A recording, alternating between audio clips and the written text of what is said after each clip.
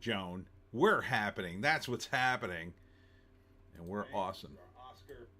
And we're awesome, Joan. Hi. How you doing? The Oscar cast is live. We're a little early. A little early. It gives me a chance to blab about my book. Oh, boy.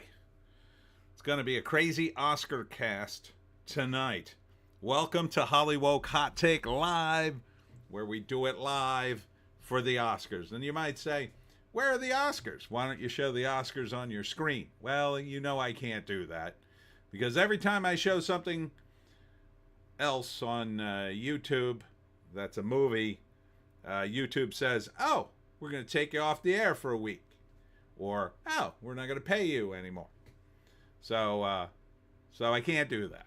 I would love to have the Oscars rolling in the background here. I have it on my phone, down camera where you can't say or hear it. Who's that?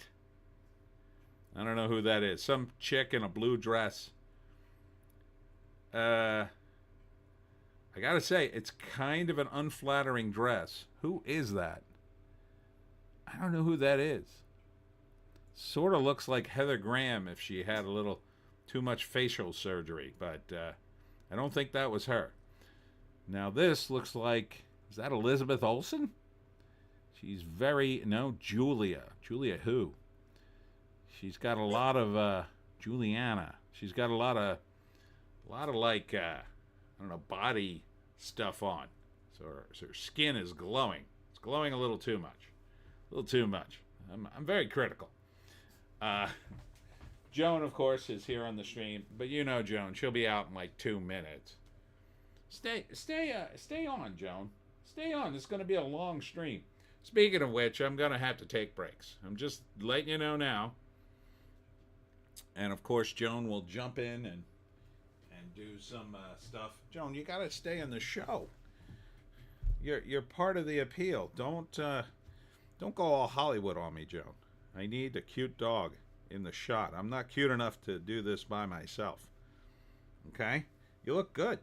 I mean, other than your dirty face, which you won't stop putting in the dirt, you look good. You look good. I see how I cut away some of your hair up here so it wouldn't get in your eyes anymore. That's better. Now you can see. Now you can see, little dog. There you go. Yeah, so some Julia chick is prancing around.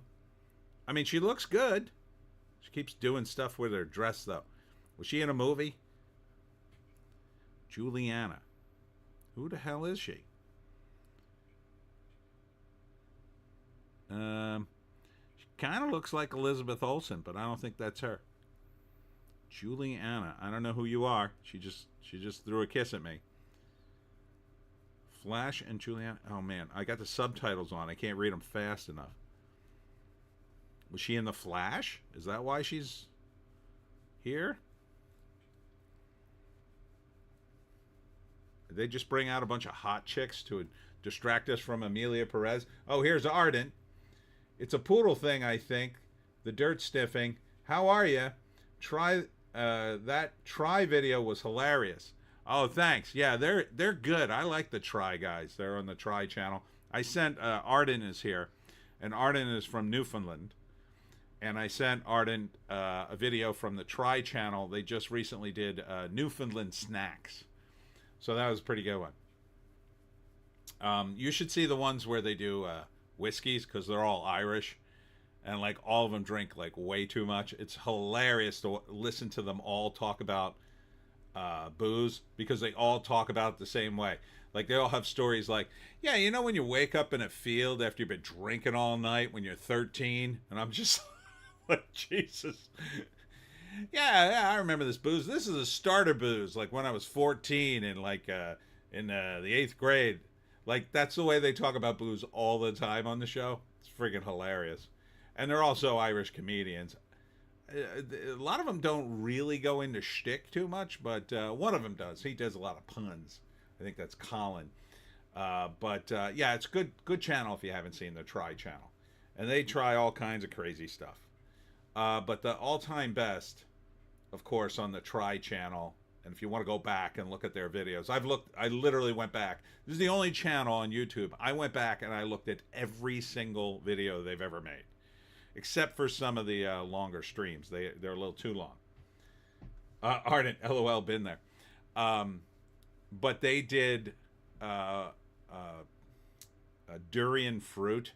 Now, if you don't know what durian fruit is, it is the fruit that smells, they say it smells like a human corpse. And it tastes and smells just god-awful. So they did a series of videos where they eat durian flavored things. And let me tell you something, it's some of the best reactions ever. It's really funny. It's really funny, Joan. Joan. Really funny. Dirt face. Dirt face. Yeah, nothing going on in the Oscars yet. Just some pre-game stuff with hot chicks coming out. And it's kind of... I guess this is a feed. I'm looking at the AP feed, so I'm hoping they show the awards on this feed. It said Oscars Live, so I don't know. So,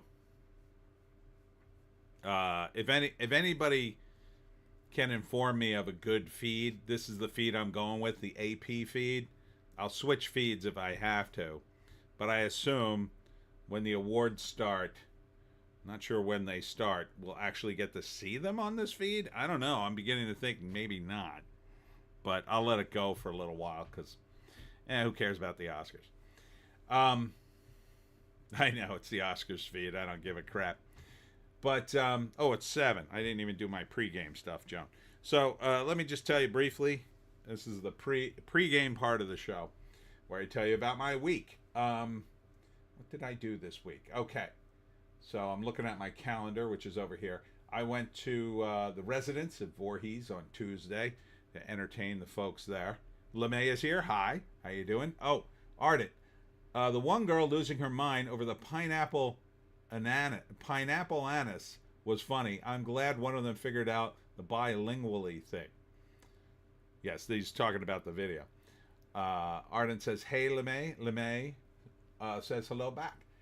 And then yesterday I went to Wren's Coffee House and Books in Blackwood, New Jersey. That was a really fun event for me. Man, does Wren's Coffee House have good coffee, apparently. I don't drink coffee, but everybody raved about the coffee. And there was a huge line out the door for the coffee, and people just went on and on about how amazing it was. So they are doing something right at Wren's Coffee House and Books. Get yourself over there and get yourself some books. They also will probably get some books from me in the not-too-distant future, which is very exciting as well. So, yeah, I'm very happy about that. And I sold some books. Ardent, Joan is needy tonight. Yes, she is. See, this is the only way I can get her to stay on the show. But at some point, she's going to have to get off my lap because she's just too hot. It's like having a hot water bottle on your lap after a while. Right, Joan? Right, baby? Yes. Yes, it is. You got so much stuff in your face.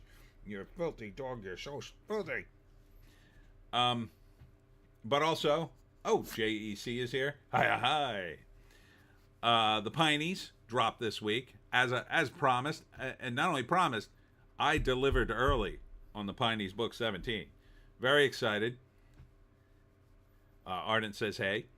So the Pineys book 17, 76 Piney. Get it? And the Pineys go back in time to save America, as we all should. So, had a great deal of fun writing this book. There's a video. You can hear about that. And a behind-the-scenes video, if you want to watch that, in the members-only section. So check that out, Joan. Check that out. You don't get to be a member unless you pay, doggy. Sorry. Everybody pays. So, yeah, that was my week. Oh, and tonight, I had a fabulous dinner cooked by my girlfriend. Shout out. Thank you for that. I'm full of food and ready to go. Oh, somebody's holding an Oscar. Who is this? I can't see it. He's holding in front of his face. They're not moving the camera. He's pointing at people.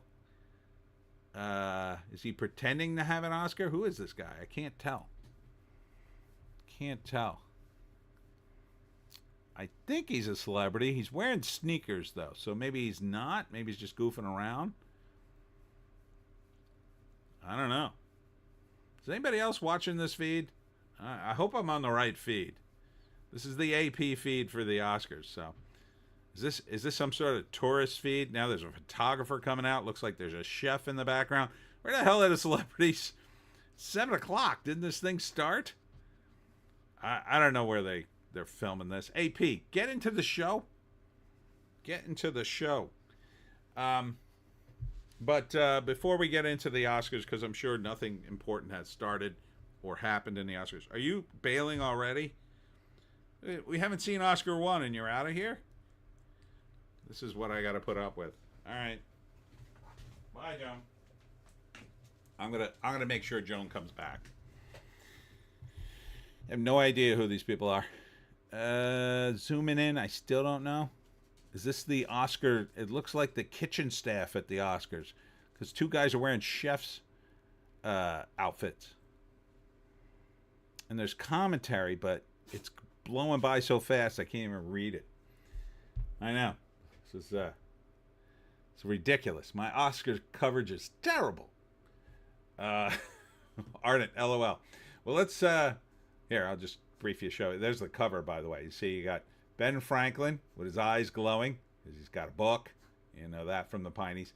You got Thomas Jefferson there with an AR-15. You got Betsy Ross with the VR goggles and controllers for a drone. And then you got George Washington with 2 Glocks. Yeah, bet you know who gave them to him. Ardent, question. Has there never been an Oscar for animal handling? I don't know. Maybe. That sounds like an Oscar that should happen. You know, one of the lesser Oscars. Like, for best animal handling performance or whatever. JC, they're giving catering Oscars now? Apparently. I mean, they seem like caterers. Although it seemed like a fake Oscar, like a big plastic one that was part of a set and they just took it. I don't know. I don't know what's going on. I'm just looking at a blank wall from the AP. Is this like the after area? Someone find me a feed. Jesus. Maybe this is the wrong feed. It says Oscars 2025. Oh, this is from the red carpet. That's why. Okay, that's no good. We don't want the red carpet. Screw that. Screw that. All right, I have to go back. How do I go back?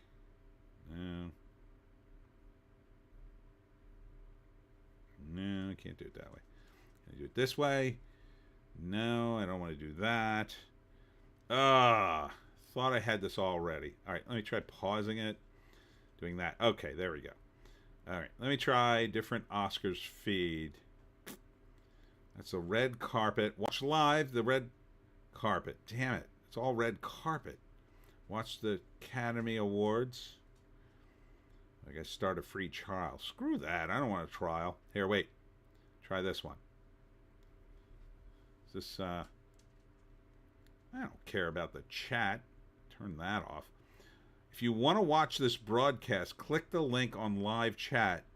If you make a donation, automatically redirect the broadcast without banner. All right, screw you. I'm not making a donation. For what? To who? These people. Paying to see the Oscars. Ardent. Apparently there's not and never has been an Oscar for animal wranglers. Oh, really? Seems like they should. John Adams here. What about the animals themselves? Best animal performance. I'd like to see that. Ardent. Seems kind of a ripoff given how difficult animal training can be. I agree. At John Adams, apparently a non-human has won an Oscar once. Was that Lassie? I bet it was Lassie. Hold on, let me see. It's Oscars What to Expect. Oscars live stream. Oh, that's got the thing on it too. Oscars live stream. There's another one with a freaking banner. You people are sick. I'm not giving you anything. Oscars online. Try this one. This is live Blackpink's Lisa turns heads at Oscars. Okay, let's see if this works. Oh, that's Hulu. I don't think I want to be there. I don't even know what this is. Let's see. I'm going to push the button. See if it loads. No, it's Hulu. Boy, these guys really want your money to watch the stupid Oscars. John Adams. Neat. Ardent. Rinty for Rin Tin Tin. Oh. JC. Rin Tin Tin probably. Yeah. You called that. All right. Oscars. Stream unavailable. Jesus. Academy Award Live. That's 2024. I don't want that one. Oscar night on CNN. That's red carpet. So you can see the red carpet for free, but apparently I can't see the awards. Oscar 2025. Biggest win, snubs, red carpet. There you go. Oscars live stream unavailable. I bet this is available around the world. I don't have a VPN thing. And even so, that would be on... here's ABC. Yeah, see, you gotta donate to get rid of the banner. I'm not donating. Get bent. Full show link on chat. You gotta be nuts. So apparently I can't do this. So all I could do is watch the red carpet. If anybody finds a link, you can send it to me. Rinty got the most Best Picture votes, but the Academy voters were worried it would delegitimize the awards. This was the first year, 1923, I think. Oh, he got the Best Actor award. JC probably needed to pull it up on TV. Yeah, I don't have TV anymore. Ardent, in 2023, Messi, a border collie, won the prestigious Palm Dog Award at France's Cannes Film Festival. Looks like the closest to an Oscar win.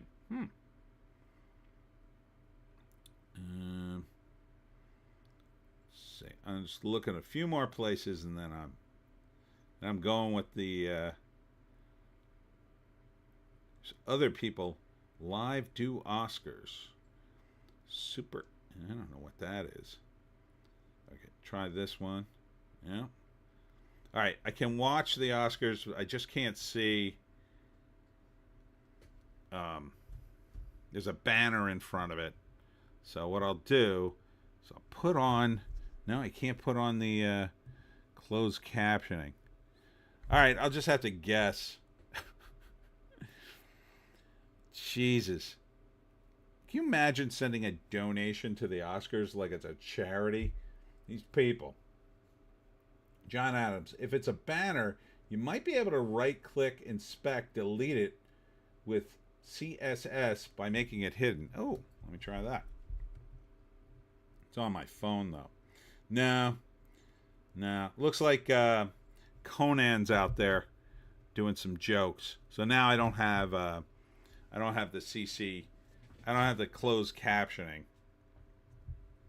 So I assume his jokes are. He's okay. He's an okay joke guy. So I still kind of like Conan. He's sort of beclowned himself a bit over that Haitian thing, but you know, as a celebrity, you're bound to beclown yourself eventually. All right. While I still try to figure that out, let's get into the box office. JC, 1923, they were worried giving a dog movie Best Picture would delegitimize their war 100 years later to probably going to a man Best Actors Award. I know. I don't think that's happening, though. Carter Jane, is it Sunday already? Absolutely, bro. Absolutely. Yeah, if they give... Yeah, and I've said this a few times.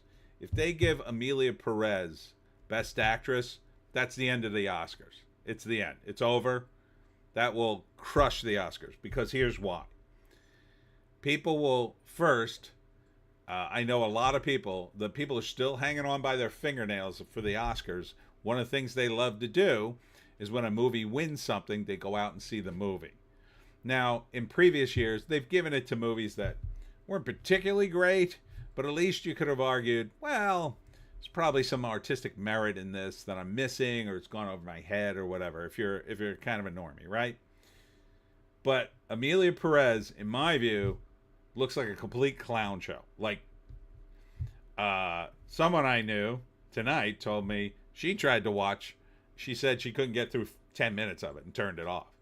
And she's watched a lot of movies. Now, me, I've only seen that clip where they're singing, about the sex change operation. I mean, that doesn't even look like a real movie. It looks like a parody of a movie you'd see in a movie about how ridiculous movies can be sometimes. But they would never make it, except they did. So, oh my God, now they cut off the stream with the banner. Jesus. These people are playing hardball with the stream. They will not let me see it. There's the red carpet. Red carpet. Try this one.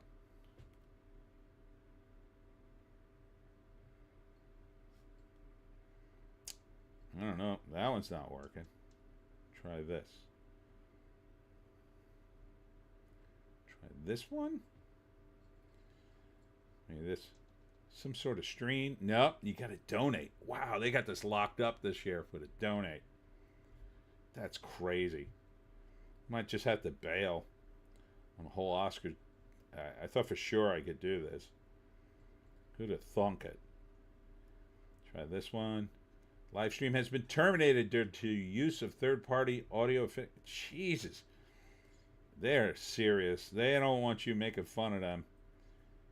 All right, here's another one with a banner. See how long this one lasts. It's Conan still doing his thing. I'll just have to tune in once in a while. LeMay, Disney's Pete's Dragon was a better musical. Oh, that's a good movie. I like Pete's Dragon. Ardent, that singing scene sounds like a skit from a particularly low-budget Canadian comedy. It's screamingly bad at every possible level. Like, you really have to work to make something that bad. Like, they did more work making that bad than they could have making it good. Yeah, no, that's what I got. I got it up. It's not really coming up on the phone because they're blocking it every possible way in order to get some money. So they say if you make a donation, it'll redirect it to. So I'm not giving these guys money. Screw that. Screw that noise. All right, let's get into Conan still going on and on. Let's get into some of the box office and what's going on in movies now. And now Conan's dancing. Captain America Brave New World is still the #1 movie for the third week in a row. If you could believe it. It grossed $15 million this week. And that's a drop of 47%. We're back on the numbers, by the way. So worldwide, it's done 341. Is that break even? Hard to tell. I've been told 350 to 375. 450 would be break even if you're counting the advertising. I think it could even have gone higher than that. I think it'd be closer to $500 million, but who knows? At 341, I think they lost money. I do. How could they have made money on a movie they shot at least twice? At least twice. Even with three. I mean, but then again, in the clips I've seen, the movie doesn't look very good. Doesn't look particularly expensive. You know. But imagine the money you had to pay to keep Harrison Ford alive and to keep coming to the set.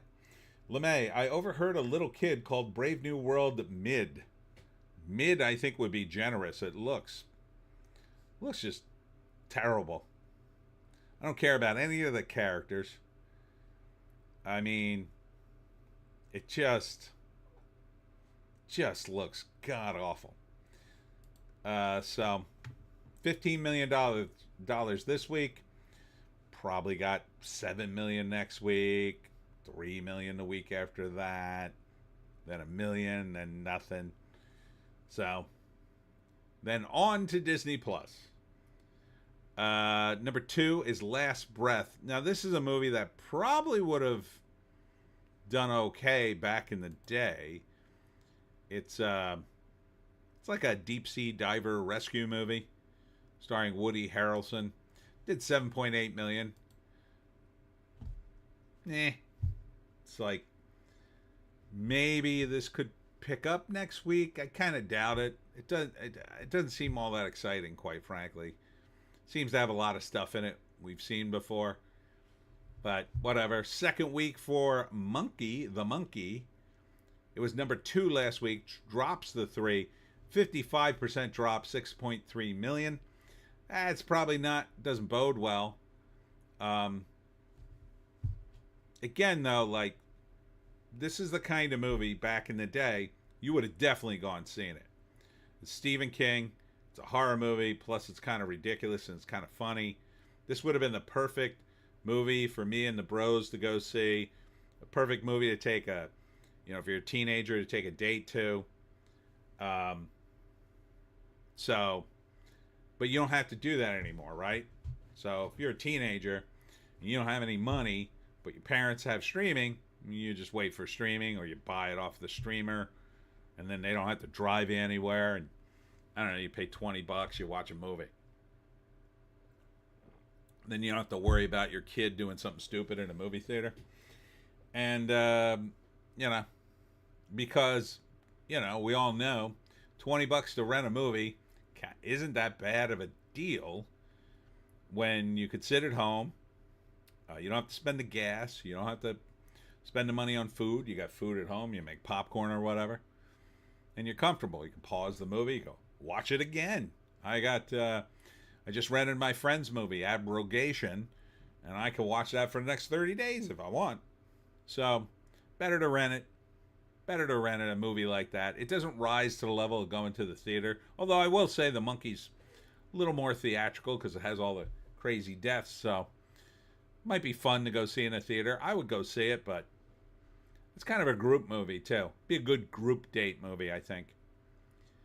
But it's only done 6.3 million. And it's dropped by 50%. So that's not a good sign. So it might pull itself up in the spring a little bit, or might just hang around, might linger around throughout the spring. Number 4 is Paddington, dropping from 3. Paddington in Peru, 4.5 million. This is its 3rd week. This has got a pretty decent following. What's it done? It's done 164. I don't think this costs that much. No, I don't have a budget here. Looks fine. I'm not a Paddington guy. Number 5 is Dogman, dropping from 4. This movie did pretty good. This made money. It's over 113 million. And it only cost 40 million to make. So that is money. That is money in the bank. Now they're showing on the Oscars young pictures of some of the actors in the audience. So they showed a picture of Guy Pearce as a young man and compared it to him sitting in the audience. Here's Zoe Saldana. They're showing her as a young woman, her old headshot. Timothy Chalamet, and then the joke is it's a ultrasound shot of him because he's so young. So it must have been from like 10 years ago or something like that. I don't know. 20 years maybe. So that's pretty funny. Conan's solid. Oh, there's a picture of Conan O'Brien as a young man. So he's showing goofy pictures of himself. See, Conan knows how to do it. I guess I'm going to be able to watch this with the banner in front of it. Keep in mind I got a banner in front of the whole thing, so I am probably going to miss something, but Conan seems to be stomping around. Can I get the... Oh, if I could get the closed captioning. No, I can't. Oh, well. Number 6, Mufasa, the Lion King, up from 7. 1.9 million. Man, They pushed the hell out of this movie, and I got handed to Disney. It seemed to have worked. It's at 702 million. Still making money. Still making money. I'm gonna check the stream because I. Oh yeah, it looks like some of the stream. Are we good? Stream health. That's what I want. Oh, the stream is healthy. Oh, sorry. I thought I had an issue. Yeah. So the Lion King's still in the mix. 1.9 million. That's pretty good. It's only in 1,700 theaters. Number 7, dropping from 5, is Ni Za 2. This is the Chinese animated movie that's burning up the charts. Now, somebody in a hoodie's doing a bit. I can't tell who it is because it's blocked. Carter Chain, good on my end. Oh, okay. I'm a little paranoid after the last couple of weeks. I think I had internet issues here, and I think they're fixed. I had like a major reset of my internet a few days ago, so hopefully we're good. Number 8 is Heart Eyes, dropping from 6. Heart Eyes, kind of a slasher movie. A guy with hearts for eyes. Zebek's Demise is here. Hello, everybody. Hello, Zebek. Just to update you, Conan is still doing comedy bits. He did a comedy bit with a guy in a hoodie in the audience, but I couldn't see who it is because I have a banner in front of everything. Heart Eyes movies looked, pretty standard blood and guts movie. It's made 31 million worldwide, cost 18 million, so that's pretty close to breaking even by the formula. I don't know if they spent that kind of money on advertising this, though. These things sell themselves, so if I had to guess, they didn't spend that kind of advertising. But number 9 from 8 is The Unbreakable Boy from Lionsgate, 1.2 million. So this is an inspirational movie with Zachary Levi and a kid with autism, and it made like 4.5 mil. That is not money. I think Hilary Swank's in it too, I want to say. Yeah, there's no way this budget was that low. I like Zachary Levi, but he's making a lot of kid movies, and I don't know where his career is going to go, because it seems like, he came out in support of Trump now, and that's usually TikTok. But then again, after the second Shazam movie, you got to think maybe his career's on the skids anyway, and now he's making the move over to conservative Hollywood.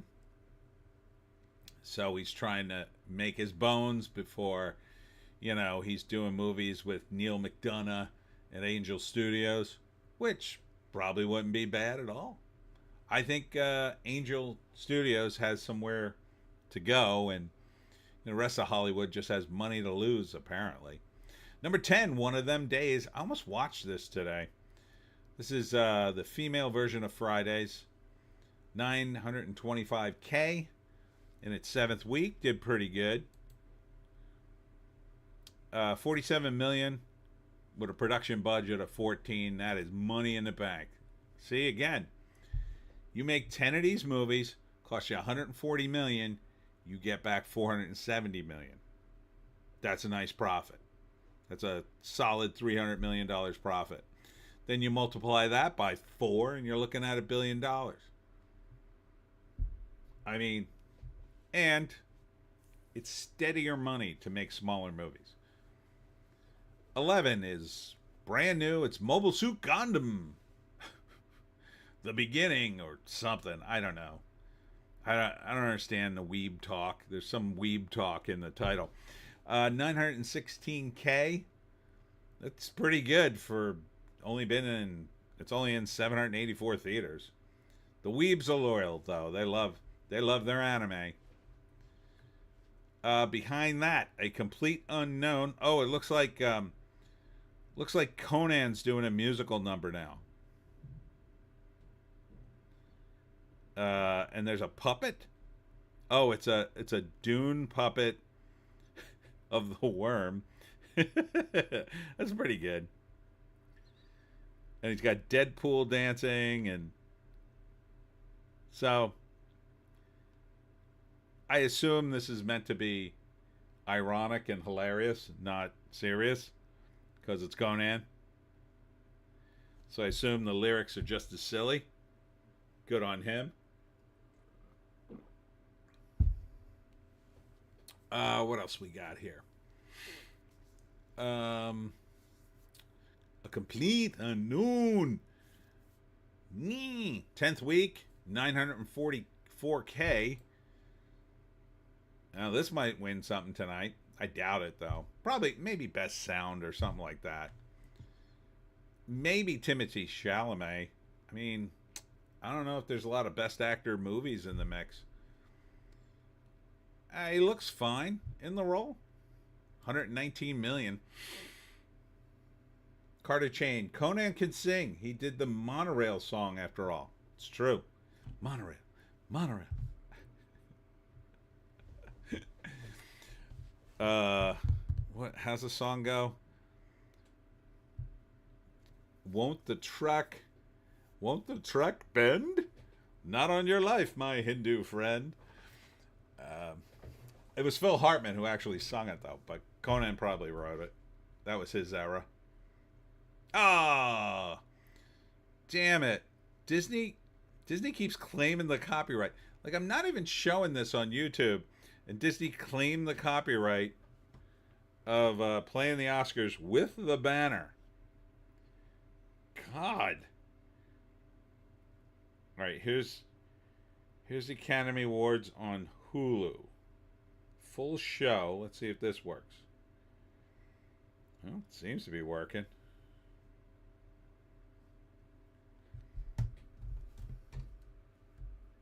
Nope. That one's not working either. Wow, these guys are ruthless this year. Some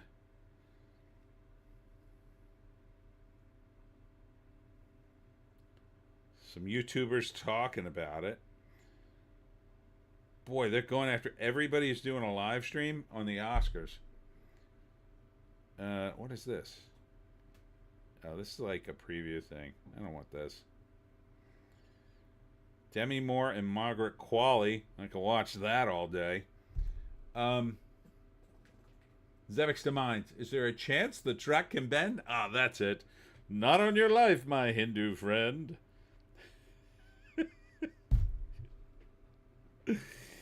Here's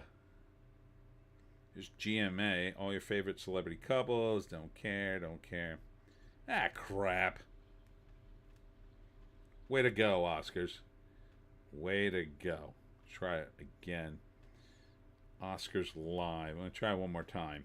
See if we can get a different feed here. That's it. That's friggin'. Who the hell wants to watch the red carpet? I might be stuck watching it, though. Man, they're slamming everybody. Okay, here we go. I got another one. See how long this one lasts. I can't see who's on. Because, again, the banner. So somebody got an award already. So let's see. I wonder if Variety has like a live feed. Oh, here we go. Oscar winners updating live. That's what we want. Somebody just won something.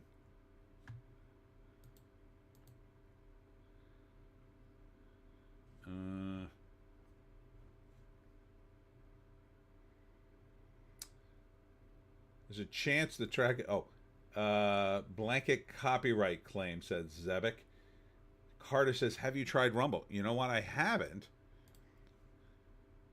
Here are all the nominees. Let's see. Let's go down here. Why don't you list them this way? Okay, nothing's been announced yet. All right. Let's try the Rumble app. See how well I do with that. I'm going to put you aside. There's a funny picture. All right. The Oscars.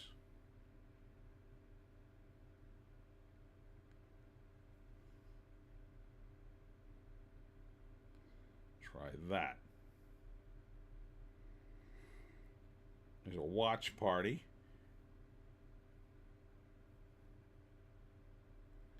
Let me see. Do these guys have it?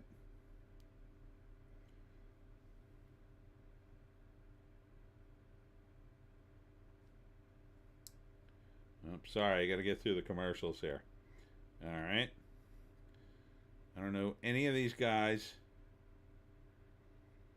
I don't want to see your chat. I want to see the Oscars. Okay, that's not working.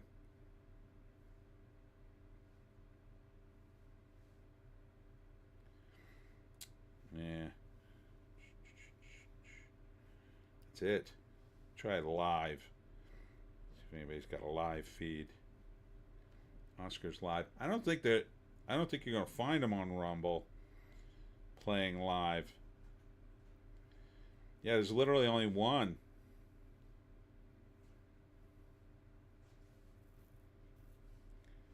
Film Threat. It's the Film Threat guys. And they're talking to each other, so that's no good.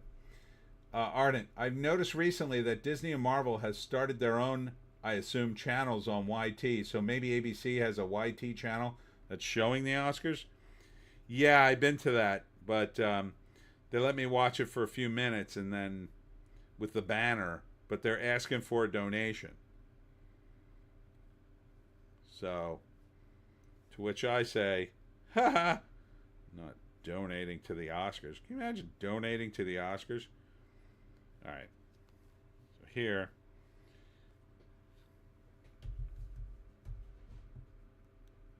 All right. Looks like they're doing some crowd work with the audience now. So I'll just leave it on here until I get kicked off of this one. Somebody got an Oscar, though. Can't tell who it is, though, because the banner is just perfect at face level. Oh, did it go off? Yep. Tap to retry. Let me try. Technical. Oh man, they're just flagging everybody. Wow, you guys are ruthless. Try again. Yeah. Yeah, they want you to pay. They want you to pay.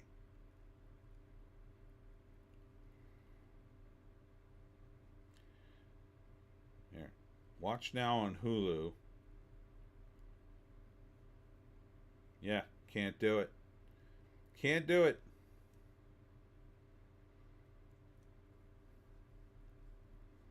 All right, once again, I got it with a banner. I think they're showing clips. Yeah, they're showing clips of various movies. Yeah, I'm just going to have to keep checking in with Variety or something. So we'll check in back with Variety. Let me see if the Hollywood Reporter has anything. Cynthia Erivo and Andrea Grande open Oscars with Wicked anthem defying gravity. Ugh. Zevek's demise. Hollywood beggars. Look at these guys. Could Cynthia Erivo look any weirder? With her fingernails and a weird bald head and strange face. She just looks weird, man. And I think it's on purpose. I think she's trying to look purposely very weird. So I'll just keep checking in with that. But getting back to the box office, which nobody at the Oscars apparently cares about. Number 13, premiering at 13, is Riff Raff. Now, this movie stars Bill Murray as a gangster and Pete Davidson. I do not think it works. Carter Chain, I'll donate some money to get Ariana Grande a sandwich. Zevix Demise, I'm sure she could look weirder. Just wait for the hold my beer moment. Yeah, sure that's coming. Ardent, Ariana Grande looks dangerously underweight in photos lately, like her soul's being sucked out. Well, speaking of which, I just watched Late Night with the Devil. Have you guys seen that movie yet? That was messed up. That had the Bohemian Grove in it. That's apparently what they do to people. According to the movie, anyway. Which I 100% believe. Yeah, I don't know. She doesn't look good. That's for sure. And if you don't look good, you will not feel good, as the saying goes. But I would say, despite that, physique, Cynthia Erivo looks even weirder. Zebek's Demise, movies are always factual. 100%. 100%. I've never been lied to in a movie. So number 13 is Riff Raff with Bill Murray and Pete Davidson. 900,000. It's like an indie movie, but Bill Murray feels very wrong as a gangster who's going to get his revenge. And Ed Harris is in it. Ed Harris can play a gangster. He's got a bit of an edge. Jennifer Coolidge is in it. A couple other people that I'm not quite sure what the movie is about. And I gotta say, it's the first Bill Murray movie. He just seems wildly miscast as a murderous gangster. And he's murderous too. The clip I saw, or the trailer, like he kills a dude over nothing. And I guess it's supposed to be funny, but it doesn't really come off as funny. Because, Bill Murray. Number 14 is My Dead Friend Zoe. 755K. So this is about a soldier returning from, I guess, like Afghanistan or someplace like that. And her friend is dead, but she talks to her. And so it's like a buddy movie with a ghost that's not really there. So, and it's kind of serious. It looks okay-ish, I guess. I mean, not my kind of movie. Although I have used that technique before, where a character has seen a dead person that they cared about and talks to them. So, who am I to judge? But it doesn't work for me in that movie, from what I saw. Number 15 is Becoming Led Zeppelin. This is getting a little bit of buzz, at least around me. People my age want to see it, at least, and older. But I think it's about 20 years too late. But is it doing well? I don't know how much this cost to make. It made $10 million. It's an IMAX. I mean, it probably didn't cost that much money, but I think it probably cost more than $10 million. But it probably is like more of a long... I think with documentaries, you're really talking about a more long-term profit. I think I've had friends make documentaries. They don't really make that much money, but the companies that buy them, I think, would over the long term. Because it's something that, the anniversary of various things for Led Zeppelin, they play it again. If Robert Plant passes away, I'm sure they'll play it again, so it'll keep coming back for years to come and then make them money down the road. It'll just take a long time to get it. I'm Still Here. I think this movie is up for an Oscar. What is it? Yeah, it takes place in Brazil. I forget what it's about. But not a great title. The Brutalist, that's up for a couple of things. I think it could easily win for longest movie because it's 3.5 hours long. $439,000, made $41 million. I don't know how many people. I mean, it seems like a lot of people to go see a 3.5 hour movie. I can't imagine this thing cost less than $100 million, but I guess it's possible. I mean, it's a period piece and it was 3.5 hours long. Gotta think that cost a big chunk of change. Love Hurts, the short round movie, made $400K. It's been out for 4 weeks. Oh, and the Oscars went dead again. I like short round. I just don't really seem to buy him in the role. I guess I can just keep going back to these. Let's see. Okay, it's live. Is this a red carpet? What the hell is this? Only viewers selected by the channel owner can send messages. Okay. Here's the sign language Oscars live stream. But they're not showing... they're not showing the Oscars. They're showing just the guy doing the sign language. That's weird. Why wouldn't they show the Oscars and the sign language? But that... I guess they're in the same situation I am. Let's try this one. Oh, this one's got commercials. Great. Okay. Skip that. And no Oscars. Here's CNBC. That's red carpet. All right.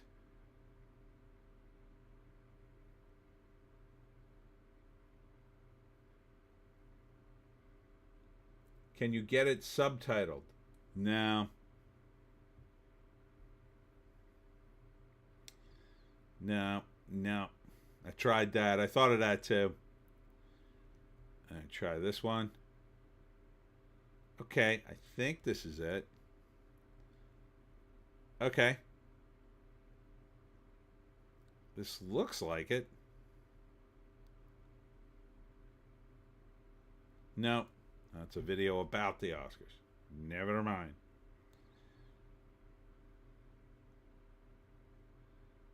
All right. I guess I'll just have to leave the red carpet on, maybe? I think it's over already.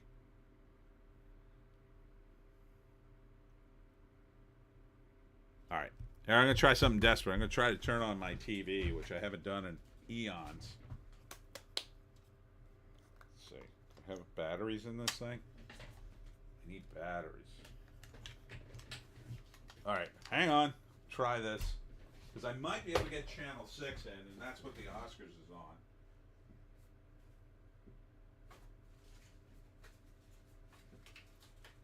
One battery.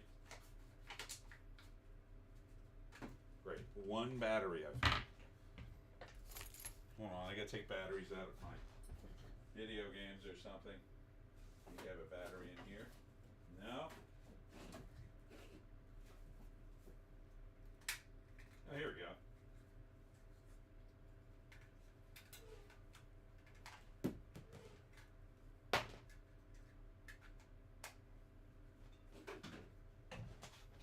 All right. Try this. See if I can get my TV to work. Probably should have thought of this earlier. All right.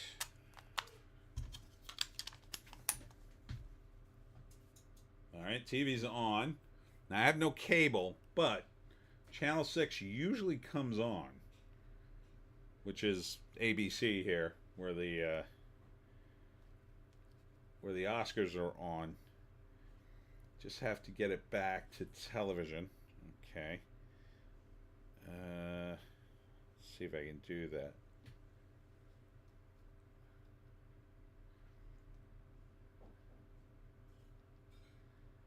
man, nothing's coming in yet. Hold on, I'm flipping around. Yeah, I got no signal whatsoever.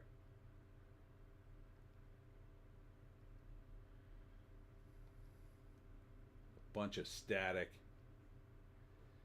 Oh my god, I gotta go through 58 channels? That's a little much. Let me see if I can do anything else here.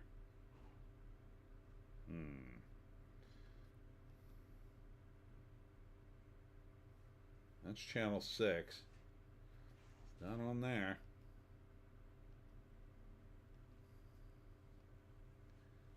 Yeah, it doesn't appear to be picking up any signal.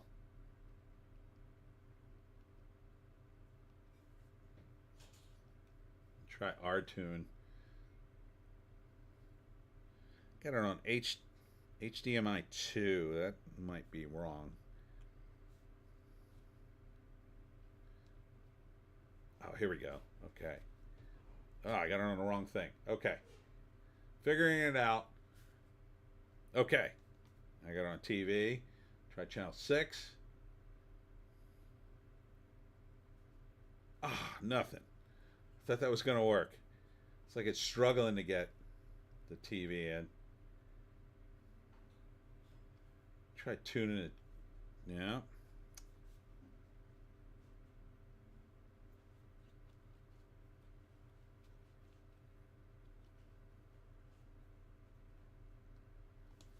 Yeah, it's not working. Nothing's coming on. Program. Yeah, well. Yeah, it's not going to work. Off. Now it won't even go off. I broke it.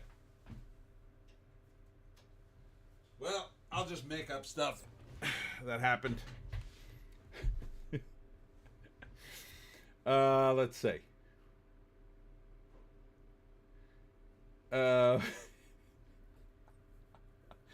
Zevic's demise. I use my TV as a CO outer monitor. That's Zevic. Carter. I don't know why watching Tony dust off his TV is so funny. Storebang. Ariana Grande going for Prime Minister of New Zealand vibe. I'm 8 minutes behind, listening at second speed. Okay. Well, you got more information than I do. I can't get the damn Oscars on anything. Zevix, 58 channels and nothing on still. I know, right? I made that joke in the Pineys book 17, by the way. Carter Chain, I'm waiting for Tony to burst out the bunny ears and TV antenna. You know, my friend did. He went back to the antenna. He bought all this stuff online, and now he watches TV for free again. But he's only got like 5 channels or something. Zevix demise, stand in the right spot in the room to make them work. Yeah, I'm just going to have to keep updating somehow online. So we'll keep going back to Variety, see if this updated.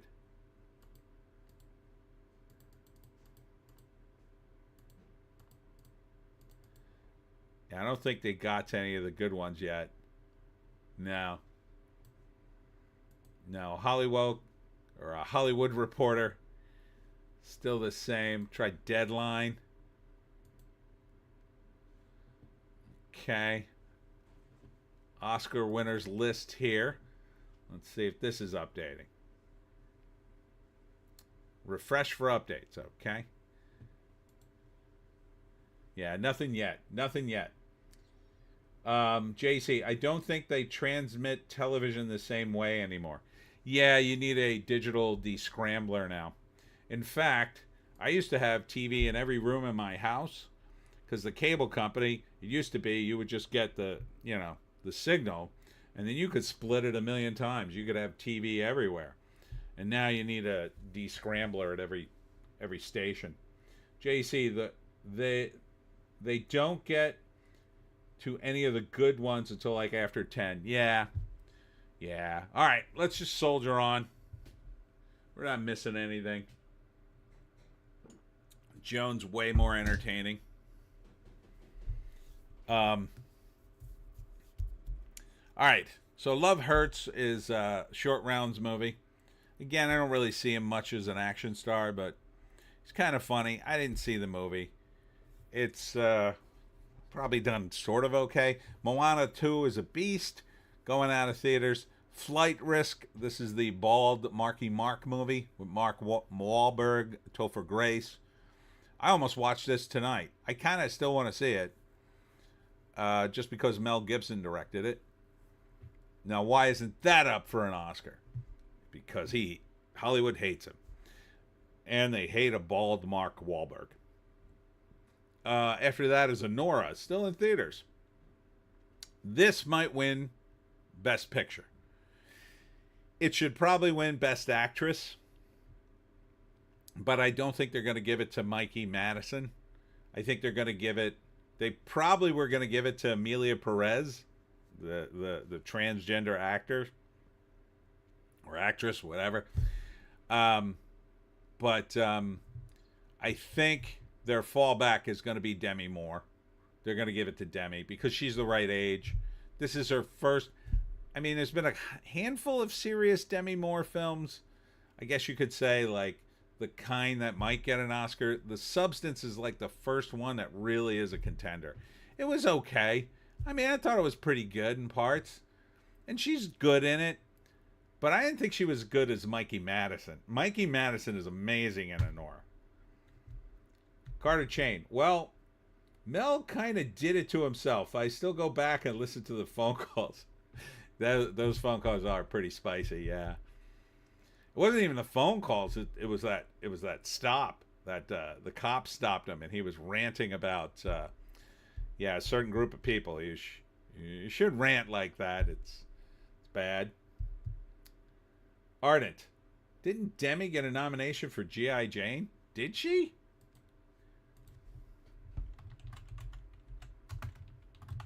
Why? Why the hell would you give a nomination to G.I. Jane? Well, it's listed here. Known for G.I. She's only 4 years older than me. I could date her. 100% I could date Demi Moore. I mean, she was married to Bruce Willis, and he's a South Jersey guy. She got married at 18. Oh, wow.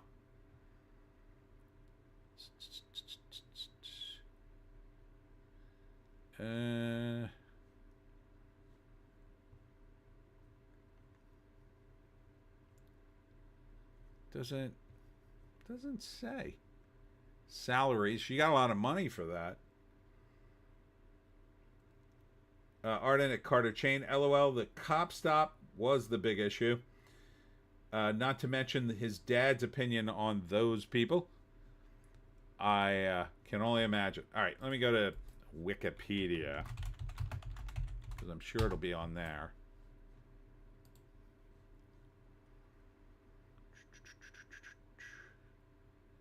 Golden Globe nominations for Academy Award. Oh, okay, she did get nominated.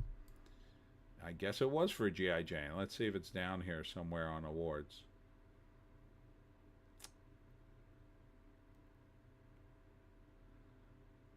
About Last Night. Really? You're going to mention that like it's a critically acclaimed movie? Demi Moore, a list of award nominations. Here we go. She's got so many. You got a separate Wiki award. So she's nominated. Oh, wow. She was nominated a lot. Primetime Emmy, Golden Globe, Screen Actor Guild. I'm not seeing G.I. Jane under what's the name? What year was that? It was 97? Yeah, I'm not seeing it for Academy Award.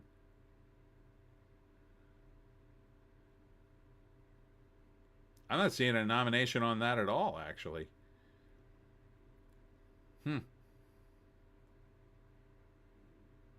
She got nominated in the Golden Globes, Ghost, If These Walls Could Talk, and The Substance. But not G.I. Jane. Huh. Carter Chain, that's right. There's no difference between you and Bruce Willis. Go get her. I'm in a thing. I'm very happy. But I'm just saying, I could. Just saying. There's a big difference between me and Bruce Willis. I still have my marbles. Unfortunately for him, he does not. That's a shame.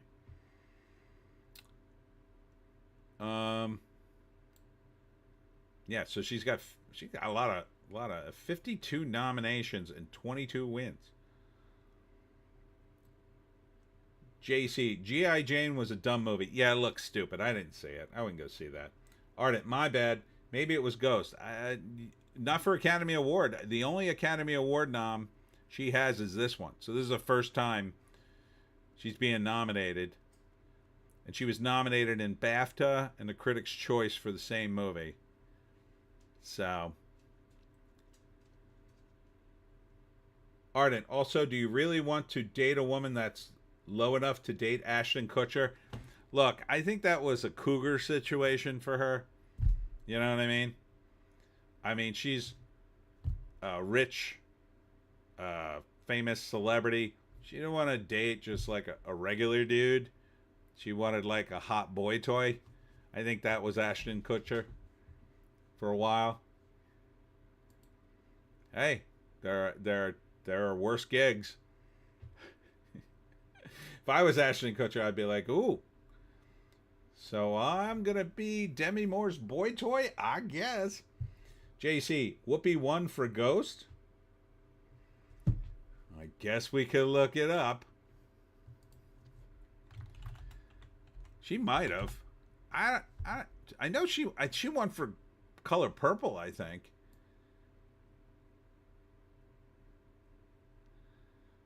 Bibliography, discography. Man, they got to have a separate list. She's got so many friggin' awards. Academy Awards, Best Actress, The Color Purple, and Best Supporting Actress for Ghost. Yeah. She was nominated for The Color Purple, but she won for Ghost. So yeah, she did win for Ghost. Supporting actress though. Ardent, good point. You've convinced me. I need a rich cougar to be the boy toy of now. Be right back. Headed to Tinder. Good luck. Good luck. Remember to show your abs. Ardent, just kidding. Tinder is where the devil goes to make boom boom. Hey, do you want a cougar or not? Zebek's Demise. Don't tell me she won for Jumping Jack Flash too. No, she did not. That movie was not nominated for anything.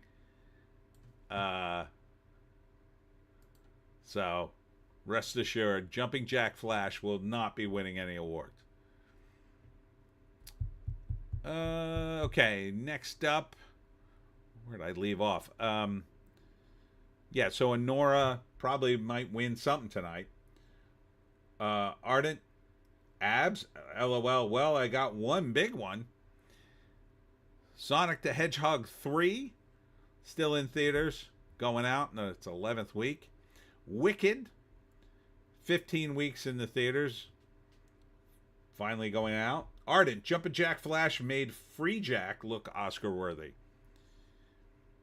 Conclave, this is a movie they've been pushing this hard. This is going to win something. It might win Best Actor for Ralph Fiennes. I don't know, man. Every review of this says it's absolutely a ridiculous ending.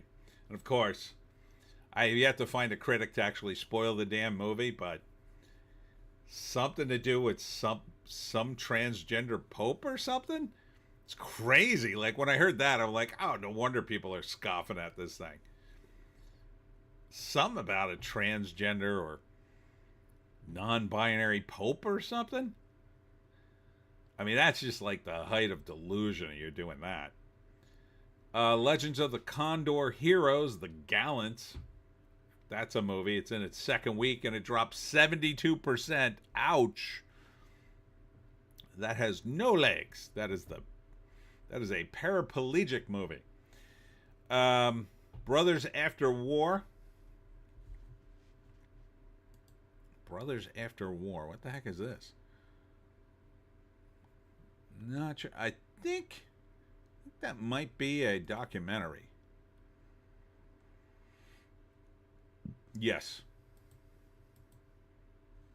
Doesn't look bad. War documentary. Ardent, he's not doing well. Flow, that animated movie, still in theaters somehow. The Accidental Getaway Driver. That sounds kind of funny. Looks like a foreign movie. Carter Chain, hearing that makes me kind of want to watch Conclave now. I don't know which is more like insane. Conclave, Emilia Perez, or just trying to sit through the entire Brutalist. And you know what I still can't find for free, JEC, and I haven't forgotten, Megalopolis. Like, that movie is, I can't find it. I can't find it anywhere. I'm waiting for it to hit Netflix. It's like, can you tell me where that is? Universal Language. Some movie that's been in theaters 24 weeks. Ardent, YouTube ate my other comment about Pope Frank not doing well, and Conclave might have gotten a boost if he had kicked it. JC, I watched it for free. Yar, matey. Yeah, I don't want to steal it. I don't want to get flagged. Parthenope. I cannot encourage pirating movies of any kind. JC, Megalopolis swept the Razzies. I heard that, yeah. Although, Francis Ford Coppola was kind of cool about it. He didn't seem to give a crap. Parthenope, which I looked at. That movie looked awful. Unholy Song. Well, that sounds kind of like a horror movie. It's in 20 theaters. Yeah, might be some sort of possession movie. I'm not sure.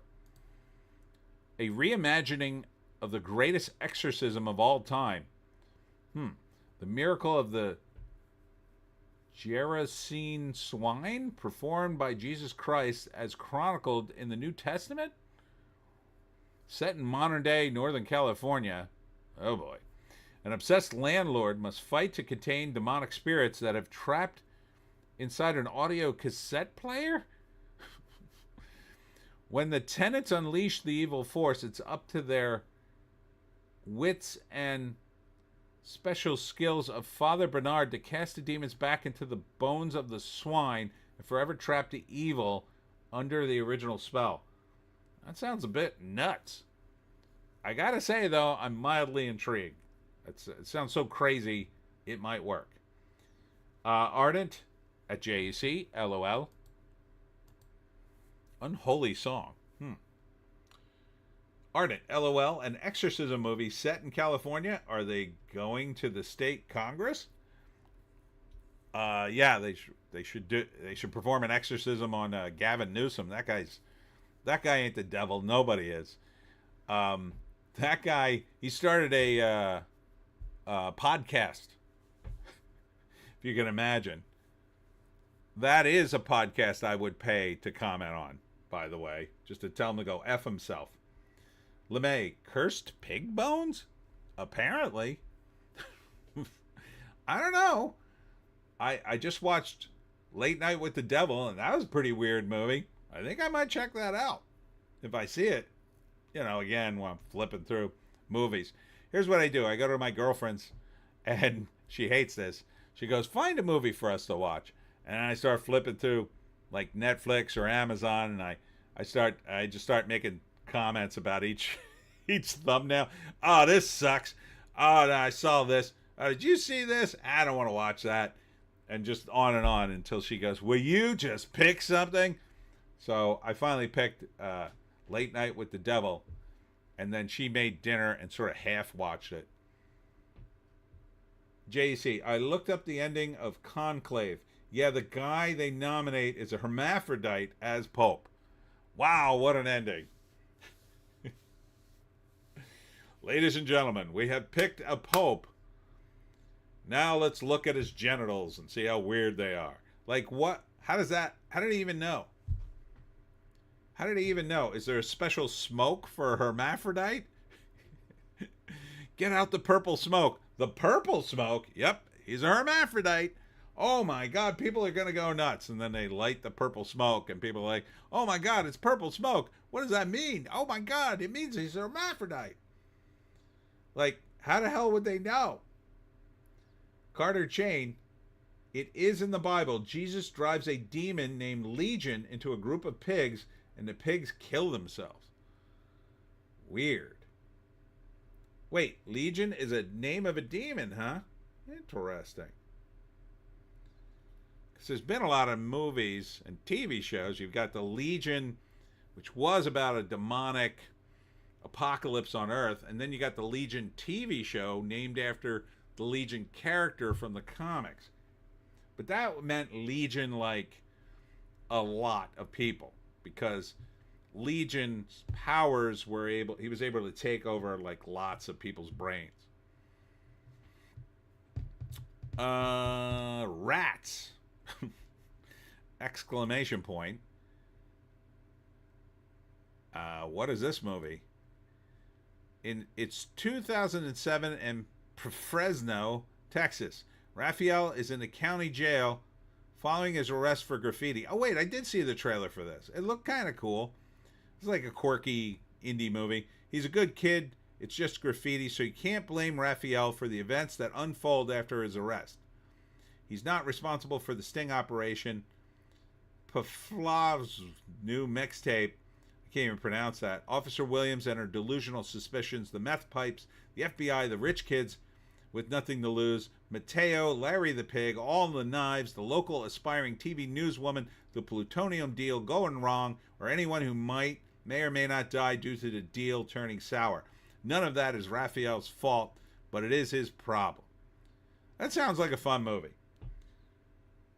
Oh my God, many comments. JC, he was going to go get his girl parts removed, and there's some back and forth about what the trip was supposed to be or something. Weird movie. Weird Pope movie. LeMay, they were many demons, all in one man. So kind of means the same thing. Zebek's Demise. Now there's going to be a Pineys Legion. Already put it in. It's in book 16. The chapter that takes place during July, which I think is chapter 7. That's Hemingway in his 20s going out into the pines with his then girlfriend, and then his cousin Virgil, who was at that time dating Joyce, who's also his cousin, but, you know, a cousin from a different branch of the family far enough away that they wouldn't have, problems if they got married or had kids or something. Ardent. David Holler, Legion in the comics, was one of my favorite villains.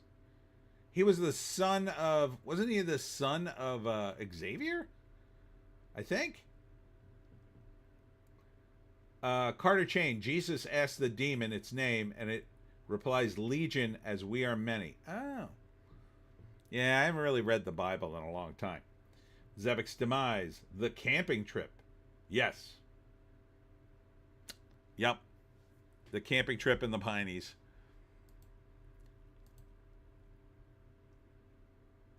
Alex Ogle is here. Evening, bigots. I was watching the 1998 Merlin miniseries earlier today. Sam Neill as Merlin, Rutger Hauer as Vortigern, Miranda Richardson as Queen Mab and the Lady of the Lake, and even John Gielgud. Ardent, Xavier, and Moira McTarget. Yeah. Ardent at Alex Ogle. Oh, wow. I forgot Howard was in that. I did not know he was in that. Huh. That's interesting. Well, Alex, since you're just joining us, I can't get the Oscars on my phone, I can't get it on my TV. I probably can't even get it on the PC, even if I tried, because Disney is insisting you pay money to see it. So the only place I could see it would be television if I had cable, but I don't. So I'm just going to keep checking in with the various places to refresh for updated. All right, they're already saying Conan O'Brien's Oscars monologue, best jokes, touching moments. Already? Best animated feature then went to Sideshow Janus Films' Flow in a mild upset over The Wild Robot. Oh, so we do have some winners now. Best costume design went to Paul Tazwell for Wicked, who won for excellence in sci-fi fantasy film at the Costume Designers Award. It's not only his first Oscar, but the first for a black man in that category. Well, that's important because reasons. In the Shadow of the Cypress took Best Animated Short. All right. So Flo won. Flo won an Oscar. I didn't think The Wild Robot would win, simply because it looked a little too generic. Zebek's Demise. Who wants to pay to watch them jerk each other off? They should pay us. Yeah, no kidding. JC, good for Flo. It was made by like 12 guys. Yeah, that's good. That's a good one. That's a good one. Let's see. Is Variety updating anything? Did they finally update? I'd like to confirm with two sources.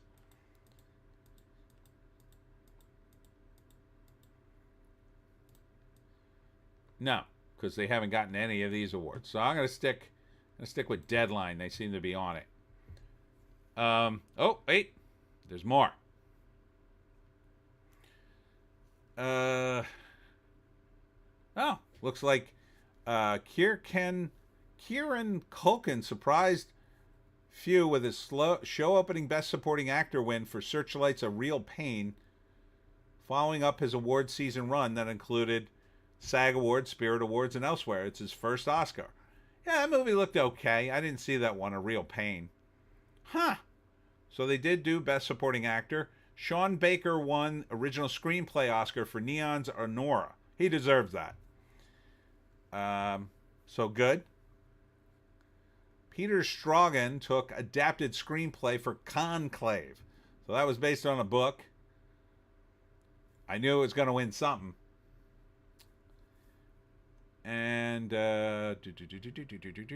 okay, so that's it so far. Let me refresh again. Okay, so we're up to, so we've done screenplay and adapted screenplay and best supporting actor. So not bad. I mean, Conclave. Who the hell was Conclave even up against? That, because I think adapted screenplay would be on this list.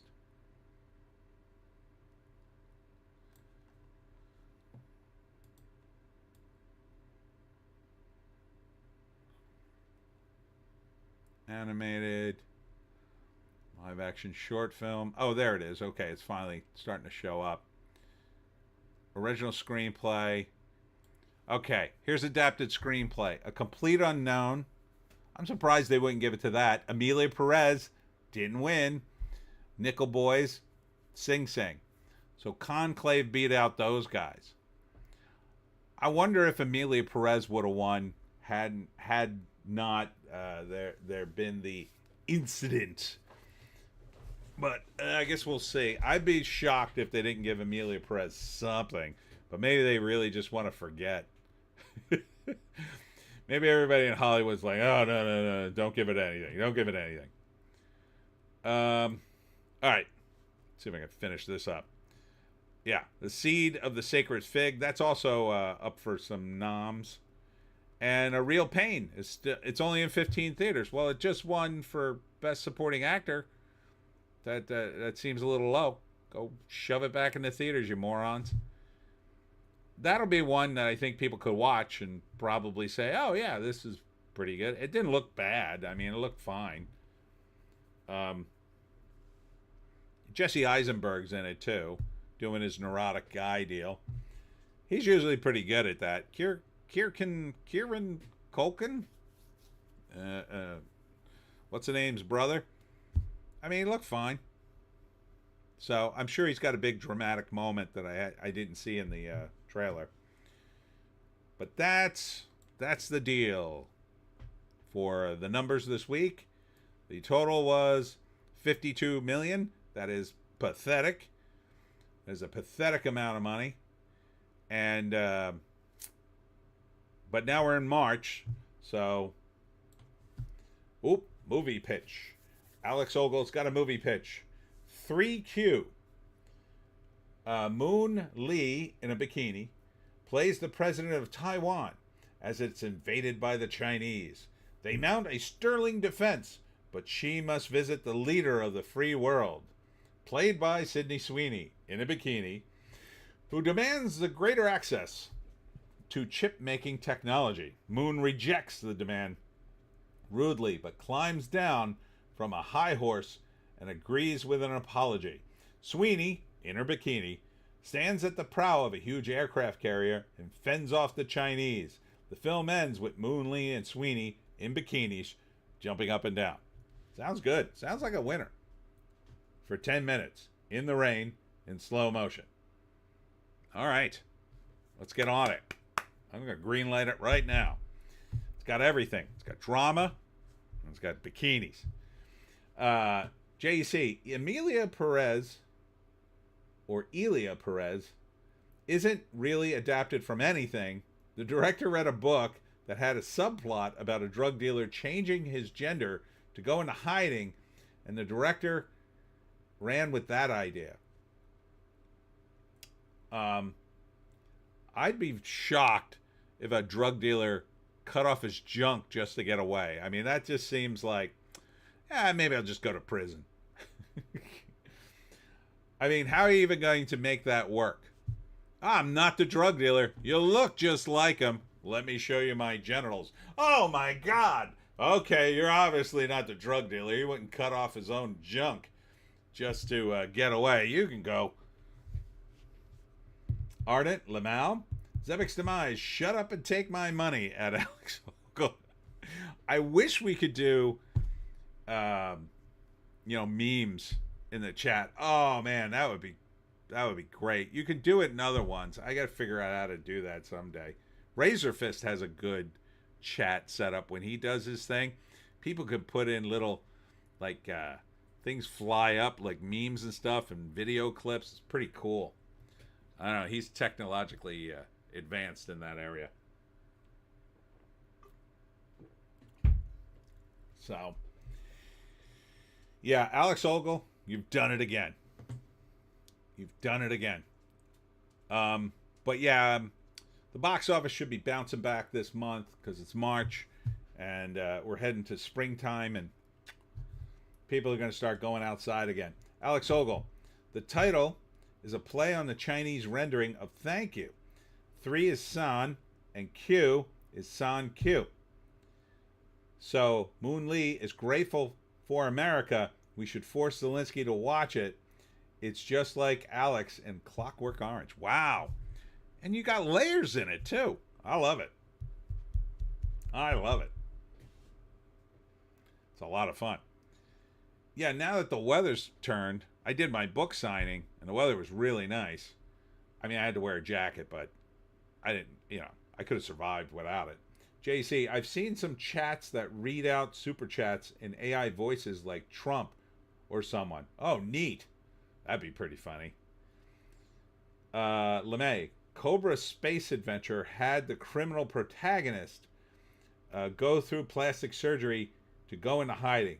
That makes more sense. Yeah, I wouldn't get my junk cut off. I don't want to have to show people my junk every time I'm not that guy. See my destroyed junk? I'd be like, give me a plastic surgery. Make me look even more handsome if that was possible. And then, yeah, I get away. All right, let's see what's happening at Fandom Pulse. Ardent, I need to set up my chat reader to sound like Bobcat Goldthwait. Well, that would be funny for about 10 minutes, and then it would be annoying.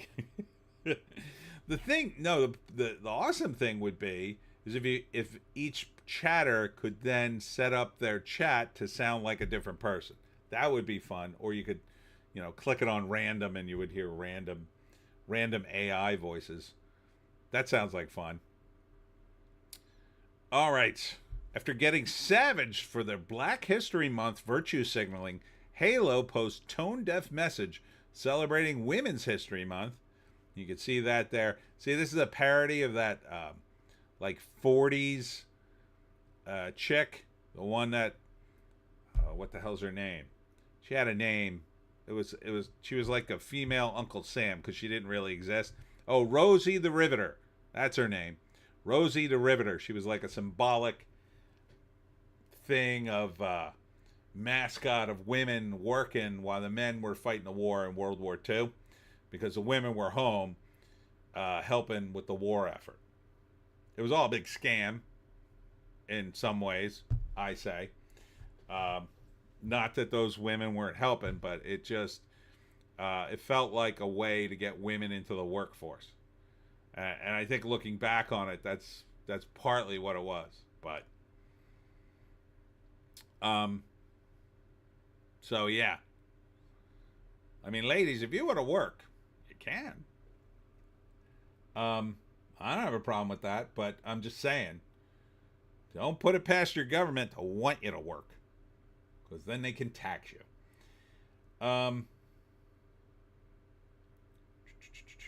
Ardent, far too many people would choose Paul Rubens or Bobcat, methinks. Ha ha! Hey! I used to do a pretty decent Pee-wee. I don't think I could do it right now. I had to work into it again. Alex Ogle, I was watching Mr. H Review's stream earlier. He uses Streamlabs and chats with donations over $5 are read by the software. Also, Streamlabs doesn't take 30%. Yeah, I tried Streamlabs once. It was pretty good. I think it comes on YouTube too, right? Not sure how it works. I don't know. I tried it early on. You really have to pay for it if you want the good results on Streamlab. Guess I should get up off my wallet one day. But, Ardent, Rosie, I was going with Bombshell Betty. I think, thinking of a Sweeney, speaking of movie pitch, Bombshell Betty, Sydney Sweeney in a bikini plays 40s newlywed who goes to work. Well, Bombshell Betty could have been one of they would paint hot chicks on the side of the B-2 bombers. So that could be one. And Betty Page was in the mix. I think she shows up later in history, right? In the 50s, but JC, fun fact, the model who posed as Rosie quit her factory job shortly after posing for the painting because the factory work was too rough on her fingers. She was a concert pianist. You see? Zebek Samais, I would choose Vincent Price to paint on the side of your plane? That seems weird, although the enemy would be scary. Oh, no, you meant a voice. I'm sorry. Ardent, in a bomb factory after her husband gets called to war. All right. Now, this was an interesting story about Bill Murray that dropped, I think, yesterday. Oh. Where the hell is it? Oh, yeah, here it is. Ardent. Found it. Bombshell Betty in a 1952 Buick that set 6 land speed records at the Bonneville Salt Flats. Neat. Yeah, so Bill Murray was on the Joe Rogan podcast. And he was talking to him about the book Wired. Now, Wired was written by Bob Woodward. And it was about John Belushi. And for those of you who don't remember John Belushi, he was probably the funniest guy that was. It was the only guy that was probably funnier than Bill Murray on the show was John Belushi. Anyhow, he was the first sort of rock and roll comedian, you might say, and he took a bunch of coke and died in the early '80s after a pretty good career. He was an addict or whatever. So Bob Woodward, after that point in time, wrote his biography called Wired, which is a reference to his drug use. And Bill Murray said on Joe Rogan that he read the first 5 pages and he was so outraged by what he read and that it was so ignorant and nothing to do with his former friend who had died. He didn't read a single word after that. And then he said, I have to question, what he did otherwise. And then he thought to himself, oh my God, they framed Nixon. So Bill Murray was kind of the last original hippie, and he's been red-pilled, apparently. So enjoy that. Alex, Women's History Month? I think we should all thank the birds for their hard work and dedication with a nice pat on the bottom. Good girl.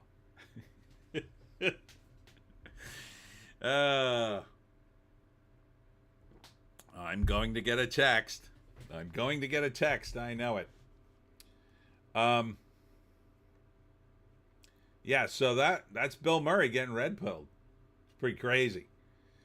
When somebody that much of a hippie starts talking about Nixon in a positive way, like maybe it wasn't his fault, holy crap. Well, I'll tell you this, it's more proof the deep state's probably real, because it goes back to that era. It goes all the way back to the late 50s. That's when it really starts. It's the only thing limiting the deep state back then was the technology. That's why, a lot of people can't sort of wrap their brain around it, because people my age, we kind of remember that era, and we remember the 80s and the 90s. Like, did we have freedom? Yeah, we absolutely did have freedom, because they didn't have the technology to censor you. And if you were a nobody, you were never going to get censored. Who the hell would censor a nobody? Right? You're just going off, living your life. You can say and spout whatever you want. Now, with the internet, everybody sees everything. And the technology is there. Because, like in China, they're monitoring everybody. I just read another article. They're literally monitoring everybody 24/7. Which is insane. Think about the manpower. You literally need half your population to watch the other half. You have to employ half your population to constantly monitor the other half and punish them. That is insane. That is dystopian. JEC. I listened through Fear and Loathing on the Campaign Trail by Hunter S. Thompson. The Watergate stuff really comes out of nowhere.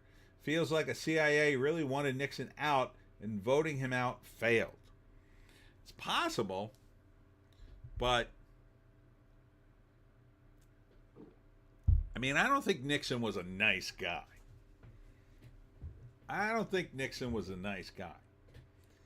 JC, nah, they just get AI to spy on everyone now. Yeah, but somebody has to process that information and go after people. Somebody has to be there to go, okay, what did you find? And the AI, I'm sure, finds a lot of BS that's like, he was referring to his socks. Like, he's not overthrowing the government. He was talking about his socks. Like stuff like that.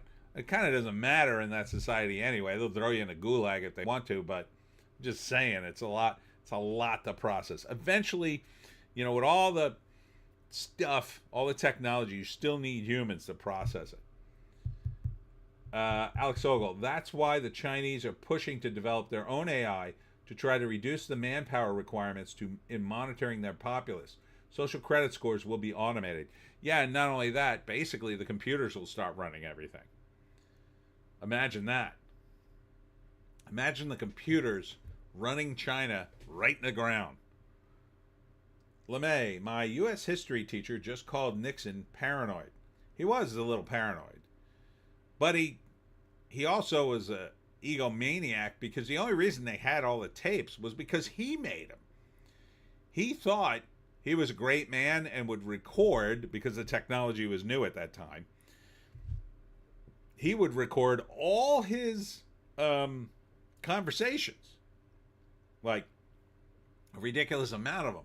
And at some level, you could understand, like, well, if you have all your conversations recorded, if anybody tries to call you out on the mat, you know, in a private conversation or something, that's has something to do with policy or whatever, you could always go back to the recordings. But in the end, it bit him in the ass because they played him like, hey, we got proof that you're doing up to nefarious things. I mean, he was not a nice guy. He said some pretty racist stuff. And like, this is racism, like 70s racism. It was a real racism. He was dropping M-bombs. Yeah, he wasn't a great guy. But like, all politicians aren't great guys. Alex Ogle. Yes, they need someone to make a final decision, but Chinese attitude to law presumes guilt, so they don't care about getting it wrong. That's horrific. And true. I gotta imagine. But eventually you still need people to guard people, but I guess they could get robots for that too. Here's a good science fiction story. Here's my pitch. The Chinese eventually are completely taken over by computers, and their leader, whoever it is in the future, actually died decades ago, but they don't know it because the computer keeps his image alive.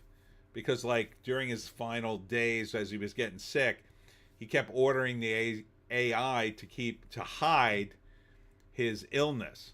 So he's locked in a penthouse somewhere, just rotting away, and no one's allowed to go in because everything's automated. So really, it's a robotic dictatorship, and everybody kind of knows he's dead, but there's nothing they could do about it because everything's on automatic. If you try to do anything about it, you'll be killed by the state or thrown into a gulag. I think that'd be a good short story.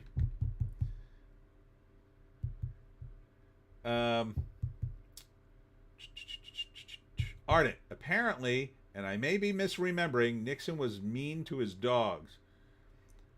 I don't think he was. That was the one thing Hunter said, if I'm recalling. He was a football fan, and he was pretty good to his dog. Although I do remember an incident where he may have kicked his dog. But in general, he was okay to him. Alex Ogle at Ardent. And Hitler was kind to his... Oh, he loved his dogs. Yeah, but Hitler, you know, he was out of his mind. The beef between video game developers John Romero and Sandy Peterson about Doom explained.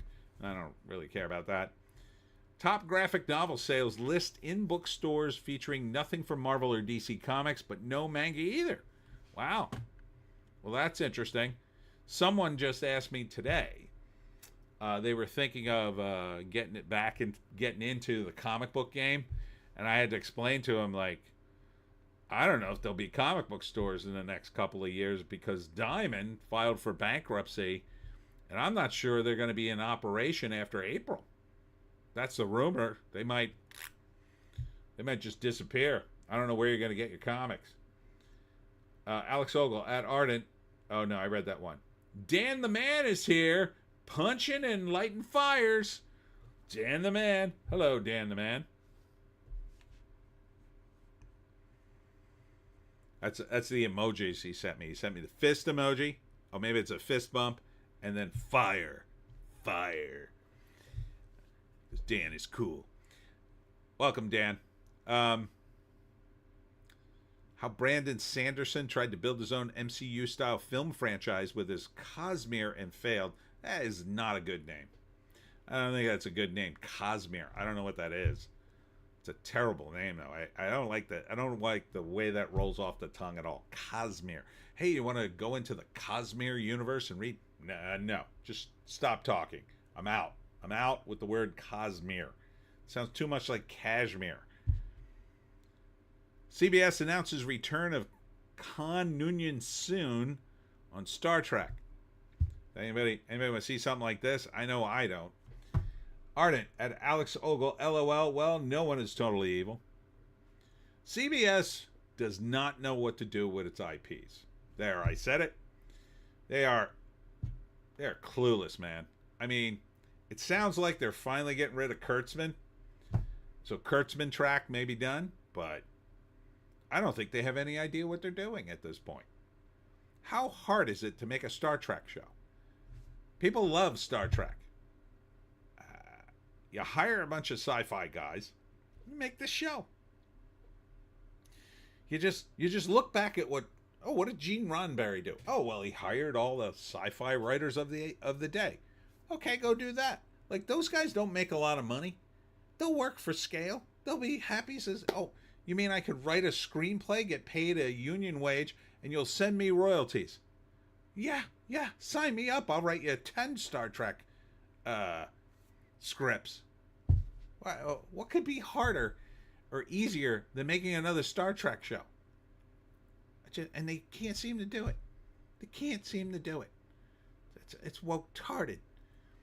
Dan the Man. Hey, Tony, could you explain why there is always some argument about TV shows dying, but the top quality shows are still alive and kicking? The Chi, Shogun, White Lotus, Power, The Boys, etc. Well, I'm glad you asked, Dan. Let me explain it like this. Television is dying because network television is dying. So that's what most of it is. The part that's dying is the network television. That's the free part, right? The free part where you could turn on a TV, you could watch TV, and then commercials would pay for the shows. That's the part that's dying, for the most part. It's the same old problem. It sucks. But now it sucks and there's competition. See, back in the 70s and 80s, you may or may not remember, we didn't have any competition because we had no internet. So you could watch something on TV. Cable came around and you could watch reruns of classic shows. But it was all free. You just had to endure the commercials. And if you were savvy enough and a little techie, you could get a VCR, and you know, when those came around, you could tape shows and then forward through the commercials. And then, you know, the what's the name came around, the TiVos, and they go right through the commercials automatically. You wouldn't even have to do anything. But then the internet came. And the internet now is, I mean, I unplugged a long time ago and I don't miss it at all. I watch stuff on YouTube, and eventually something shows up. There's just so much of it. And I would rather watch some random dude like myself talk about things than most shows, because most shows aren't a surprise. They're just not a surprise. They're not doing very good. And even some of the shows you list, some of them do well for a while. So, for instance, you got The Boys, right? And the whole point of The Boys was to be this super politically incorrect superhero show that deconstructed superheroes and turned them all into a-holes or whatever. And for a couple of seasons, it rocked and it built up an audience. And then the producers got a severe case of TDS, in my opinion, and now the show's kind of woke and it's kind of gone off the rails. But now it's an institution, so the network that makes it is pushing it and pushing it. And it's got a big enough name that it's sort of sustainable now. And that's what happens with a lot of these shows. Shogun was just so damn good, I hear, that survived. White Lotus, I suspect is probably watchable, but not great. That, to me, is an example of what they do every couple of years. They just make a new soap opera for mainstream TV. And they incorporate a lot of celebrities and do a lot of outrageous things. And now they can do nudity and all kinds of storylines that 20 years ago or 40 years ago you couldn't do. And people watch it because, you know, it's the hip thing to do. But it's not like it was before, when that's the only entertainment you have. I remember the days back in the 80s when I would just put on the TV and I would do homework, or I would do something else. I'd do my taxes or whatever. because you just wanted noise in the house when you're doing something, right? And a lot of people still do that. But now you don't have to put on noise from television. There are streaming services and YouTube. I mean, you know what's out there. And you can put that on all day long. You can put on music, every kind of music. My God, the music we're listening to over my girlfriend's house, we've gone through just about every song in the 70s and 80s now. Every once in a while, we're rediscovering groups that we used to listen to way back in the day. Oh, yeah, I remember those guys. And we put them on and say, oh, let's see if they have a greatest hits. And sure enough, they do. And then we get about 3 songs in and go, I don't remember any of these other songs. Do you? Nah, let's change this. And you could just watch. I mean, there's just so much entertainment now. We have such a vast library that you don't have to watch the new stuff. So the bar naturally goes up and up and up, right? So now when I go to see a movie, there are only certain movies that are worthy of me going to a theater because it's so much trouble and it costs so much money. It has to be way up here for me to go, okay, I'll go to a theater for that. Otherwise, I can wait 3-4 months. It'll be on streaming. I'll watch it then. I wait even longer and it's free. It's the kind of same thing with TV, right? Do I really want to watch TV and invest? And I kind of started with The Boys, but even The Boys I got tired of. Maybe like I watched the first season and I got almost tired of it then. And then second season rolled around and I didn't jump on it. And then I heard rumors of the TDS and the producers saying stuff. And then I was like, I'm out. And sure enough, a few weeks later, it was like, oh, yeah, he's totally hates Trump and he's going to put stuff in the TV show about Trump. And I was just like, oh, I'm out. So, you know, and when you're saying top quality shows, are they top quality? I question that, but it's kind of like this. So you have a dying industry, and the only way you can get people to really watch is to make something that it's not so much quality, but something that people really want to see. It's more like fan service, right? So you put in the celebrities, you put in nudity, you put in action sequences, stuff that people really like, but it's not really building up an audience. It's just getting people, like, for instance, if you said on a TV show that you watched about, say, the White House, it was that Kevin Spacey show for a while, and then you did an episode where there was a terrorist attack at the White House and they blew it up. Like, that episode wouldn't necessarily happen to be good, but blowing up the White House is exciting enough. I'm just saying this in a fictional setting, YouTube, that people would go, ooh, I want to see that, right? Even if the episode sucked, they'd want to see it because it's kind of an outrageous, crazy thing that they've maybe never seen before and they want to see it. Same thing with nudity, same thing with celebrities. So, like, for instance, on SNL, just recently, they did a sketch. The opening sketch was Zelensky and Trump having their meeting and it all going wrong. Well, in the middle of the meeting in the sketch, Elon Musk comes in and it's Mike Myers playing Elon Musk. And this is the first time he's been on the show in like 20 years. And the audience goes nuts. But are they going nuts for the sketch? Not in my opinion, because the sketch was kind of lackluster. But I understand why the audience went nuts for Mike, because they haven't seen him in 20 years. And he's doing an impersonation of Elon Musk, which was kind of funny. It was kind of on point. Not really. So there are all these other factors in it. But TV as a medium is dying because the things that TV used to do for us are really being replaced by YouTube and other platforms. So it's just not the same. So in order to get people back, they have to do higher quality shows, and they're desperately trying. But that also means fan service, and that's what, when you talk about high quality shows, it's a lot of times it's the high quality shows that the studios are promoting, right? So White Lotus might be a high quality show. I don't know. I haven't seen it, but I suspect it's just there's a lot of nudity in it. They talk about that in articles, and they talk about the various celebrities are on it. everybody's talking about the show Severance. And I told a friend the other day, I said, I promise you're going to be pissed off at the ending of Severance, because I feel like it's a concept they can't make a payoff work. But we'll see. I could be wrong. Anywho, that's my rant against TV.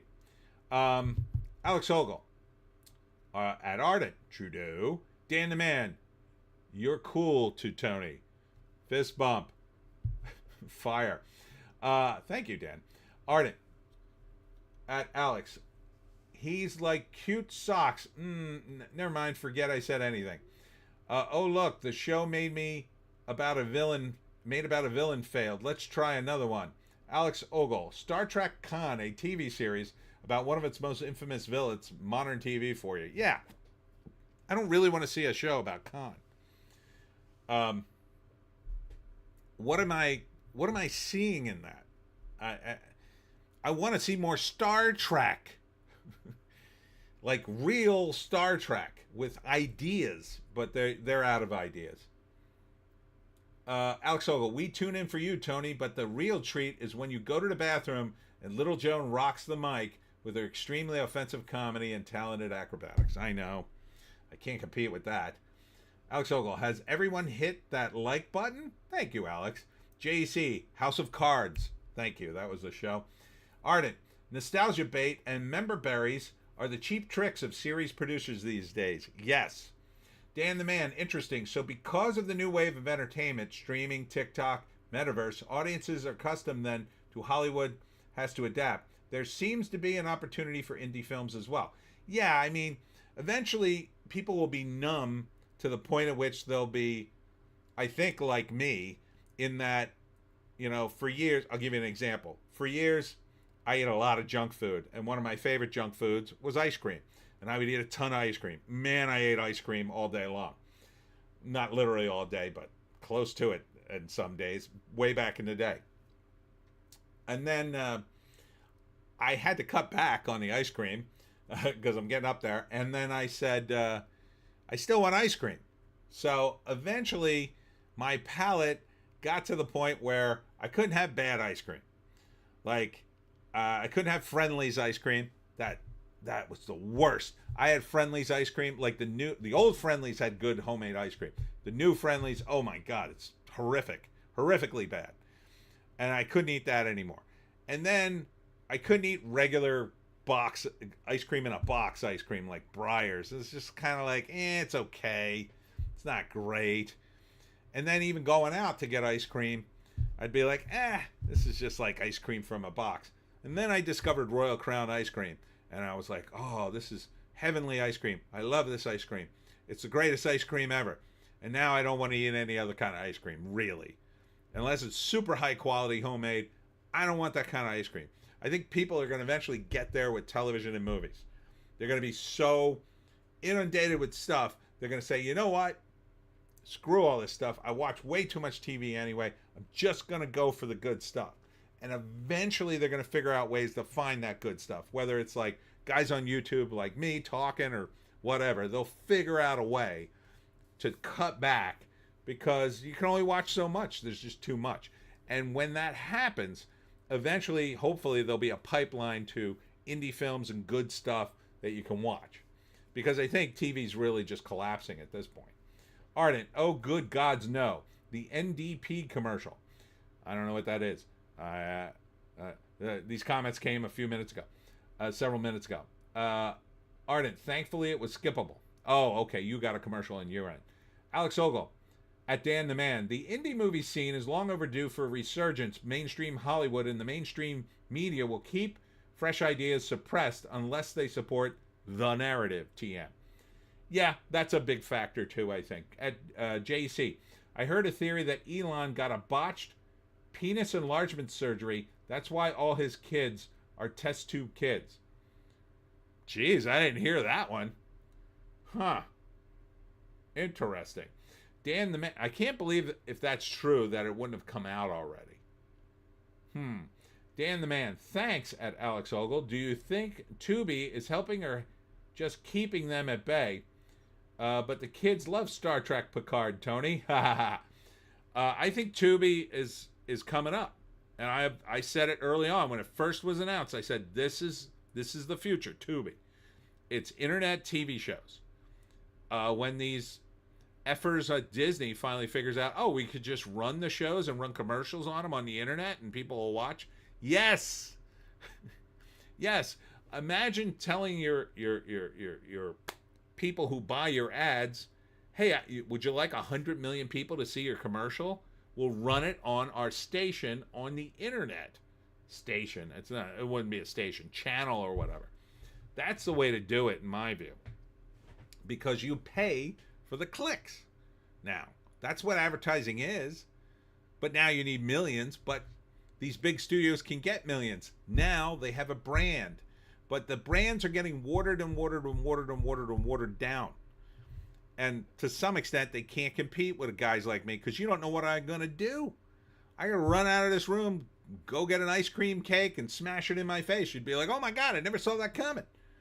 Really want to do that now. It would be a surprise. I mean, I was just watching Salty Cracker today, and he had a story about a gas station shootout. It was crazy. He showed the clip of it. It wasn't even his clip, but I was like, oh my God, what a crazy clip. You never know what you're going to get. At some point, the studios will be like, oh, we'll go after those little guys and then we'll dominate. No, that's not what they need to do. What they need to do is play to their strengths. They have money. They have production. They can make videos with high production value. They can make real TV shows with real actors and celebrities and good writers. If they bother to hire any of the damn writers, if they did that, people would watch their stuff. It's not rocket science. Alex Ogle at Dan the Man. Kids are adapt to finding alternative sources, but the mainstream is still powerful to force the majority who just don't want to go looking. Yeah, I mean, it's laziness mostly. Dan the Man, speaking of ice cream, sandwich time. Ice cream sandwich time? Oh, man, I wish I had ice cream sandwich time. I may go get a chocolate muffin at some point because it's going to be a long stream. Ardent, I like nice frozen yogurt. I found one or two places that are okay. Once in a while. Zebek's Demise, now I want ice cream. I know, now I do too. Dan the Man at Alex Ogle. True, but art still imitates life. In the case of art, Hollywood needs life, the casual majority, to survive. Well, but you need hits. You need hits because you live off your hits for a long time. And that's Disney is trying to make rides based after movies that, in my opinion, really weren't hits. It's not working out for them. They're saddled with Star Wars, which, by the way, they're trying to sell Star Wars. The rumor is they've been trying to sell it for 7 months and nobody wants to buy it. Gee, I wonder why. You guys want to buy Star Wars? You got billions of dollars burning a hole in your pocket to buy Star Wars and the crap shows that they've made out of them? It's like, if they just did good stories, Star Wars would be making all kinds of crazy money. But they're not, because they're caught up in union stuff, and woke BS, and nepotism, and a bunch of nonsense of political intrigue. No one, in my opinion, at Disney is being an adult. An adult would go in there and say, Kathleen Kennedy, you're fired. Here's a bunch of guys who do good work, and I'm going to hire them instead. But they just don't want to do that. Ardent, Nick Freitas was on Friday Night Tights. Even he said he gets more entertainment value of watching people talk about movies than watching actual movies now. Yeah, me too. I really like the Critical Drinkers reviews sometimes. I love Razor Fist doing, sometimes he does movies, not all the time. Sometimes Neurotic, sometimes Yellow Flash. I mean, these guys all have interesting channels and they'll show clips. It depends on who you are and what you like. Ardent, the NDP is our socialist party. Oh. I thought, what was I thinking of? I think I was thinking of the NSP, which is what the bad guys in Germany were. And I was just like, why do they have a commercial? But but they are socialists, so it's kind of the same. Dan the Man at Zevek's Demise. Get some. JEC, it's weird how that Ashley St. Clair had Elon's baby through artificial insemination. We know Elon has had a lot of work done. Look at his hair. That's true, but you're telling me he didn't have sex with her? Are you telling me he didn't have sex with her? Then he totally knows the deal. I mean, if he didn't have sex with her and then had artificial insemination done with her, then like he knew who he was impregnating. It wasn't an accident. Or maybe this is it all an image thing? Maybe he just wants that image. Like, oh yeah, I'm banging all these girls. Maybe he can't do anything if your rumor's true. I don't know. I never heard that rumor. But these days, I mean, I'm not shocked by anything. Dan the Man, no Oscar tune in tonight. Well, I'm trying to keep up with it, but unfortunately, let me go over to Deadline. Unfortunately, they won't let me watch any of it for free.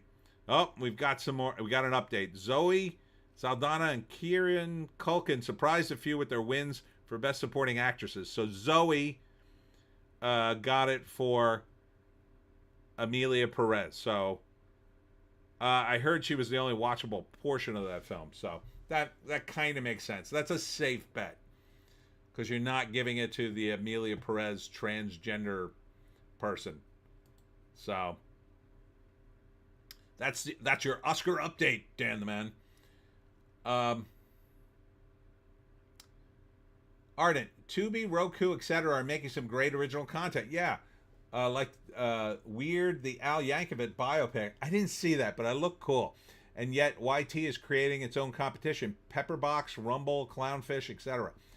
Yeah, and also too, like there's regular stuff on YouTube that I like to watch. I love watching the Try channel. They also have short film channels that are great, like Dust and Alter.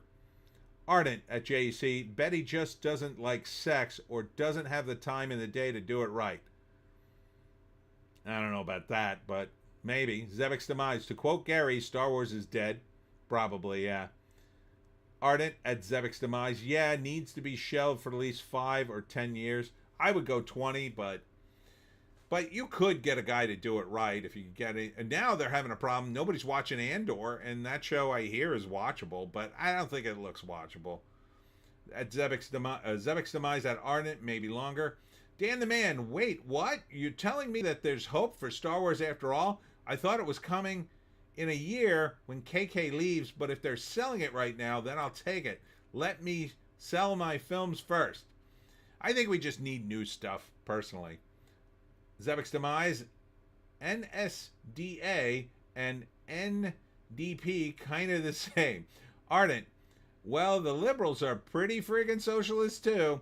The conservatives too, come to think of it. JEC, at Ardent, he's obviously overcompensating for something. Zevek's Demise, NSDAP, that is. Ardent, I think Elon just wants to populate the first Mars colony with his own kids. Well, that would cause a bunch of inbred hillbillies on Mars. At JEC, Elon didn't have sex with her. Ashley St. Clair's baby she's screaming about was a test tube baby. Dan the Man, Zoe won? Not surprised. She's been on fire recently. Congrats to her. Ardent, you need to see Weird, Tony. Okay. Ardent, Dust makes some good stuff. I reviewed the Automata film a while back. Dan the Man, Andor was watchable until that deplorable season 2 trailer dropped. See, that's the other thing they do at these studios. They seem to allow the first season to be really decent in some cases, but then the moment they start making any kind of money, I think the corporate guys come in and start tinkering. Oh, you got a hit now? Okay, now we're gonna give you a bunch of money, but here, do this, this, and this. Like Reacher kind of fell into that pattern. I haven't seen season 3 yet, but season 2 was kind of lackluster. So Zevek's Demise at Ardent. Yeah, we don't have right-wing parties in Canada. Someday you'll have them. All right, we're done with this. Over at Variety, let's see if we got any news here. Uh, Conan O'Brien takes aim at Carla Sofia Gascon at Oscar monologue. That's the Amelia Perez transgender actor. Carrie Culkin wins Oscar and reminds wife of her promise about more kids after the Emmys. She said, "I will give you 4 more when you win an Oscar." That's pretty funny. Get ready. Dan the Man, not my boy Reacher. I know, right? They finally get it right, and it's like, that first season is friggin' awesome. Those first 3 episodes, I couldn't stop watching it. It was so good. Then the second one is like, well, it's okay. I don't know, the 3rd season dropped already, or part of it. Did you see it? Ardent, at Zevek's demise. Yeah, none are that willing to be hardcore, old school right wing, but the PPC's closest. Halle Berry kisses Adrian Brody on the Oscars red carpet 22 years after their iconic Academy Awards moment. I had to pay him back. Okay. Harrison Ford, by the way, is not presenting at the Oscars because he has shingles. Ooh. Yeah, you don't want to be in the middle of presenting an Oscar and, present something in your pants. That would be bad. And then a bunch of articles about SNL because we can't get enough of that. Can't get enough articles about SNL on Variety, apparently. Does Variety own... is Variety and SNL owned by the same people? It's the only thing I can conclude, because every friggin' issue of Variety has headline after headline breaking down friggin' SNL sketches like they were like, oh my God, have you seen what's on SNL? Yes, I have. That's why I don't watch it anymore. Ardent, I'm holding off on Reacher season 3 for now. Yeah, me too, kinda. JC, shingles? Like AIDS? Like the vax? No, that's not how shingles works. Shingles, somebody told me the other day. I think it's like measles, right?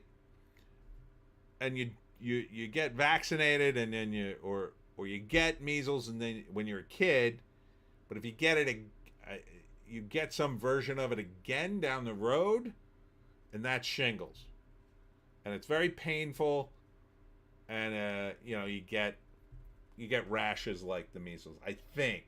Don't quote me on that, but Ardent, shingles sucks balls. One of my family's been dealing with it for months. Apparently the nerve pain may never go away. Oh, that sucks.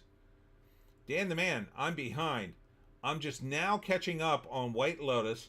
Currently going through a slew of shows: White Lotus, The Expanse, The Recruit, For All Mankind, Cross, Jack Ryan. Damn, Dan, you have a lot of free time. Well, out of all those, I've heard The Expanse is excellent. So I would put that on the top of my list. For All Mankind, you couldn't pay me to watch. That looks terrible. I don't know anything about The Recruit. I don't really want to watch White Lotus. Cross, I think I saw a trailer for that. That was also the name of an Italian comic, which was supposedly really good. Jack Ryan, I could kind of take or leave. Ardent, chickenpox virus causes shingles. Okay, chickenpox. Sorry, my bad. So yeah, it comes back, and then that's how you get shingles. Somehow like that. LeMay, pointing up top into that same post. Zevek's demise at Ardent. Yep. JEC, shingles are like weird bumps on your sides, and it's a symptom of AIDS. Oh, I had no idea. Uh-oh. Alex Ogle, the Oscar needs Mark Hamill to make an appearance doing pratfalls and having his trousers drop around his ankles. There's a talent to that. You have to weight the belt line to ensure it drops in one go. Yeah, he did. That happened at the BAFTAs. Ardent, The Expanse is very good. Hell on Wheels was the last series I really enjoyed. And Razor Fist always recommends Deadwood. Like, Deadwood is supposedly like, and I kind of want to say it. I think I've seen some of it, but I jumped in on the middle of an episode and I said, if I'm going to watch this, I have to watch it from the beginning. JC, shingles is an infection. We're still talking about shingles. Shingles is an infection caused by the varicella zoster virus, which is the same virus that causes chickenpox. It is characterized by pain or a tingling sensation in a limited area on one side of the face or torso, followed by a red rash with small fluid-filled blisters. Ow! The symptoms of shingles usually affect only a small section of one side of your body. Horrible. Sounds awful. Dan the Man. The Expanse got on my radar after completing the Mass Effect trilogy. Ardent at JEC. No, it isn't. Okay. I don't know if I want this argument. Alex Ogle. The first of a series, The Expanse is good, then Amazon took it over. Oh, no. Is that what happened to it? Is that why it's not on the air anymore? Oh, no. I don't know what it is with Amazon. Jeff Bezos just got kind of red-pilled at the Washington Post, but how could he not do the same thing to Amazon's, TV division is beyond me. All right, what else we got here? Here's Zoe. Zoe Saldana fights tears during Oscar win. I'm a proud child of an immigrant parents and the first American of Dominican descent to win an Oscar, I assume. What's the rest of that? LeMay, shingles is a sign of a weakened immune system. This is why it shows up on old people when they are sick or stressed. Ardent apparently agrees. El Mal triumphs in Oscar's Best Original Song category to give Emilia Perez a win. So I think they're avoiding the trans actor in order to give Emilia Perez something so they can still virtue signal. Well, see, we gave the trans people a big win at the Oscars. Well, you didn't give it to the transgender actor. Oh, shut up with that. JC, research indicates that shingles may actually be an early sign of human immunodeficiency virus, HIV. HIV is also associated with a more severe case of shingles. Ardent, YouTube ate another comment I won't bother repeating. Let's see. Here's the guy who won for costumes. He kind of looks like Cynthia Erivo, doesn't he? Let's see. Lisa, Doja Cat, and Ray sing iconic James Bond songs. Margaret Qualley shows off dance moves. Ooh, let's see Margaret Qualley. She's a hot piece. Where's Margaret? Oh, there she is. Looking good. I guess it's on this video here. Hold on. Hold on. I got to turn the sound off for this. All right. Oh, yeah. There she is. She's looking good. Looking good in the neighborhood. Why do you have to have so many guys on stage? Can't they just have her dancing around? Just have her. I don't need to see dudes. She's not Margaret Qualley. Now you got to put more women on stage too? What the hell? Oh, it's a whole dance number. All right. Who the hell is Lisa? I don't even know who these people are. All right, whatever. Dan the Man, isn't there like 5 bigwigs you can pitch to if you made it in the door? Disney, Warner Brothers, Amazon, Sony, and Universal. Yeah, but there's so many corporate levels amongst them. I mean, if they like you, it's all about people liking you. And the problem with, at least for me, is I rub people the wrong way, and I'm not woke. So, you need a champion within that kind of big, massive system to champion your thing against a whole bunch of other people doing the same thing.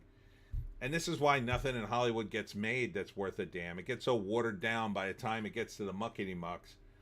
It gets greenlit for reasons that have nothing to do.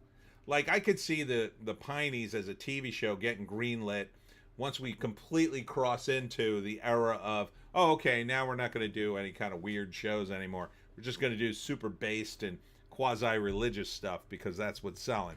Like when we hit that point, then maybe I have a shot at getting the Pineys made into a TV show, because then they'll look at it and say, oh yeah, this is the kind of audience we're going for now, and we want to make this show. But I kind of gotta wait until we're at that point, and but even then they might look at it and go, oh, you got to take out some of now the problem won't be, oh, you got to take out, you got to put some more various races in it. Instead of saying that, they'll say, oh, you got to take out some of the demonic stuff, and I'll just be like, that's the whole point of the show. But that's happened to me so many times. I mean, I was pitching Super Frat as a movie, my comic, and we got into some development situations for what that's worth. I didn't make any money. And, you know, every conversation was like, do we have to have a fraternity in it? I'm like, it's called Super Frat. Yeah, the producer doesn't really like fraternities, so he told the writers, and they wouldn't let me write it either, so they would hire script writers to do pitches, and like, the pitches were terrible. They were terrible. I hated them all. I hated every single pitch, except mine. Mine was awesome. Their pitches, terrible. Not funny.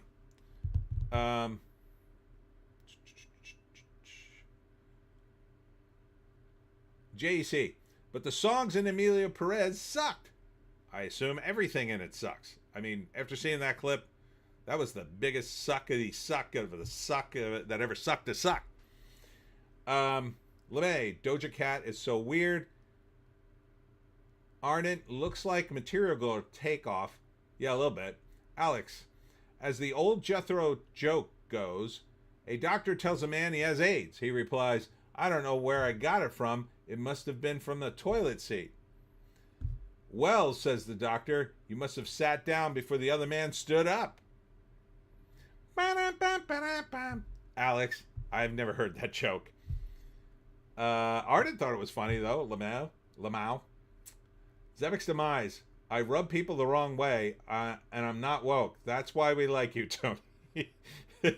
There's too much smut in the Pineys. Too many devils. Yeah, that'll be the problem in the future. There's really not much smut in it at all. And but the devil stuff, once in a while somebody comes to the table and I say, oh, it's about the Jersey Devil, and they go, oh no, I'm a religious person, I don't like the devils, and I go, but, and they walk away. Ardent, too patriarchal. That said, not enough feminism, they said. It was a movie about the papal succession. Dan the Man, hot piece. On the upside, you may have not to wait too long. Alien Romulus, Deadpool, and Wolverine, Kingdom of the Planet of the Apes gave me hope last year that studios just want to make good stuff. Maybe. I mean, it's possible.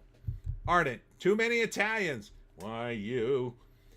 Dan the Man, don't let them stop you, Tony. Make it yourself. I will, with the help of AI. They may be missing fingers, but and the guns may not look like guns, and nobody may look good in anything, and no character will look the same in every scene, but I will make the Pineys. No, I think the AI will probably let me do the Pineys exactly the way I want it. You know, once I get enough money to fuel an AI platform or whatever it is, I'm going to have to upgrade my computer. I know that much. That's when I'll have my private AI studio. Oh, that'll be cool. That'll be cool. Then it could be like Jarvis in the Avengers. What will I call my computer? I will call it Frank. Something like that. Zevic's demise. With all the witches in Hollywood and the way Hemingway treats his mother, the Pineys will never see the screen. Yeah, that's another big issue too. Dan the Man. Just ask Chat GPT. Oh no. No. Then the Chinese will make the Pineys. I'll have all the info. No, someday I'll probably be able to just ask the AI to just scan in all the books and then crap it all out, and then I could just edit it. Ardent, I've got an idea for a comic book universe germinating in my head. Pin the first two character images on my Twitter Hate that I had to use Grok, but I'm no graphic artist. Well, that's fun. I mean, Grok's fun. I did some Grok stuff this week in the lead up to the announcement for 76 Piney. So you got to see glimpses of what I tried to describe the Grok as in the book. So there are zombies in colonial times and, time travel and the founding fathers with awesome automatic weapons. So it got kind of in the neighborhood of what I wanted, but not quite there. JC, DeepSeek is the Chinese AI. ChatGPT is American. Now, I heard it had some connection, some bad mojo with, what the hell did I read? Something with ChatGPT. Somebody was screaming all over the internet, don't use ChatGPT on X, and I forget why. I thought it was because of the Chinese. Dan the Man, the Chinese will steal it. You have no right to be this funny, sir.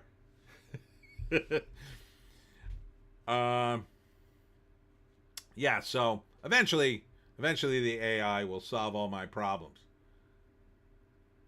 Oh, and the other thing this week, of course, was the Gene Hackman thing is still a big story. So let's hear everybody's theories about Gene Hackman. Here's Ardent. They're not zombies. They've just got rickets and scurvy. So here's my new theory, and I was discussing this with some of my relatives at dinner last night, and this is partly theirs. We were sort of workshopping our new murder theory for the Hackmans, although not murder. My theory now is Hackman was dying or died, and his wife went running into the bathroom to get some pills or something, or maybe was so shocked by finding him dead or dying that she had a heart attack and ran to the bathroom to get pills. And then, because she's 65, I think, when she died, and she had a heart attack too. The dog died because it was in a cage in a closet somewhere, and it had been 9 days, and the poor thing never got any water. The other dog in the house had access to his water, and the dog outside probably had access to water too. Or he was eating grass. Like, that's a way you could survive as a dog, I imagine. Storebang, I want to use the practical effects, but I just don't think I can do a helicopter battle scene without AI. Yeah, I mean, I don't have a problem with AI if it's, I just don't want people stealing my stuff. I don't want people stealing my image for it, but the AI is perfectly capable of creating an image, that's such a mixture of so many different things, it's original, quote unquote. But I mean, it is derivative, but it is original at the same time. I mean, if you keep harping on it and editing it, it will be original. Ardent, ChatGPT has some serious closet skeletons after that one dev got self-deleted. Can't say that word on YouTube. JC, Chinese ripped off ChatGPT trades secrets to make DeepSeek. Oh, maybe that's what I heard. Ardent, Hackman? I think it was just a tragic accident. Dan the Man, might have to fight this Jack Antonoff guy, Tony. He's got your girl, Margaret? What? You leave Margaret Qualley alone. She's a hot piece. She is a smoke show, though. She's looking great. So yeah, I mean, so give me your best Hackman theories. There's another theory. I think this is the longest shot, but it could be they both just died because they're both old enough to just die. Hackman more so than her, but and then again, the dog was probably locked in a cage and just died of starvation or dehydration, unfortunately. And there's a few other theories because they left their door open, and that while that might be a sign of something nefarious. I mean, they lived in New Mexico, and maybe I don't know how hot it is currently in New Mexico, but maybe it was a nice enough day to have a breeze. Alex Ogle, the Pineys needs a story about an evil Canadian AI that produces results, always involving pineapple on pizza. I'll get right on that. JEC, the wife self-deleted herself after seeing her husband dead out of grief. She was Asian. Asian chicks are pretty ride or die. Yeah, I suggested that too. That was one of my other theories, that it's either some kind of self-deletion pack, or she just saw him dead and didn't see a reason to go on, which is a shame. But then people were saying, well, why no note? It could be possible that the people who do maintenance or discovered the bodies or whatever, that somebody, like, they weren't discovered and the police weren't called for 9 days. But it's possible some other servant or maintenance guy showed up, say 2 or 3 days after they died, and stole a bunch of things, including a self-deletion letter. Accidentally or on purpose, I don't know. Dan the Man, Gene was 95, so he more than likely passed away. The wife couldn't bear it, so she wanted to join him, but didn't take the dog out. Yeah. Ardent, demonic Canadian moose too. Is that a one of your legends in Canada? Demonic Canadian moose. I put some deer in the Pineys that are very evil. That's in book 16. So finally, some of the Pineys get to shoot deer.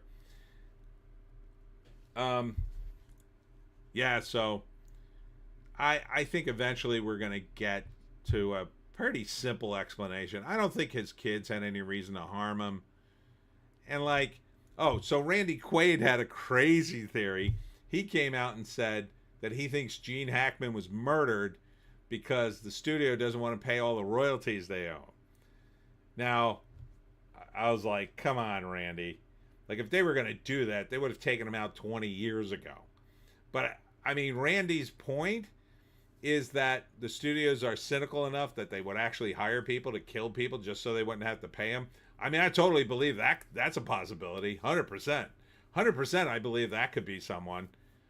But Gene Hackman? I mean, they were just waiting for a stiff breeze to knock him over at this point.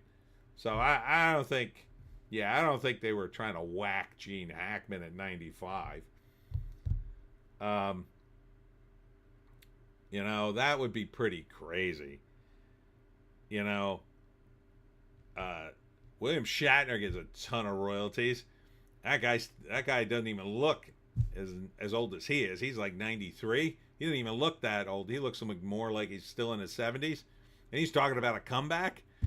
But they didn't whack him. And think of all the money they had to pay William Shatner. Oh my God. Between Star Trek, he's got T.J. Hooker. I think he had one other show, didn't he? Other than T.J. Hooker?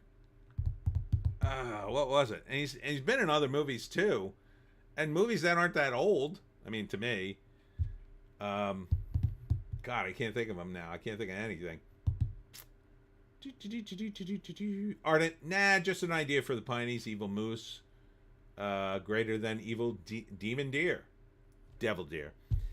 Alex Ogle, demon deer, devil deer. Murderous moose, evil elk.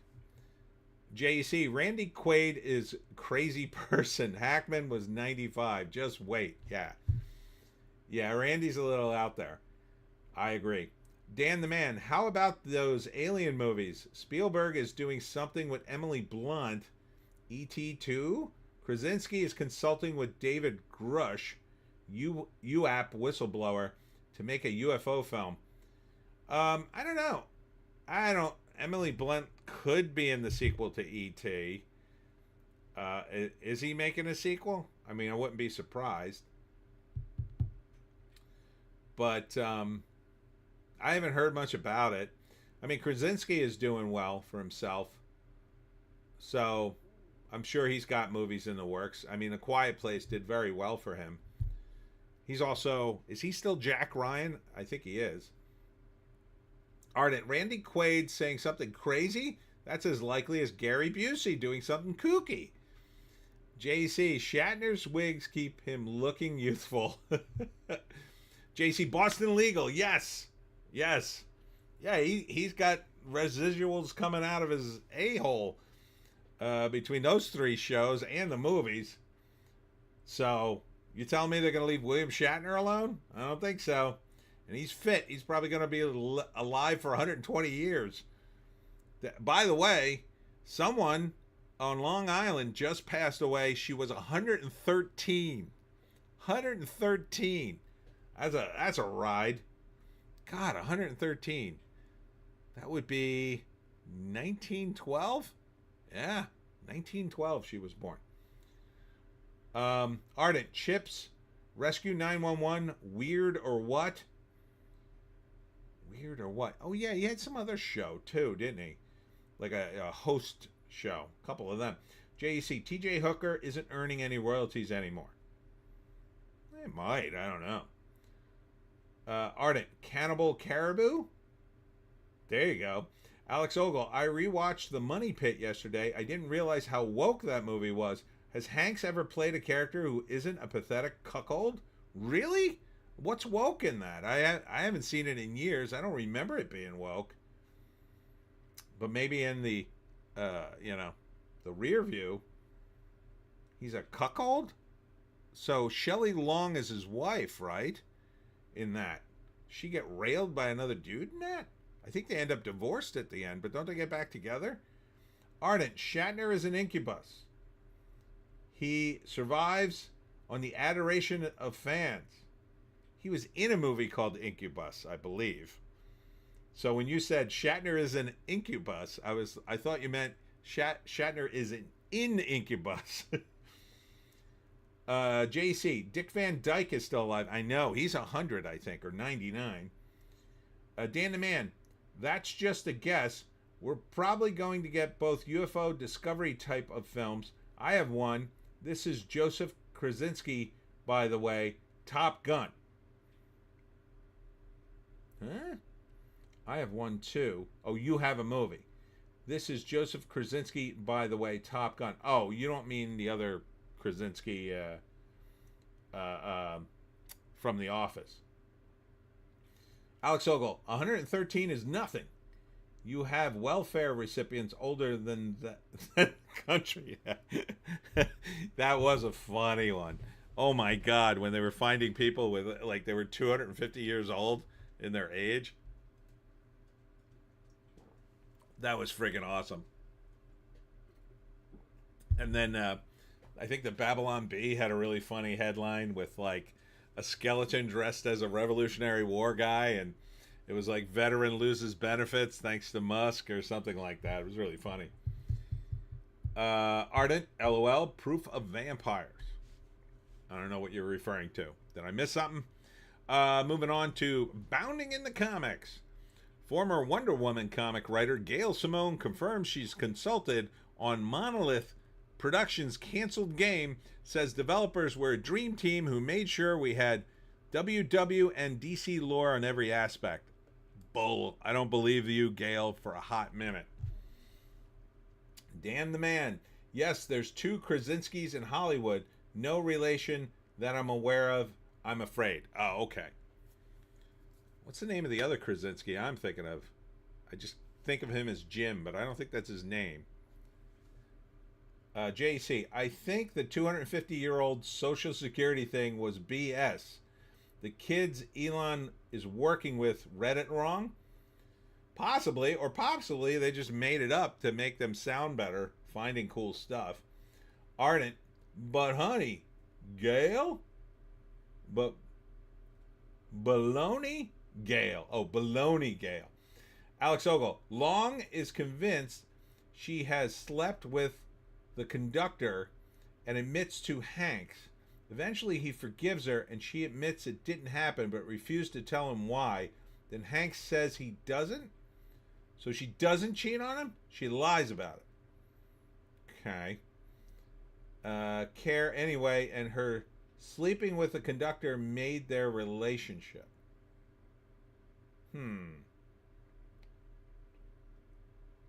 Oh, then Hank says he doesn't care anyway, and her sleeping with the conductor made their relationship? Oh, that is weird. That is a weird cuck move. Huh. Wonder why they did that. Dan the Man. God, this hurts more. Just give Wonder Woman her game. John Krasinski. Thank you. Jack Ryan, Quiet Place, Office. Okay. Thank you for that. I for some reason, once I start doing the streams, I can't think because I'm too busy talking, and like to process too much up here while I'm talking is tough. And then I think, oh my God, did I stop talking? It's been too quiet. And I realize it's only been 4 seconds, but I immediately start talking about something. Alex Ogle, Hanks always plays a fink. Interesting. Let's look at Tom Hanks since we got some time. Since we can't watch the Oscars. Oh, there's Demi Moore on the Oscars. Let's see. Let's look at Tom Hanks' career.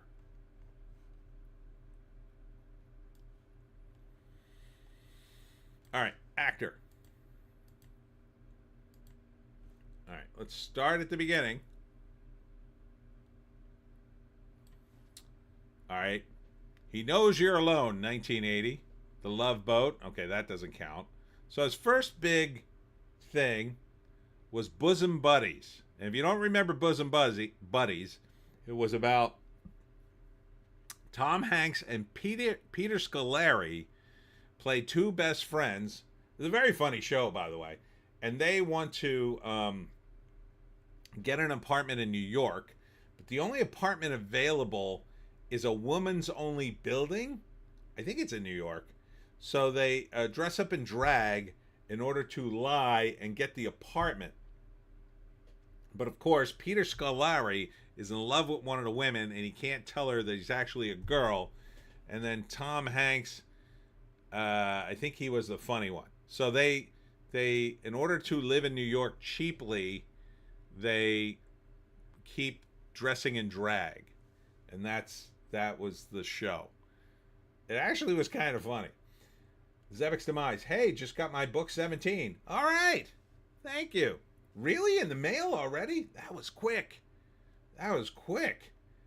Yeah, Amazon said they would ship me the books.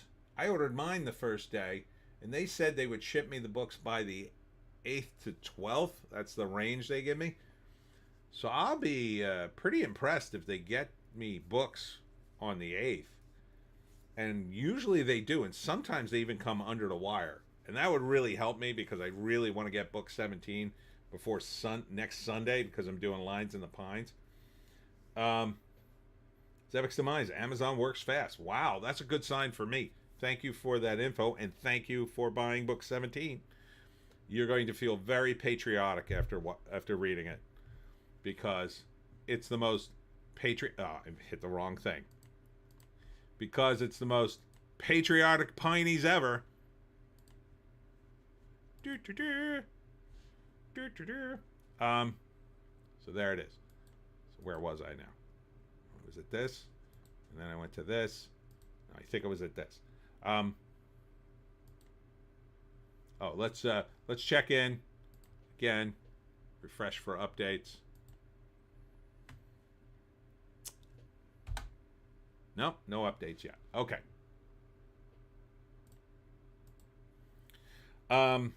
Yeah, so anyhow. Oh, no, we were looking at Tom Hanks. What am I saying? Right. So, Bosom Buddies was the Tom Hanks thing. Zebek's Demise, LOL, I'll be all hockey and maple syrup. So I guess you would say in his first big role, he's kind of a cuck, right? I mean, he's wearing a dress. He was on Taxi, but these are all this like TV appearances. Happy Days. He played a guy on Mazes and Monsters, which was a TV movie to bash Dungeons and Dragons. If you remember this, I think he's the guy that goes nuts and self-deletes, or he kills somebody and he ends up in an insane asylum. He was in Family Ties. Okay. So his first big movie, he's in Splash. He's not a cuck in that, right? Because he gets Daryl Hannah at the end of that. And then he's in Bachelor Party, and I remember that movie. That's a funny movie. That's a crazy movie. But he does have to sort of resist temptation because he's getting married and his buddies are all crazy and there's lots of nudity in that. As a fun movie. Watch Bachelor Party if you get a chance. The Man with One Red Shoe, I didn't see that. I think that's a remake of a French movie. This is when his career really took off with Splash. JC, Tom Hanks cries like a bee in the D&D movie. That's true. Ardent, Mazes and Monsters. He plays the guy who can't hold on to reality. Total satanic panic propaganda. I agree. Volunteers. Don't remember that one. Here's The Money Pit. Okay, we just talked about that. Nothing in Common. Don't remember that. Every Time We Say Goodbye. Dragnet. Okay. So he's in Dragnet with Dan Aykroyd. And boy, that movie looked terrible. He was like the normal one in that. I don't remember anything particularly weird in that. Now he's in Big. And that's a weird movie when you think about it. Because, you know, he's a kid, but then doesn't he have like a girl who's into him and doesn't realize he's a kid and kisses him? I don't think he has sex with her, or does he? I don't remember the movie. That was a long time ago. Then he was in Punchline. He's kind of an a-hole in Punchline.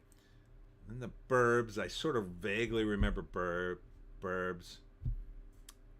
Then Turner and Hooch. That's where his sidekick's the dog. So that's a pretty standard buddy movie. Then Joe versus the Volcano, which got roundly panned. It was not considered a good movie. Bonfire of the Vanities. That's also not considered a good movie, but there's a lot of blame to go around on that.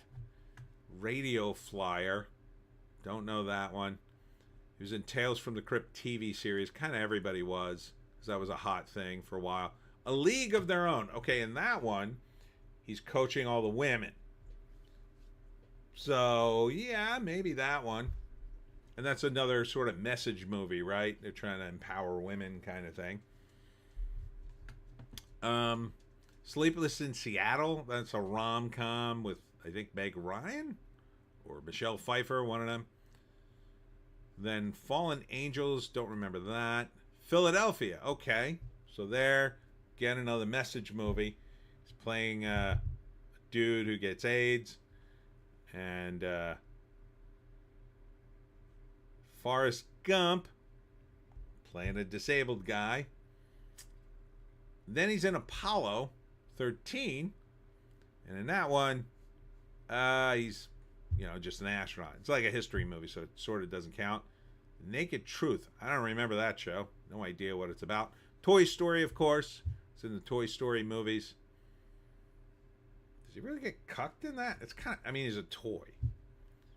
That Thing You Do. Don't remember that. From Earth to the Moon, a miniseries. Then he's in Saving Private Ryan. That was a big movie. But that's a war movie, so maybe not that. You Got Mail. It's another rom-com. Toy Story 2. The Green Mile. He's the prison guard. Castaway. He's by himself a lot of the movie. There's that weird thing going around the internet that the bloody image on Wilson got repeated over on t-shirts for certain people. Some celebrities are wearing a t-shirt. It looks like the Wilson mark in blood.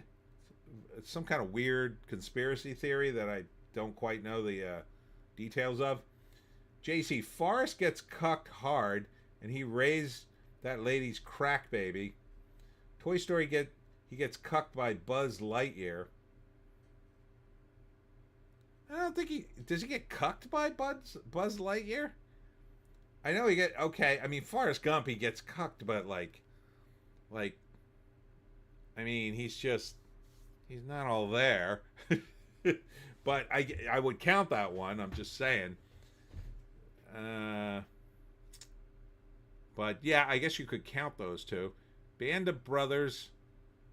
He's uncredited. Road to Perdition. He's a gangster in that. Life with Bonnie TV series. Catch Me If You Can.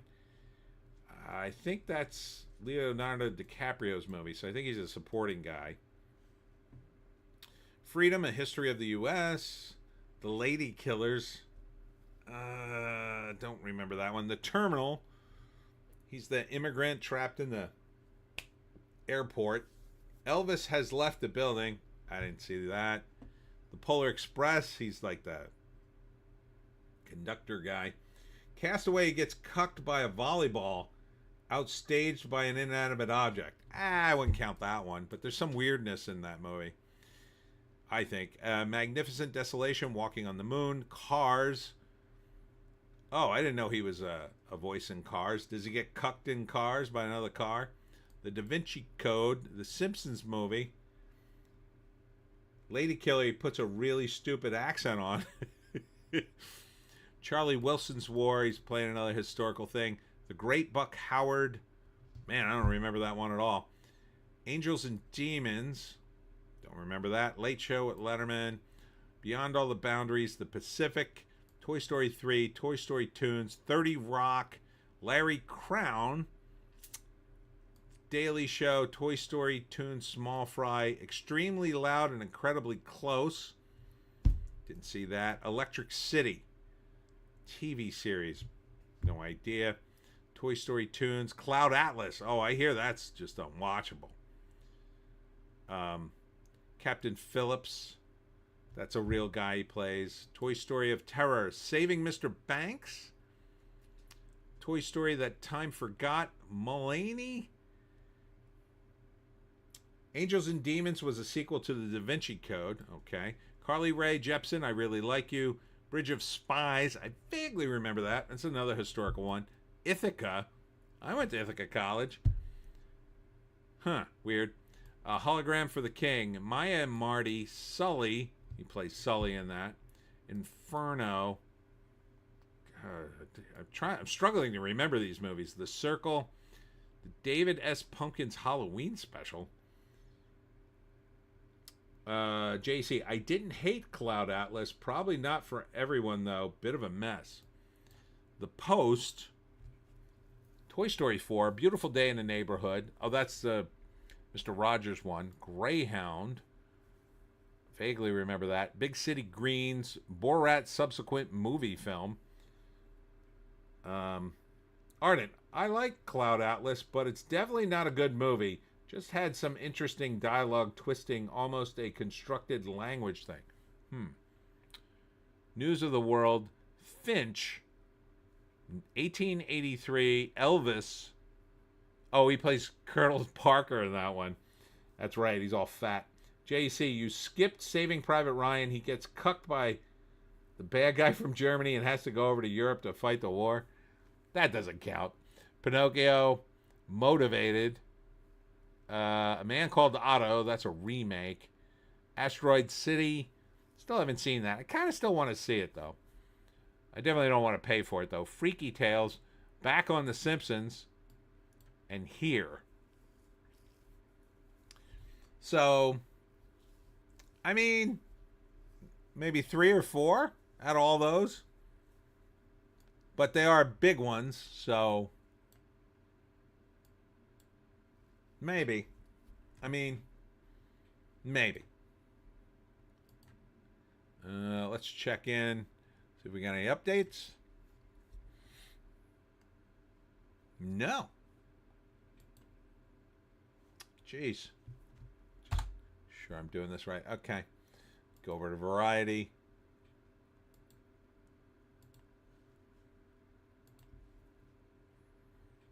Amelia Perez. No. Oh, all right. Supporting role. Yeah, we still got to get to actress, actor, and best picture. What time is it? 9:48. Um, Ardent, an Asteroid City based on a comic book? No, I don't think so. It's a Wes Anderson movie.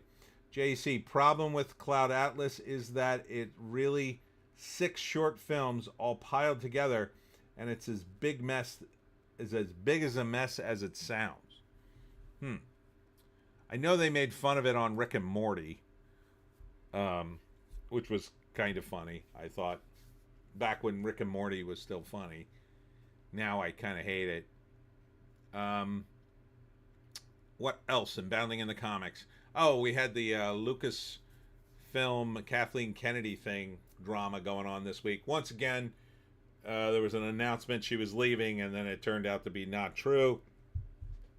But then I saw a video from Critical Drinker, I think it was, and his theory is this: that it got leaked that she's leaving, and then she was forced to come out and deny the rumor, but he interpreted a lot of what she said as she is really leaving as the head of Lucasfilms. However, she'll still be around for 5 to 10 years even after that point. So that sounds god awful. And yes, if that's true, Star Wars is indeed very, very dead. Unless they're just sort of keeping her around so she doesn't have to retire on a low note. But that, I don't know. It sounds to me like what needs to happen is Iger needs to be ousted, and then another guy has to come in, kind of like Trump, and just fire everybody, including Kathleen Kennedy. Fire her, fire the woke tards, and then start over. Ardent, I think that every time Disney's stock slips a little, KK is leaving gets announced to build investor confidence. JC, why does anyone care if Kathy stays or goes? She already killed it. Well, the idea would be like she leaves, and then somebody could take over that would say, okay, let's wipe the slate clean and hire people based on their merit, not based on the fact they have a vagina or a different color skin. And then that would instantly level up everything they're doing to something that would be watchable, and they could save the franchise. Because, mark my words, they can still save all these franchises because fans are lazy. Okay? I lived through several phases of Marvel Comics being very much broken. Like, long stretches, years of Marvel Comics publishing stuff, you couldn't even read it. It was so bad at that time. I mean, compared to today's comics, they're probably halfway decent, but back then, we were reading it going, I can't read this anymore. It's so bad, and then we, switch over to DC or whatever. And that went on for years, in some cases at Marvel. And but they brought it back. Eventually they brought it back. And the moment they did, everybody came flooding back to the comics. Everybody who had been out came flooding right back in. So, I'm telling you, if you fired everybody and you hit a hard restart on Star Wars, everybody would come flooding back. If you did it right, and you would have to have guys who would be doing action adventure stuff that had zero politics in it, was just fun.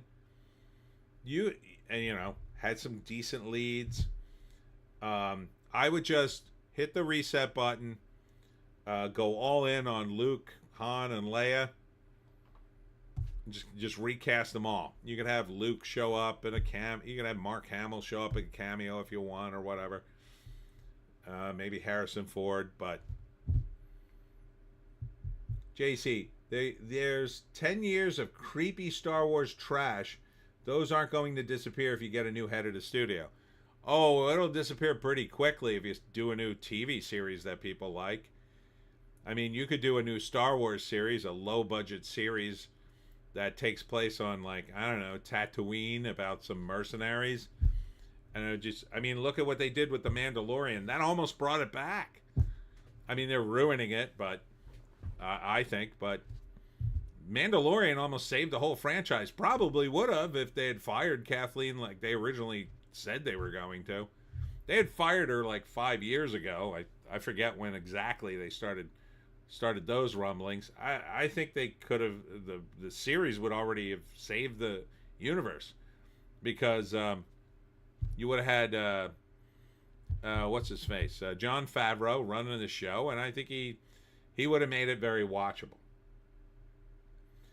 JC, Star Wars 1977 was really one man's vision. Right movie, right place, right time. They managed to get 1.5 good sequels. Should have left it alone there. Well, I think, yeah, in retrospect, I have to agree with that. But I will say that Lucas, at least for the prequels, I mean, he's the creator. He's the one who burned it down for me. So if somebody had maybe gone to him from the studio instead of trying to get him to make more movies, if he had only been forced to make one prequel and then maybe set something up that would pay off in then a one sequel movie, that could have been great. Right? So you could have set something up like Darth Maul. People like Darth Maul. Barely used him. You set something up where Darth Maul falls down the shaft or whatever, nearly dies or does die. He's supposed to survive that cut in half thing, by the way. And then you cut to a sequel, and then Darth Maul returns to restart the Jedi, or the Sith.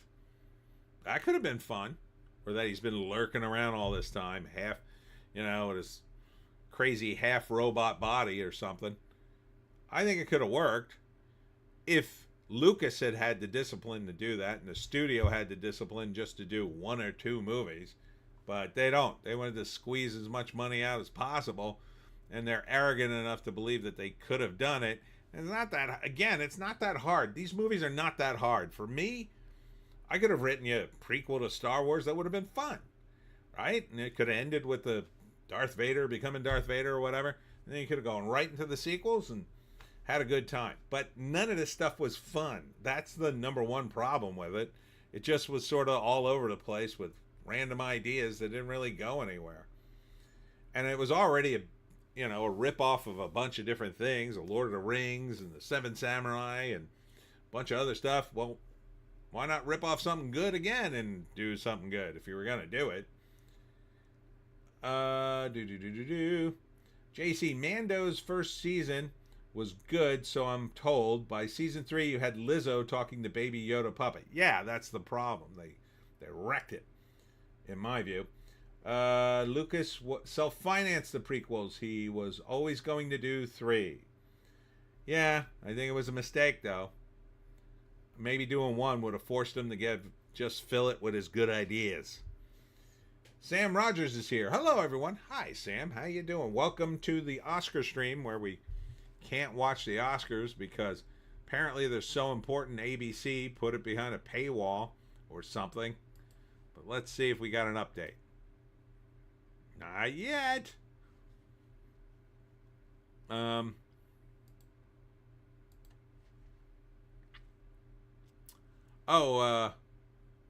There was some movement on Marvel Studios and the Secret Wars. So this is a different Secret Wars. This is like, I don't know, it's the Miles Morales universe versus the movie universe or something. Looks stupid as F, but there's another link here if I could find it again. Bunch of sketches leaked out. Oh gosh, I can't find it now.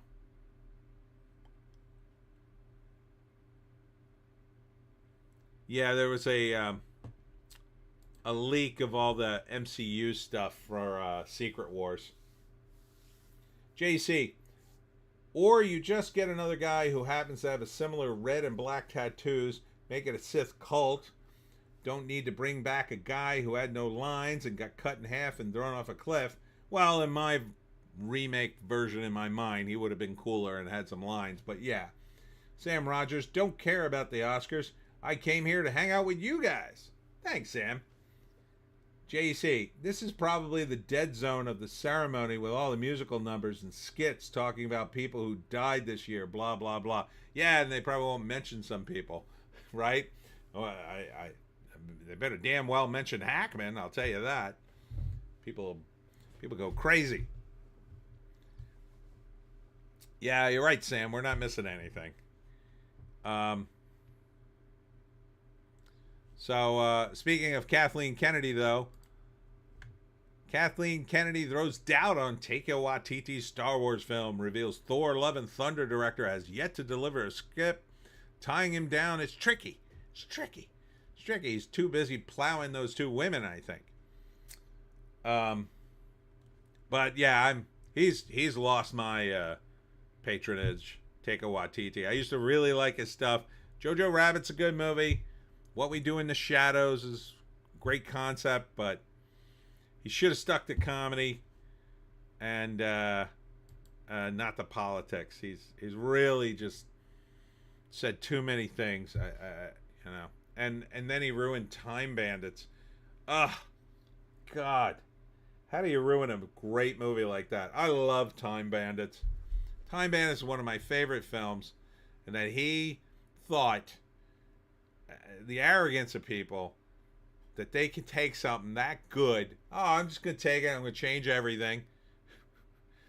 I'm going to put Lisa Kudrow in it because that'll be hilarious. Like, what are you even thinking, dude? What are you even thinking? Like, did the studio come to you and say, listen, you'll never make another movie again, but you got to put Lisa Kudrow in a Time Bandits TV series? You know? You got your millions of dollars. Just walk away. Just walk away and save Time Bandits.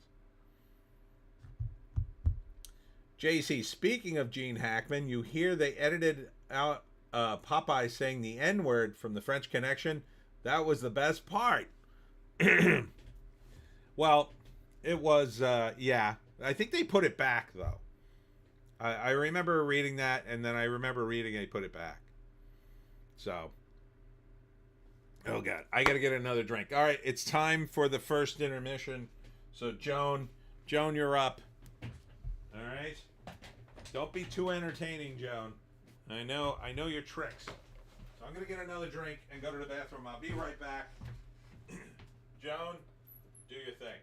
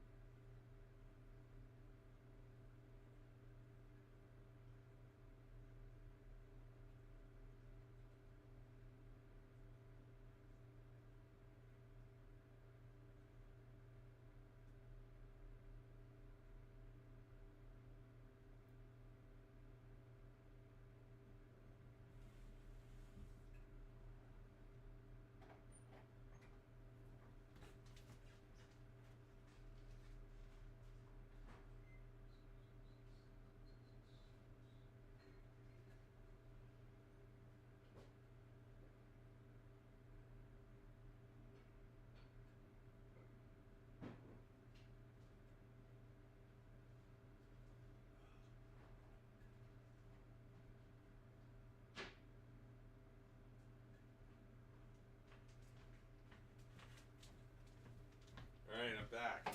Good job, Joan. Good job. All right. It's always fun to come read your comments after I take a break. All right. Um, Ardent starting it off well. Speaking of racial slurs here. Hello, Joan. JC, editing bad words out of a Best Picture winner from back when the Best Picture Oscar meant something. I know, it's terrible. Zevek's demise. Woohoo, Joan stream. JC, I know, Joan. I'm mad about them editing the French Connection too. You don't need to repeat the line.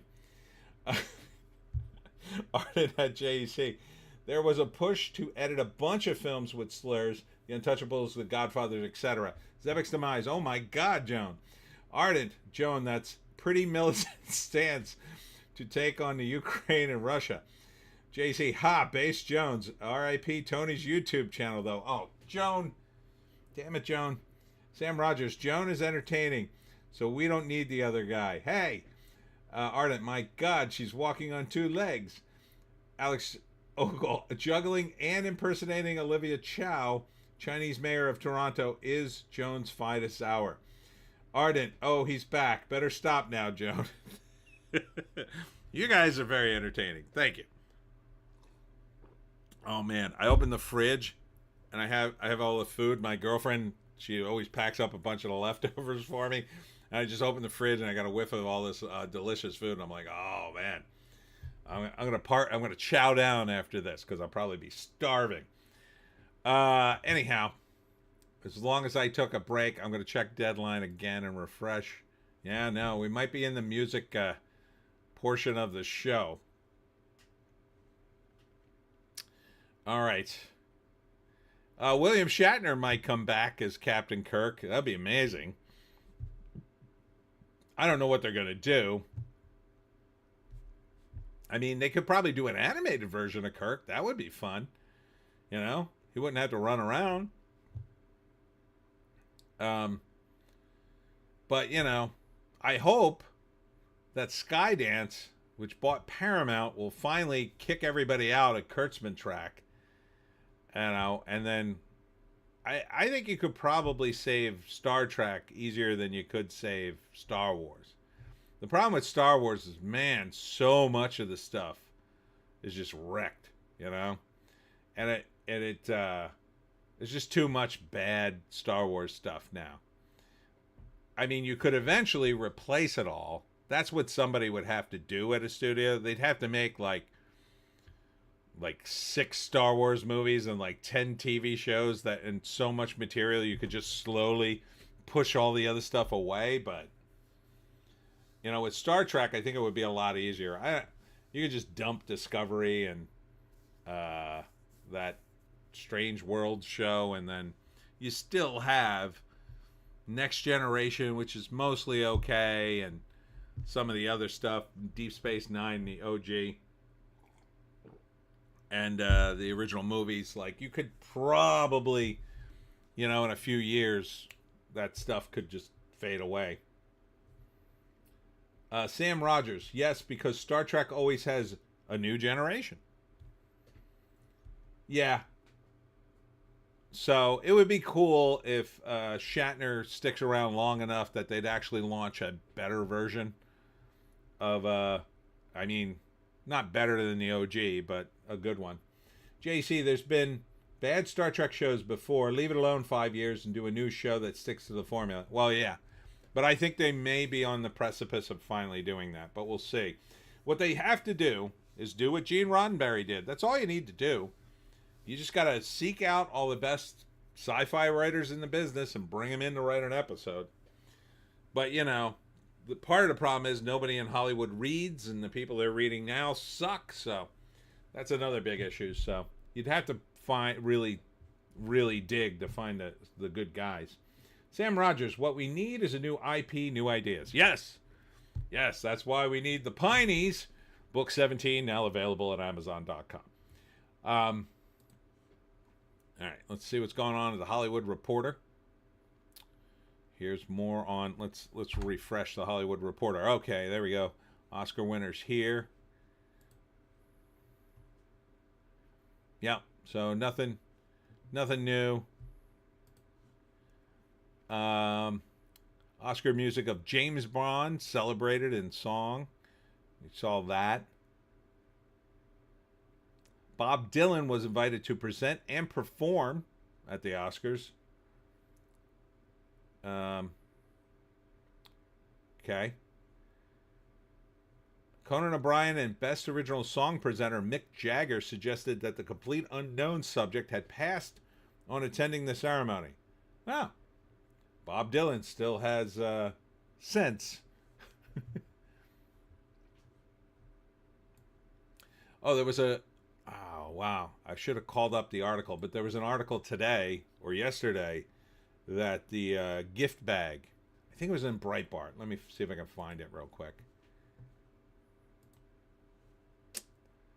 Oh, here it is. Here's the gift bag. You guys want to hear the gift bag? This is what all the celebs get. So it's a $200,000 gift bag of swag at the Oscars. Gifts ranging from liposuction vouchers to international resort stays. And in the wake of the historic Los Angeles wildfires, some of the freebies may help victims with repairing and rebuilding their properties or family members' homes. Yeah, you could really rebuild your house on liposuction, can't you? Let me have that sucked out fat. I need to re-pour my cellar. And I'll use my own fat to do it. Like, what? I guess you could sell it all. JC, I don't think you really want current year Bob Dylan singing at the show. His live performances are pretty rough. Welcome to the Oscars.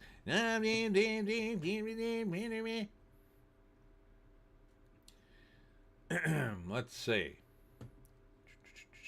60 items totaling nearly $220,000 in value. Luxury items, a $240 cutting board. Okay, that would be kind of cool. Premium tea gift box. Ooh, I would like that.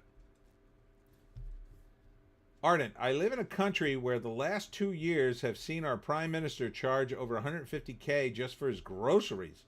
Damned if I want to hear about a boogie swag bag.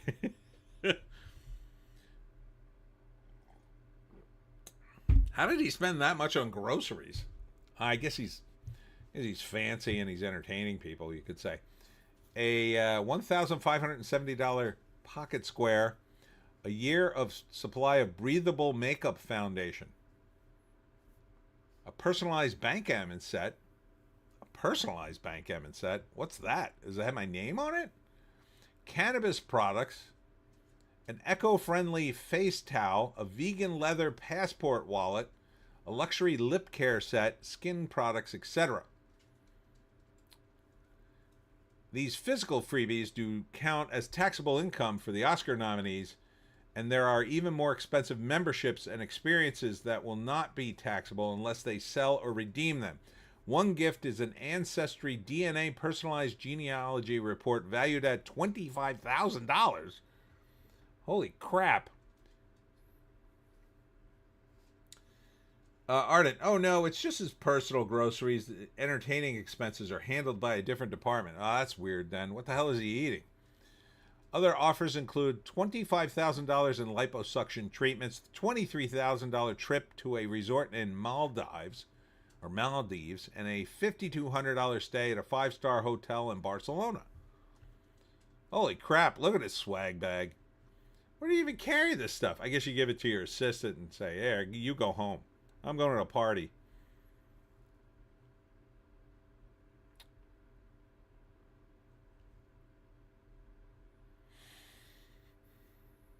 Arden, $25,000? What the hell are they doing? Cloning them? Maybe.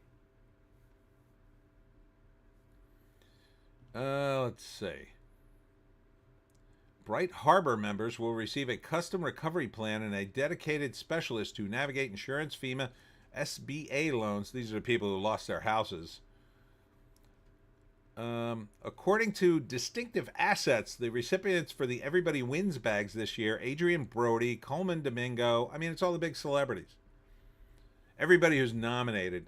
Oh, and Conan O'Brien gets one too. So, I guess that's kind of cool. JC, yep. JC, here you go, gang. Give Israel all your DNA information. Again, I thought that was China. But, yeah, I wouldn't do the DNA test. I've heard not good things about the DNA test. Ardent at JEC, I think Ancestry is run by the Mormons. I thought China, but I always suspect China. Because they're commies. Let's see. What else is going on?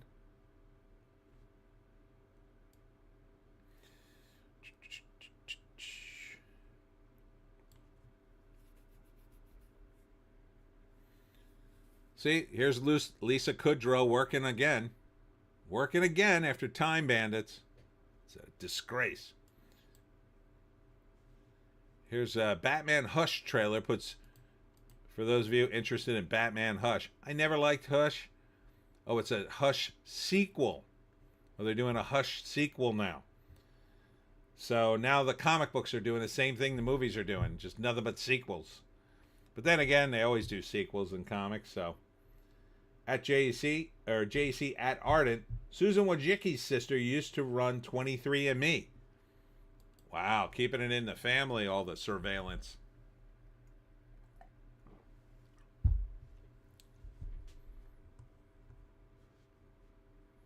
think that's it for Hollywood Reporter. Let's see. Yeah, nothing here. All right, moving on to Bleeding Fool. Jessica Jones star Kristen Ritter joins Dexter Resurrection series. I'm so sick of Dexter. I mean, I watched the first season. It was all right, but they kind of tanked the ending of it, and then now they're trying to bring it back. It's like, it's so weird. It's like, at that point, I mean, you ended it. Just come up with a new show. DC Studios just announced 3 new animated series in productions. Okay, let's see what these are. I don't think I looked at this, or did I? I don't remember. Oh, My Adventures with Green Lantern. So it's going to be the same thing as that stupid Superman cartoon, only with Green Lantern? That doesn't seem like a good idea. Starfire. Okay. And nothing. Oh, and Superpowers. Okay. Superpowers is just what? Oh, it's set at at the Alliance School for Superheroes. Focused on new students Aquagirl, Flash, Green Lantern, Lightning, Plastic Man, and Terra as they learn everything they need to know from Principal Martian Manhunter. That sounds awful. Sam Rogers, no, it's the Amish doing the DNA test. The Amish are behind everything. I knew it. JC, Susan died horribly, painfully, pretty recently after watching her only child die from an overdose. If it makes you feel any better. No, it does not. That's horrible. How did she die?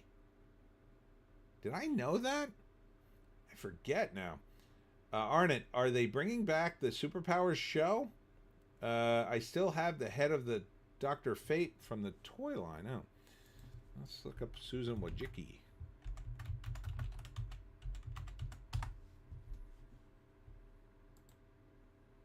Oh yeah, she's dead.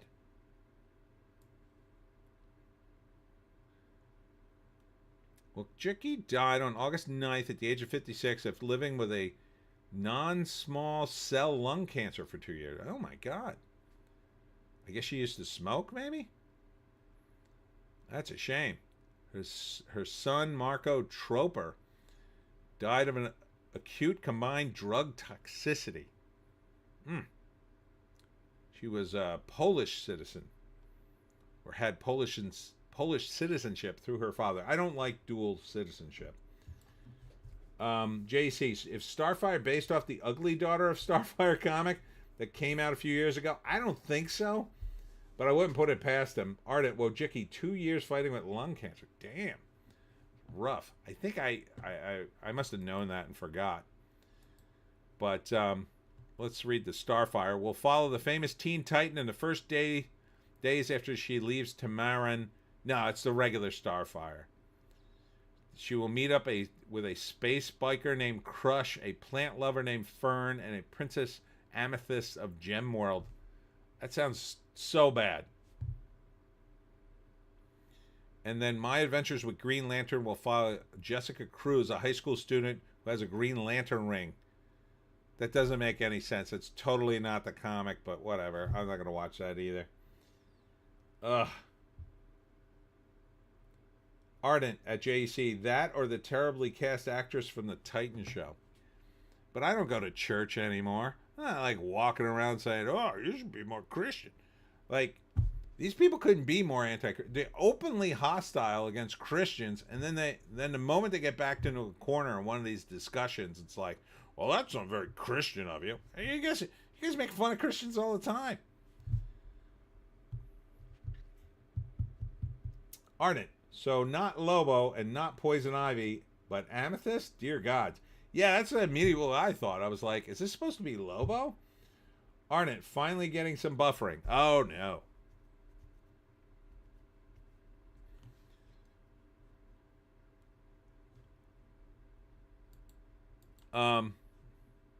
Oh, says it's okay.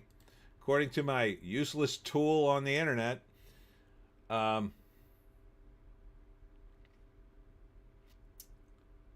Alex Ogle, looks like Jones Antics caught up with the stream. Severe buffering there. JC, we're talking harshly about Susan. They're shutting us down. Oh, no. I didn't say anything bad. I'm just reading comments. You can't hold me to that. JC, let's see if George Romero's top movies. All right. I don't think this is a list. I think this is just an article. Yeah, they just go through the articles, but this is Martin, the Blood Lover. I never heard of that one. Yeah, it's not a list. They do this article like every week or every day until they run out of movies. Ardent, useless tool on the internet? Know that guy. I think he's called, too many to choose from. No, I know his name. Hassan Piker.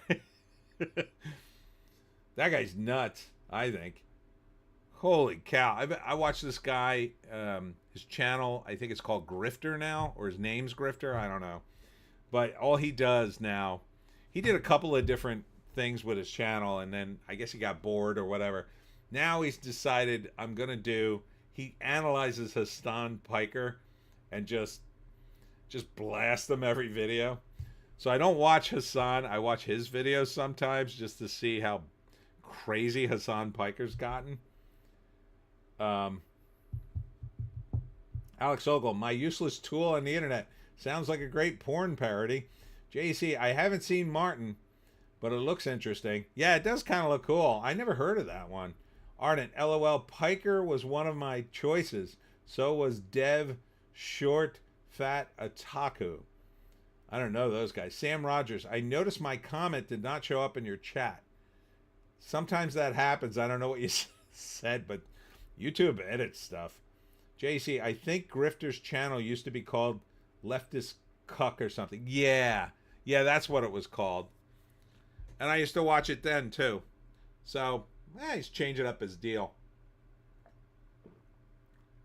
I don't think he could survive on the Hassan Piker videos, but I guess it's a strategy, right? I mean, Hassan has so many fans. I guess he's hoping some of them will tune in to watch him, but they probably all hate him. So,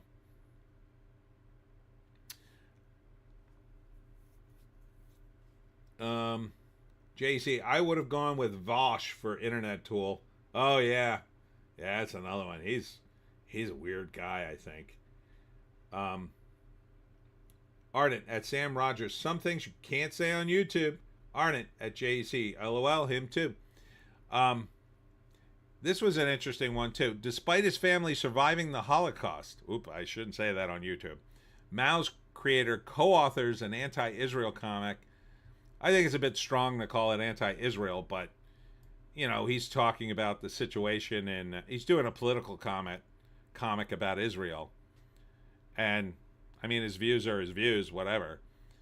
Um, but I mean, what's going on over there, I'm not going to talk about, but it's bad. I'll say it's bad. I think we should get the hell out of it because we don't seem to be doing anybody any good. But, when Spiegelman, a guy like Art Spiegelman, does a political cartoon, his stuff's always been political, so I don't have a problem with it. If a guy who does Spider-Man does this, I go, oh my God, what are you doing? I mean, he at least has seemingly some knowledge of the subject matter. JC, calling yourself a cuck is a self-fulfilling prophecy at a certain point. Yes, it is. Vosh has a folder of horse prawn with underage anime characters on his desktop. Oh my God. That's how casual he is about it, too. Oof. Oofa. That sounds bad. All right. Let's see. Is there anything else here on... I like Bleeding Fool, but they don't seem to keep up with things very quickly. It seems to be... They seem to be late in the game, but they also seem to be a little more thoughtful, so I'm okay with it. All right. We're at Deadline here. Refresh again. Oh, here it is. Adrian Brody took Best Actor for A24's The Brutalist. Okay, so we have Best Actor, Adrian Brody. Now, who did he go up against? Oh.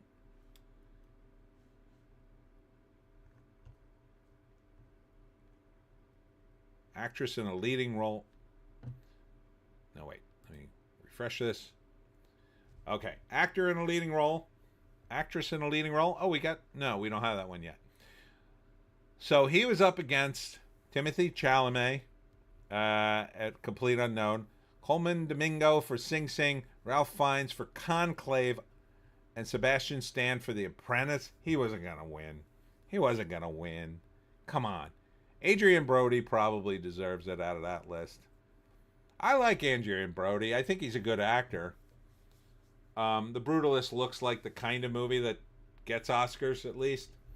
I'm not going to watch it because it's 3.5 hours.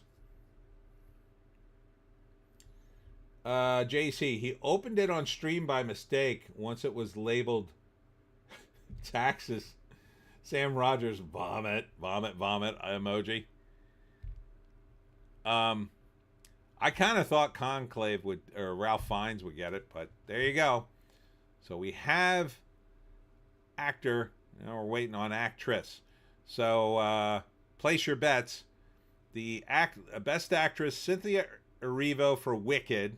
That's the crazy-looking bald black lady who plays the witch. Carla Sofia Gascon for Emilia Perez. That's a transgender actor. I think they wanted to give it to Carla, but I don't think they're giving it to Carla now. Mikey Madison for Nora. I think she deserves it, but I don't think she's going to get it because she's young. But boy, is she great in that movie. Demi Moore for The Substance. I think this is the favorite to win. She's pretty good in it. She's not bad in it at all. It's a good movie for the most part. I mean, I had some problems with it, but I think she gets it. I think she's in the queue to get it. And Fernanda Torres, I'm still here. I don't think they get it, but Alex, they still divide by actor and actress. Not very woke.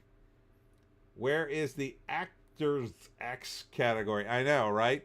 Well, let's see. They have a transgender person in the Best Actress category, so they can virtue signal.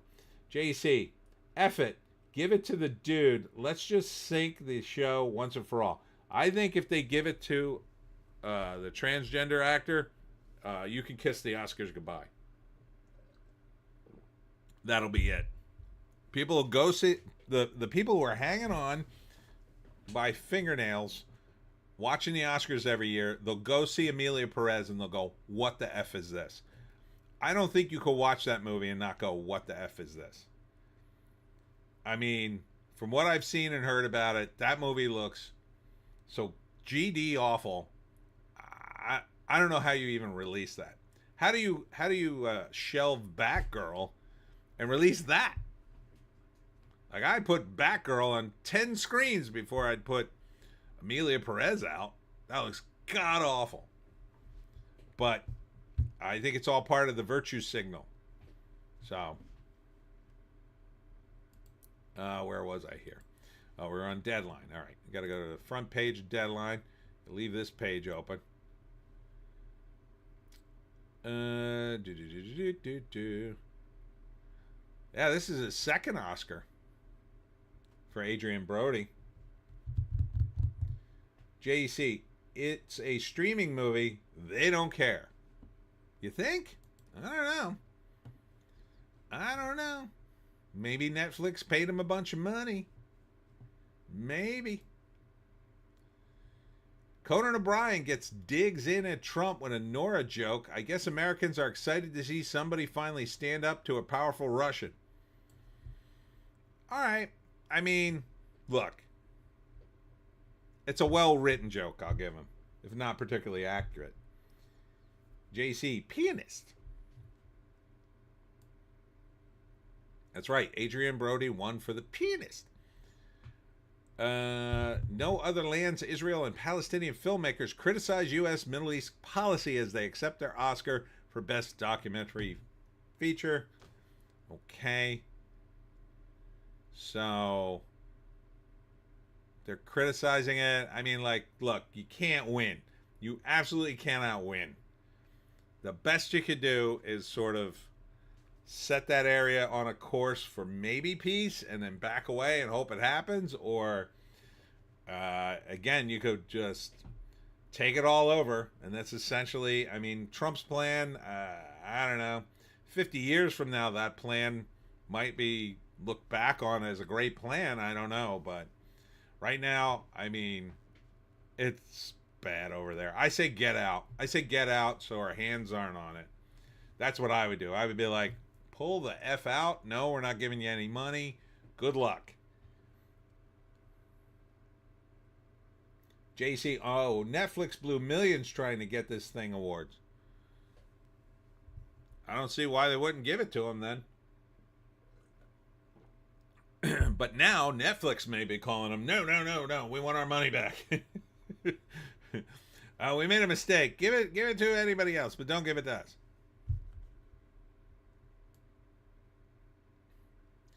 Gene Hackman memorialized by Morgan Freeman in Oscar tribute. Rest in peace, my friend. Well, that's nice. You know.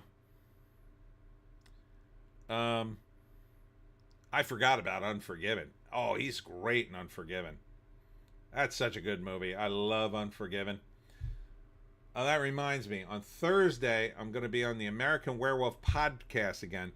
And we're going to be talking about Gene Hackman films. We each picked a movie to talk about. I'm going to talk about Superman. That was my first instinct. But had I thought about it longer, I might have thought about Unforgiven. That would be my second one. And then, of course, The Royal Tenenbaums, which I also love. He's great in all three of those. Alex, Trump wants to neighboring Arab nations to stop shunning the Palestinians. They won't because they use the Palestinians to attack Israel. It's a mess. Yeah. Just get the hell out. Let them fight it out. Let them fight it out. I don't care. Whatever happens, happens. Tell everybody to get the hell out of there and say we're done. And hopefully in 20 years, they'll finally be done. Or at least I don't think they'll ever be done, but it'll be back to a low simmer and it'll stay there if we don't participate in the mess. Or at least we won't get blamed for it. So there's that. That's the best maybe you could hope for. It's like, well, stuff happens there, but now they don't blame us because we don't do anything. JC, I guess they were Unforgiven. They weren't into any scenes together. Yeah. Well, no, they weren't in scenes together, I don't think. Because Morgan plays Clint Eastwood's partner and Gene Hackman's the sheriff. I don't think they're in scenes together until after they kill Morgan Freeman. So, yeah, I don't think so. They don't exchange any dialogue. JC, I would have picked The Conversation. It's been so long. I don't even remember the movie. I don't remember the conversation, the French connection. I got to see him again. Um, you know, but that's been a long, long time. Ardent, I'll take The Quick and the Dead.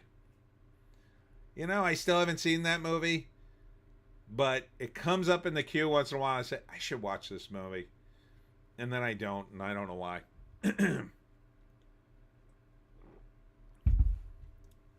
It's back when Sharon Stone still had a A-list status. JC, Palestinian refugees always end up forming communist terror cells and attack whichever government of the country that took them in. That's why no one wants them. Well, Ardent, Sharon Stone is in it. LOL. Yeah, I mean, the Palestinian thing, at this point, I say you only got two options. The first option, it would be my preference, just like back out and stay out of the region forever and buy oil from it if you want, but just stay out of it. And the other option would be, just let Trump cook for a while and see what he comes up with. He's the only one that's come close to doing anything positive, I think. He made some moves with the Abraham Accords. No one else got that far. Let him cook. At this point, what else are you gonna do? Ardent, great minds. JC, Conversation is fantastic. It's up there with the Godfather movies and Apocalypse Now, only more low key. Ardent, option 3, drill for oil through the volcanic glass. That would be the darkest timeline.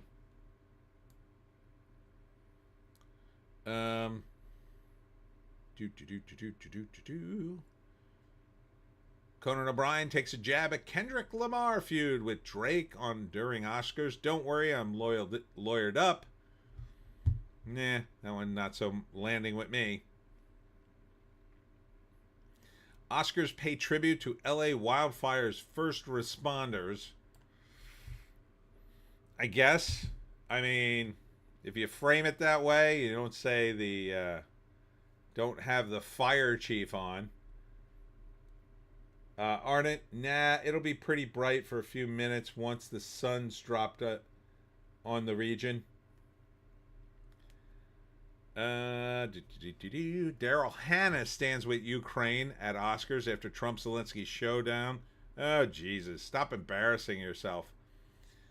That is embarrassing.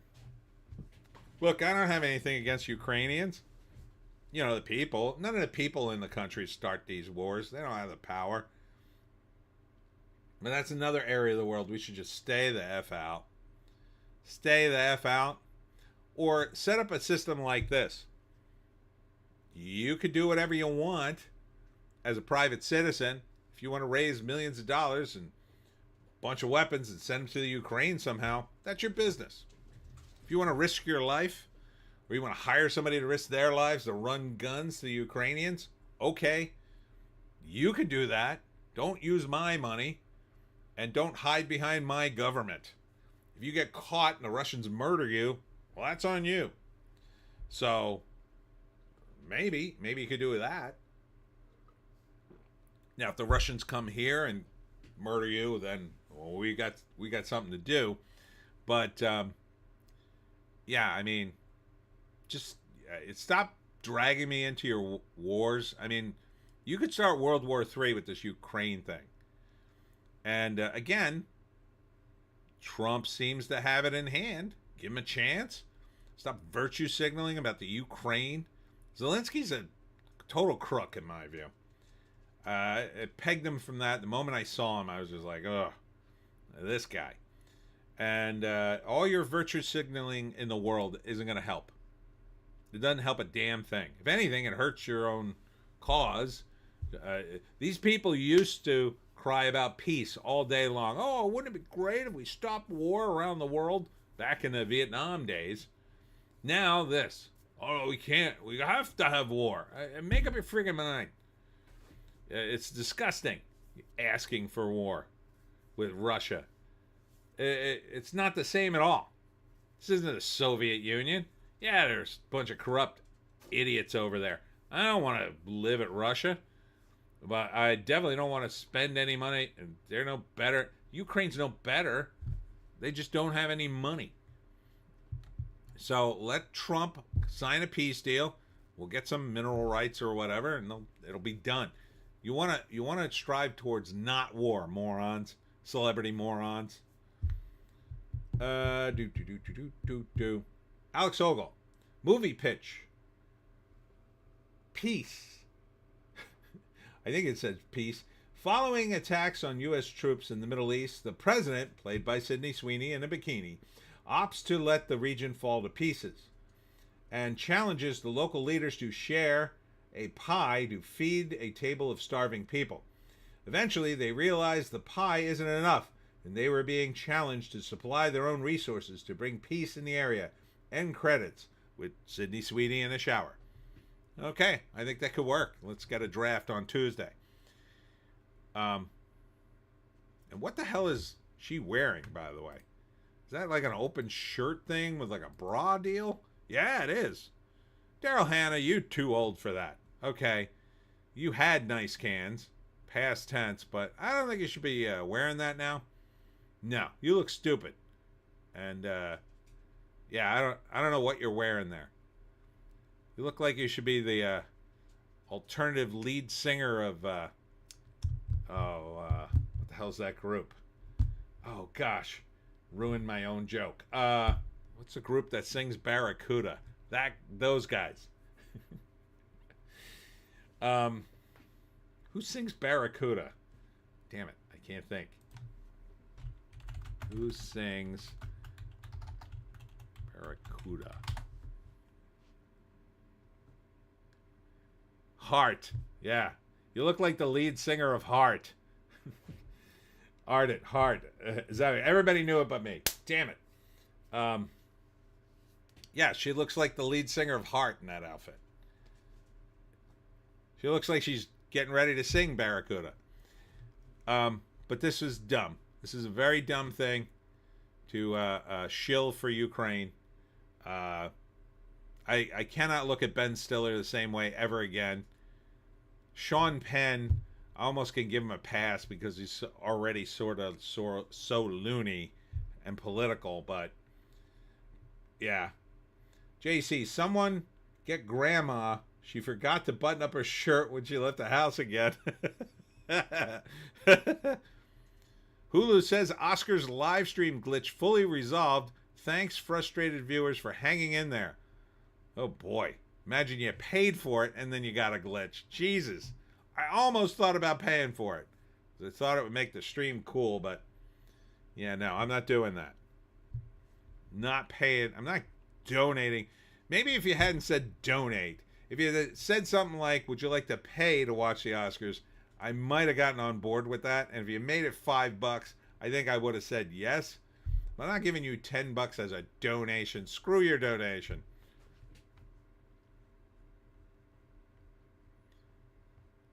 All right, so that's it.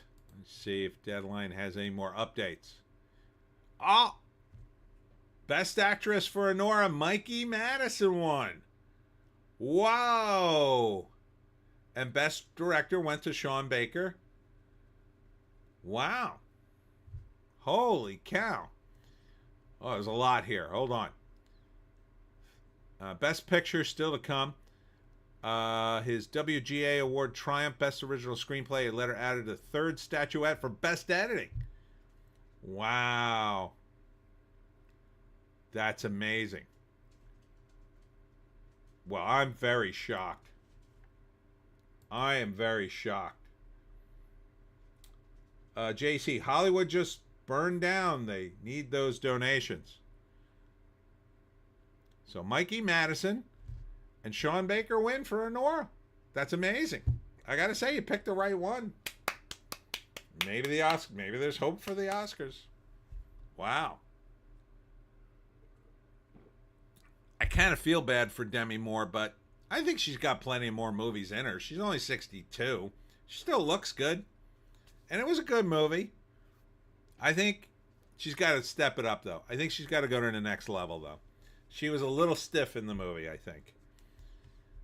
I think she's got to loosen up a little bit. I don't think she needs to do a naked thing like Mikey Madison or anything. She's already done that. But, JC, did you see Honora? I did. I liked it. I thought it was really good. Mikey Madison is hot and very naked through most of the movie. It's really a good movie. It's my kind of movie. It's got good acting and dialogue, and it has tons of quality hot chick nudity. So, she's a stripper who, she's paid to be the girlfriend. JC, little stiff? It's all the plastic surgery. What's Honora about? Okay, so Honora's about, Mikey Madison is a stripper. And, she's doing, like a real stripper. Like, these real strippers, they do sex work on the side. So I've been told. And, so what happens is some guy, she gets introduced to this Russian because she speaks Russian. And so he keeps throwing her money because, and he's a young guy about her age, and they keep having sex. So she keeps going over there, and then he has parties, and they're having a great time. And I don't want to give too much away, but basically, the guy, they kind of fall in love, kinda. She's really using him, but you're not sure. And then they decide to get married. And then, I don't want to give much more away, but it follows mostly her and her character arc. And then, I don't want to give the rest away, but something happens. The parents find out that their son got married, and then everything starts to fall apart. But it's mostly focused on her and her sort of journey throughout this situation. And she is naked in a lot of it. Did I mention that? And she looks fantastic. And they even put the stripper tattoos on her. And strippers, there's certain tattoos, a lot of them have. Well, one of them is the fake bows on the back of their thighs. So if they wear fishnet stockings, it looks like they have little bows right at where the stockings cut off. So they gave her those. I mean, I assume they were fake tattoos, but she had those on. Alex Ogle, oh dear, Madison could be hot except for her subtle hypertelorism, a bit like Anna Taylor-Joy. Yeah, but you won't notice that in the movie. It's mostly her boobs. You see a lot of. And full nudity in some parts. So I recommend Honora. Now it's more of a, how should I put it? It's kind of a love story, but kind of not. That's the best I could do without. Oh, best picture. It's a done deal. Honora wins. Oh, these guys are going places. My God, with all these wins? Wow. I am shocked. Well, you picked the right one for once, Hollywood. So Amelia Perez not getting it. Who else was on this? Yeah, I mean, it really was the best picture, I think. I mean, I only saw Honora and The Substance, but I wouldn't have given it to Wicked. That looks stupid as F. Nickel Boys looked boring. I'm Still Here. I don't know. It's a foreign movie. It looks a little slow. Amelia Perez, there's no effing way I would have given it to. Dune Part 2. I mean, it's a sequel, so it's not going to win. It's just not going to win a sequel like that. Conclave, absolutely not. I would never have given it to that. I kind of thought it was going to end up winning, though. A Complete Unknown, I could kind of see that winning, but I'm glad it didn't, because I kind of hate James Mangold and for what he did to Indiana Jones. Brutalist, I could have totally seen that winning. Kind of surprised it didn't. But Honora actually deserves the win. That's incredible. Wow. Congratulations, guys. That's a big win for them. This movie was small by Hollywood standards. This movie is, wow. Ardent. Dune Part 2 was nominated for Best Picture? Yeah. Well, there wasn't a lot out there to nominate. JC. So it's Hollywood fairy tales. Some dumb money grubbing whore finds a rich guy. She tricks into marrying her and paying for her lifestyle. Yes and no. There's more to it than that. There's a little bit of layering in there. But it's fun. That first act is fun when she's like just trying to get as much money out of him as possible.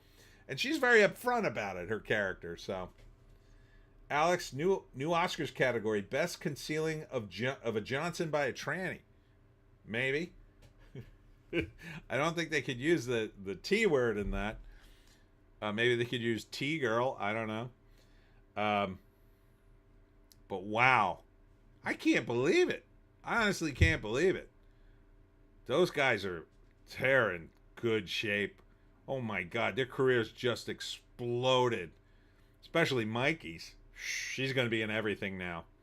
She's going to be in effing everything. Academy Award winner? Yeah, she's going to be in everything now. And she can act. I mean, it's possible that what I saw in Honora was her personality anyway, but even so, it was fun to watch. Now she's not going to get naked, though.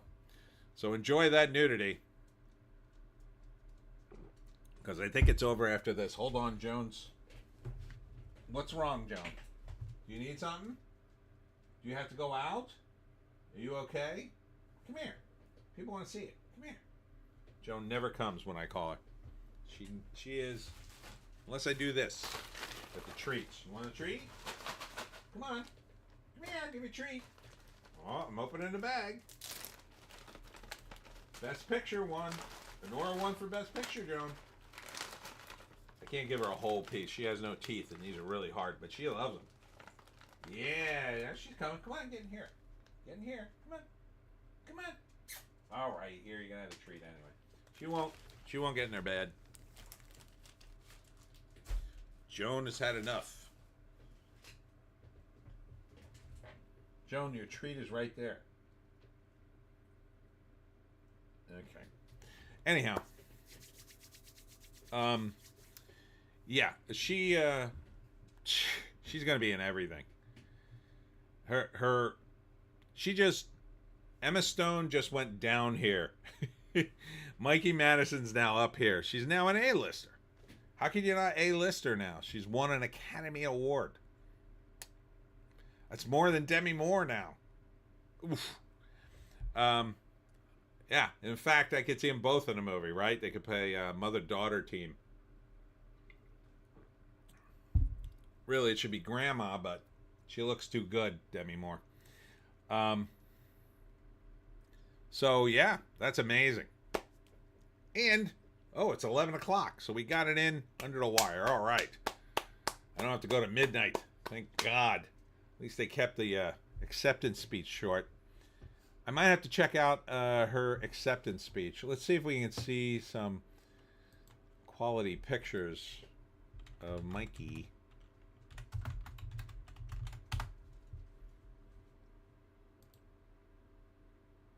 Yeah, I think she looks cute. I think she looks better than Anna Taylor-Joy.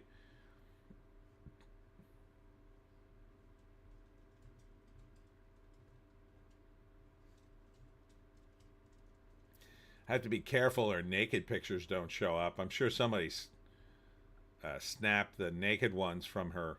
I guess that doesn't happen on the Brave browser.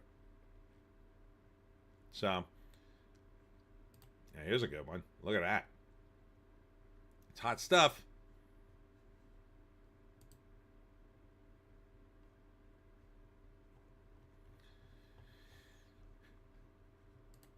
Hot stuff. That's a good one. That's a real good one. How's she covering up her nips? Probably some secret nip tape that's flesh colored.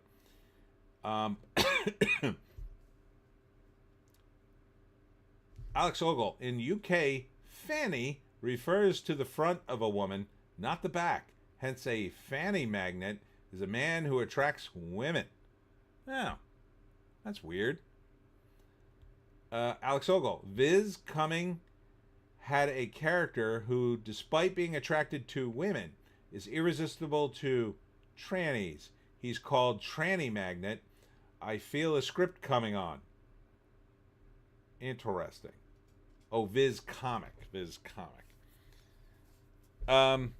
Yeah, that sounds like a Japanese comic. They always have kind of like weird things like that in some of the weeb stuff. Ardent, to avoid nude pics, make sure your safe search filter is set as high as it goes. Today I learned that Florence Pugh, who? As cute as she is completely unattractive to me now that I know who she is. Oh, that she has a, what? Pierced septum. Oh. I thought you were going to say something else. Ardent, Fanny Magneto, X-Men meets hentai.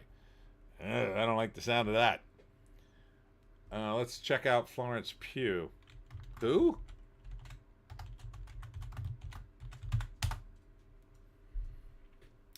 Ardent, new blonde Black Widow. Yeah, I know. Alex at Ardent, get drawing that comic. There she is. Uh-huh. Yeah, she's okay. I mean, she's got a good body. I guess. There's a bit of a nip situation. Kind of not digging the face, though, on her. Oh, that's a nice picture of her. Yeah, you're right. The nose ring. Oh, God, I hate that. Now, is that her? See, that looks like a completely different woman. She looks great in that. That's a great shot. Must be the hair. She needs longer hair. And, yeah. Ardent at Alex, I will need grok help. Like, this is the best picture of her, I think. But that might be an older one. She's a little younger. I think she's gained a little weight. She looks a little hefty, or maybe because she's playing Black Widow, she muscled up a little bit and bulked up by mistake or on purpose. I don't know. Ardent, LOL, I had a little buffering and now your audio is out of sync. Oh no. I hope you will fix it soon. Huh? You do like Speed Racer? Speed, we must get to the track, and if we don't get there in time, we will not win the race. Oh. So now it's really screwed up for Ardent. Ardent's like, oh my God, is he doing a bit? I don't even know. Where was I? Okay, so we're done with the Oscars. Oh, thank God. All right, well, I can finish my various things. All right, let's look at Cosmic Book News just briefly. Oh, here's the leaks. I think this was the article with the leaks. With the concept art. Oh, yeah, let's take a look at this. For those of you who are MCU people, I know you all got one foot out. Where the hell is it now? I think there's a leak here. Here it is. So this is from Archive. They archived it. So this is all leaked stuff. Ardent LOL, it's synced up again. Okay, so this is development work. Early 2022, 2024, Fantastic Four. Well, that seems to be in the movie. Here's some, what looks like an AI version. Ardent, my Kung Fu is better than yours. Kung Fu. So, that I guess Baby Franklin's in the movie? Or maybe they have the kid? Or is this concept art, so maybe it's not. And there's a futuristic sort of bulldozer thing. Here's the Fantastic Four on a, I don't know, a sandwich or something floating down river. Here's various versions of Herbie. Why don't you just copy the comic? Or was he not in the comic? Was he only in the TV show? I think that was later. Here's various hairstyles with Sue carrying the baby around. Female Silver Surfer is a non-starter for me. I'm so effing out of the MCU if they do that female Silver Surfer. And they're totally doing it, so I'm out. I'm not going to pay for Fantastic Four, or I don't care how good it is. I will wait until it's, okay, here's Sue using her invisible bubble powers on the baby. Well, that could be a cute scene, I guess. I didn't realize it was animated. I think I looked at this before. Look, it looks like Sue's doing everything in the movie, by the way.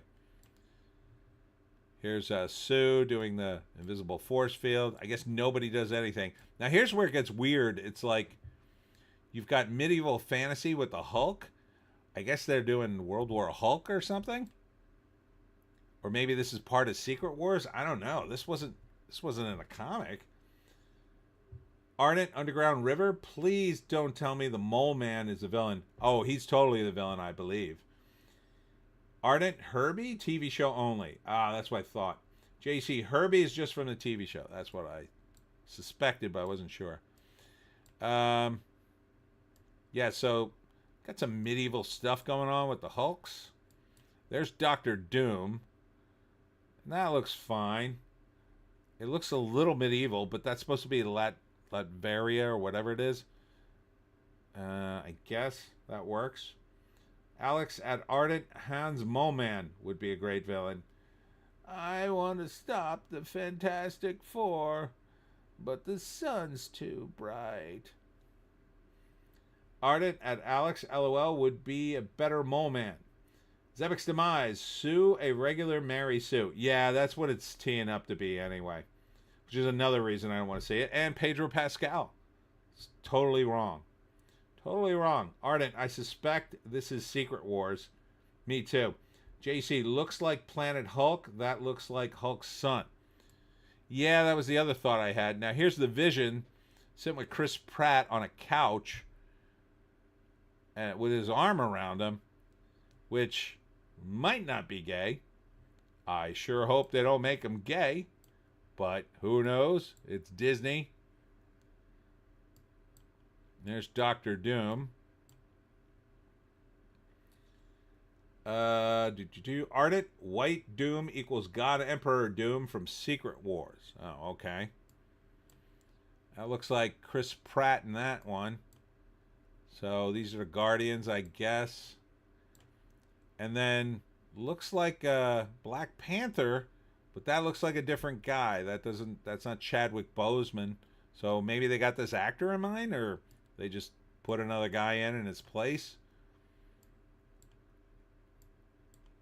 Or are they alternative Black Panthers? Nobody knows. Here's female Ultron. Why Ultron would have a sex is beyond me. Ultron is a computer. You woke-tards.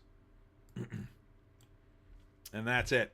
Can you imagine they're making female Ultron now? Is it because Benedict Cumberbatch is now Doctor Strange and then you don't want him to do the voice anymore? Like, why? Doesn't make any sense. Should have had a computer voice anyway. So, I don't know. None of this leak is filling me with joy. It's just like, oh yeah, you should not waste your money. That's what this screams to me. You should not waste your money on this movie. Ardent almost looks like Cheadle, but probably not. Yeah, it does look like Don Cheadle a little bit. I thought that too. But yeah, no, it can't be Cheadle. Unless it's like, I don't know, some alternate, because it's Secret Wars and it's some alternate version, but I think they canceled the Armor Awards. Here's the thing on the Razzies. Ardent, LOL, that might be Warblade or War Bride. JC, it's Secret Wars. It's Black Panther from another dimension. Yeah, maybe that's how they get back, their Black Panther. Ardent or Vulvatron? Alex, Hollywood is basically a huge mafia racket. Gee, that's a nice franchise you got there. Sure, it would be a shame if everyone turned out to be gay and sex race swapped. Hey, how you doing? We're from Hollywood. Well, we may make everybody gay and lame. Sorry, but here's a giant pile of money. It's like a woke-tarded mafia. They give you money, but everything's gay and woke-tarded. Uh, so, yeah, I don't know what they're gonna do. Sounds like it's gonna be a mess. I mean, Secret Wars. I read Secret Wars when it came out. It's kind of a mess of a story. It's really not a movie. It's just a big. It was just like a cool crossover for comic fans. For comic fans, it's fine because it was just a chance to see all the characters together and all the villains together. Probably the villains together was the coolest part of it because you don't see them do like a lot of big team ups as villains. So they had a cover with all the villains. They had a cover with all the heroes. They had the Spider-Man cover with the black costume. They had some cool stuff in it, but it wasn't like a super coherent story. They had a great scene where the Hulk has to lift up a mountain range to save everybody, and they have to make him angrier so he can get stronger to keep holding it up, and that's a fun scene. But the ending is kind of insane and very comic booky, and they're never gonna do it for the movie. I mean, if you read Secret Wars, you know the scene I'm talking about. Like, it just wouldn't even work in the movie. So, in the comics, it works fine. And then there's like, a big flash and it all goes back to normal. But that's not going to work. It's not going to work in the movies. People are going to leave very confused if they do that final scene in Secret Wars. Ardent, oh good gods, how many female Thors in the Thor corps? I have no idea. But I bet there's a lot. I bet they do that scene with all the female characters instead of doing all the villains. So this is on the Razzies. This was news this week too. I forgot about this. Superman Slammed is terrible, now facing reshoots over marketing overhaul. That's not a good sign. Ardent. Oh, you're talking about this 80s Secret Wars. Yeah. But this is not good. It sounds like Superman's not testing well. I thought that would be the one thing it would do. I thought it would test very well because I figured James Gunn would pack it full of like fan service. Maybe packed it too much and it's confusing. I don't know. But that's not good at all. They're calling it terrible? That's bad. That's possible. The focus groups they're sending a Superman movie to are so numb because they've tested too many movies and they're just as bad and their opinions are just as worthless as a studio exec, but I don't know. It's not a good sign for the Superman film. And of course, Doctor Who, talk about a franchise that's dead. I would say that the Doctor Who franchise is more dead than Star Wars. Ardent, this looks to be based on the mid-2010 Secret Wars. Oh, that's a mistake. That's a big mistake. The 80s Secret War is the best Secret War. But maybe it'll be a combination of the two. They'll just take and pick what they want. But yeah, Doctor Who is so effing screwed. I don't think it'll ever recover.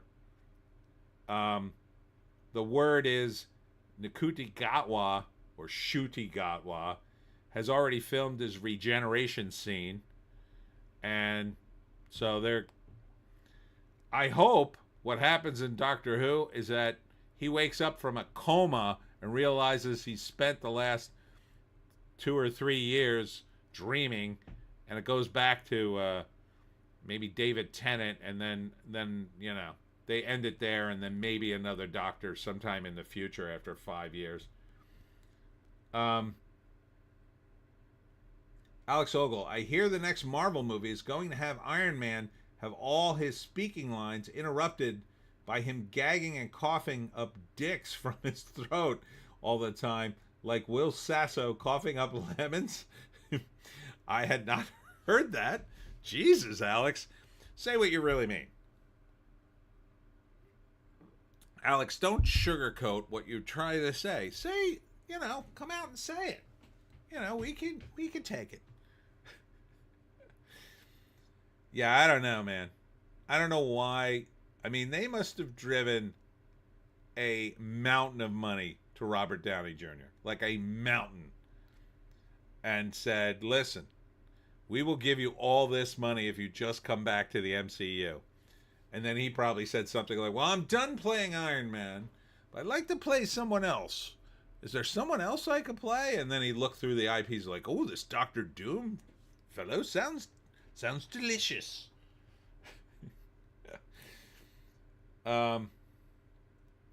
JEC, Doctor Who had 3 bad doctors in a row, and 2 of them break the universe. The casting was so misguided. Yeah. Really were. It's a shame. Because, again, I think the only, I told you my way to fix it, but they're never going to do that. So, they just need hard reset at this point. They need to wait 20 years on Doctor Who until everybody's forgotten about these seasons and then start over.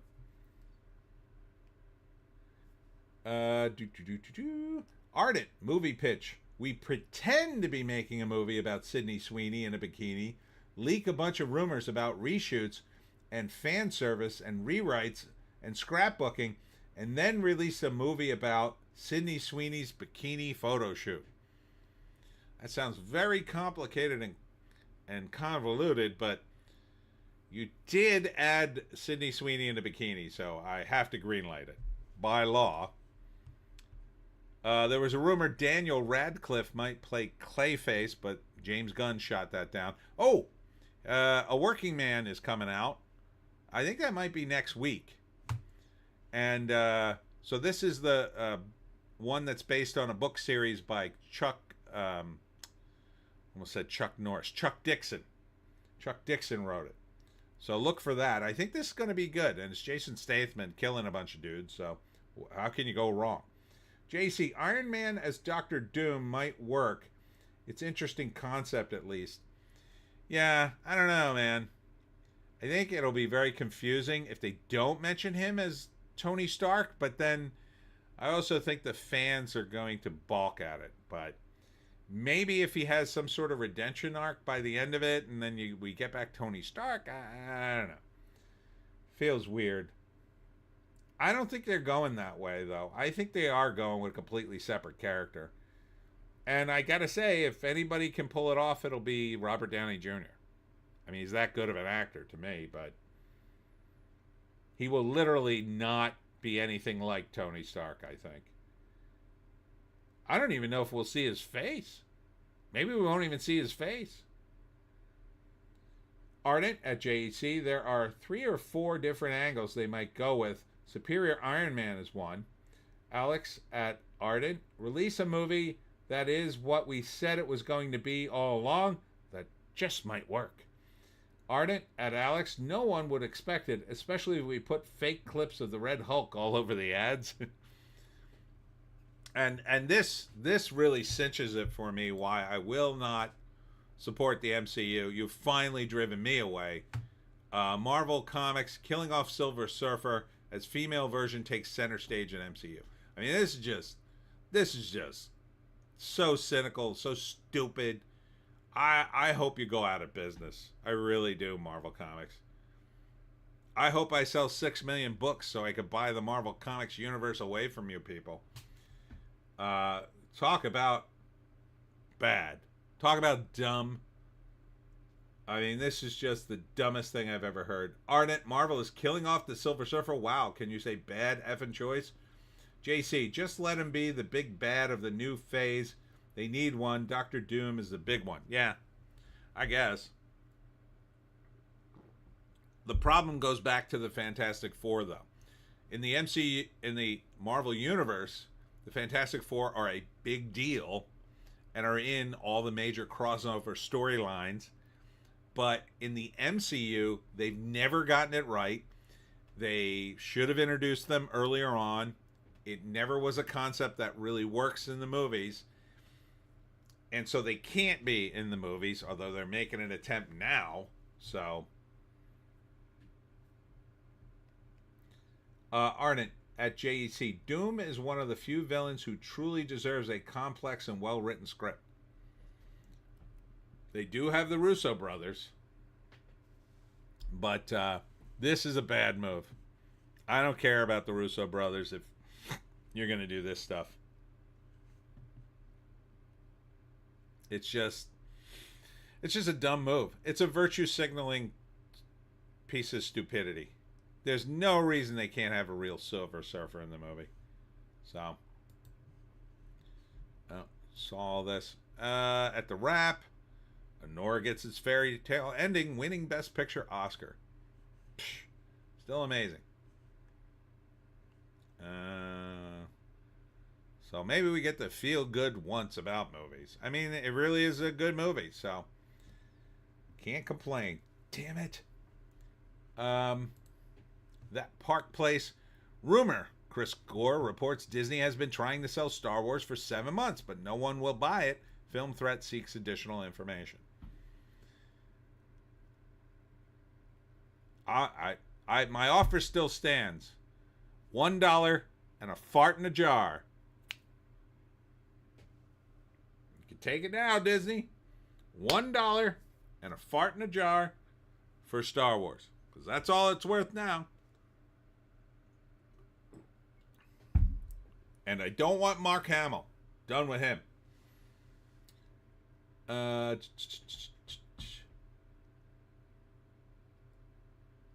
Ardent, given my picks, I'd go with the writers of The King's Speech and whoever adapted Sunset Limited to do a Doom movie. I definitely do not want to see a Doom movie, but I'm pretty well out of the MCU if they're going to kill off the Silver Surfer. Alex, female Silver Surfer, what good is a metal vajayjay? Or vajay, at least a metal peen can do something. Ardent, $1 Canadian. If you want to read about the entire story of how they screwed up the Wonder Woman video game, apparently that Park Place has that. And more on the strange pricing at Disney that seems to be killing the parks. But Warwick Davis won a honor award at the BAFTA, so that's something. JC, F you, pay me to you pay me to take it. Let's see, and then in Breitbart, we looked at this. This was a swag bag story. There's more. Conan O'Brien trolls Netflix trans star Carla Sofia Gascon over the past tweets at Oscars. Green Day tells Trump must to shut the F up during Australian concert. God, these guys are really pathetic now. I mean, I get it. You got TDS and you're in the music business and maybe you're virtue signaling, whatever. But Jesus, man, this is like new levels of cringe for Green Day. My God. Here's Elvira giving her Tesla to NPR because she thinks she's doing something brave. So, ha ha ha. Ha ha ha. That's Elvira now, everybody.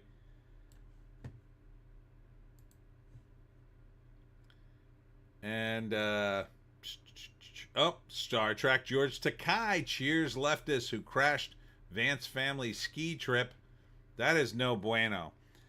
You guys could get in a lot of trouble for doing that. I mean, especially, there was a clip I saw of the VP getting knocked into by another skier. If they did that on purpose, oh man, you'd be in so much trouble. I don't think it was though. I don't think there was any arrest. But Ardent Green who? Did I say green? I missed your. I missed your. Oh, George who? Oh, George who? Ha! I get it. All right, and that's it. That's it. Oh, finally we come to the end. All right. So what have we learned? Well, we learned the Oscars actually gave an Oscar to a deserving movie, I think. Strange. JC, the last good album they did was all whining about Bush, but you guys are 60 now. Yeah, like, and whining about Trump is way different than whining about Bush, I think. Look, Bush was a total rich kid who drug us into one of the worst wars ever, worst war to date. You know, a lot of people agreed it was a terrible decision. He made it because it was a very cynical way to wash money at the time, and it's still reverberating today. We're still paying for it. God forbid the American embassy in Iraq is so huge it has its own airport. I mean, it's nuts. I would love for us to get out of Iraq and the rest of the Middle East. We've got bases all around Iran. It's not doing us a damn bit of good. So, yeah, Bush was terrible. So if you wanted to make songs about him, fine. Like, Trump is a completely different animal. Yeah, Trump hasn't done great things sometimes. I didn't like, you know, the whole Epstein files thing kind of fell apart this week. Was it only this week? My God, all the stuff he's done. There's so many things he's doing, you can hardly keep up. But, my God, the cutting of the waste? Holy F. That's a libertarian's dream, cutting $1 trillion out of the budget or more. Yeah, it's been our dream. It's our dream coming true. So, anyhow, yeah, the Green Day stuff is just so cringe. But, yeah, the box office is trash this week. Captain America somehow stays the #1 movie, but it's not even helping Disney, I don't think. I mean, they keep saying it's the #1 movie, but at this point, the people who would want to see the movie take one look at the Red Hulk and just go, oh, yeah, that's not the Hulk I want to see. They take one look at Falcon Captain America, and they're like, that's not the Captain America I want to see. Hollywood continues to not understand comic books, in my view. I said it a long time ago. I'll say it again. All right. So, JC, yes, Trump took a bunch of L's this week. Yeah, but they're not even that big a deal. Like, the Epstein files, yeah, that was an L. But, like, I don't even care. He's cutting billions of dollars out of the budget and firing a bunch of federal workers that we don't need and closing a bunch of federal buildings that we're paying for that we don't need. It completely offsets that. I mean, eventually they'll get the Epstein files. Something will come out of it. Not everything, but some. They'll throw a few celebrities onto the wood fire, I'll say, to just satisfy people. They're not gonna expose the true villains in that. But Ardent, Epstein files. Freitas, I mentioned him earlier, pointed out that the FBI is people suppressing the info, and the file release is part of getting them to expose themselves. Next phase needs to be precursored by arrests. Whoever that Rick-rolling idiot on Twitter was deserves to be fired from a cannon naked into a cactus patch. JC, Epstein was embarrassing. Well, I mean, I think it's pretty obvious it was some sort of blackmail scheme that the deep state was running, probably with the Mossad and possibly with some other players, which may be even the bigger scandal, right? I mean, like, we're running that with the Mossad and, like, the UK and the Five Eyes, and really we're just running a massive blackmail scheme to make sure everybody says what we want. That's pretty damning. And some of the people that were blackmailing could still be in positions of power that we want to continue to blackmail them. So, for instance, let's say, and I don't have any evidence that this is true, but I'm just speculating, but let's say one of the leaders of, say, the Saudi royal family is on a video from Epstein, and that, or one of the leaders of Qatar or one of those countries, right? Like the whole country would collapse if you exposed him as a client of Epstein. Possibly the whole country would go berserk. Same thing with, I don't know, a guy who's in the upper echelons of BlackRock. It could, cause a stir, or Goldman Sachs or whatever. And then by not exposing him, at least initially, you could continue to blackmail them to your own cause, which is exactly what they're probably going to do. So I think they're gonna pick out some guys they can expose, and then the rest are never going to be exposed because they're going to continue to blackmail them. Ardent, LOL, when the truth comes out and it was all Rick Moranis. Hey, Rick Moranis is a saint. He quit show business to take care of his children after his wife died. He is a wonderful man. JC, Epstein was an Israel honeypot operation. They're not going to throw Israel under the bus. True, but they can say, look, I don't think it was a total Mossad operation. I think we obviously knew about it. We probably approved of it to some degree. But, they can easily say, well, we don't have the names of the Mossad agents, or they'll just keep them out. They could say, well, the Mossad's our allies and they have secret agents and we're not going to expose them, blah, blah, blah. But it depends on what they did, right? I mean, some of these guys did some pretty dark things. Holy cow. But they're going to pick out like 10 celebrities or 10 high profile people, let's say, to expose, just to say, here's some of the guys, and then they're done. They're done. Yeah, I mean, they don't want to expose someone who could collapse a country, right? How are you going to do that? That would make things even worse, I guess, to some extent, or at least from their perspective, they would see it. But I don't think they're going to do that. I don't think they're going to expose too many people. They'll figure out, what they're doing now, I think, is they're figuring out who they're going to expose. Pam Bondi may be just an obstacle in that.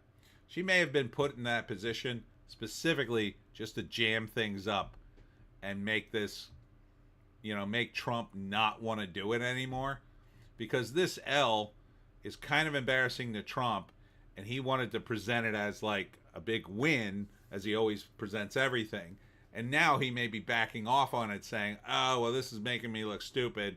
Let's focus on some other things and we'll come back to this, with the eventual goal of being to never come back to it. But I don't know.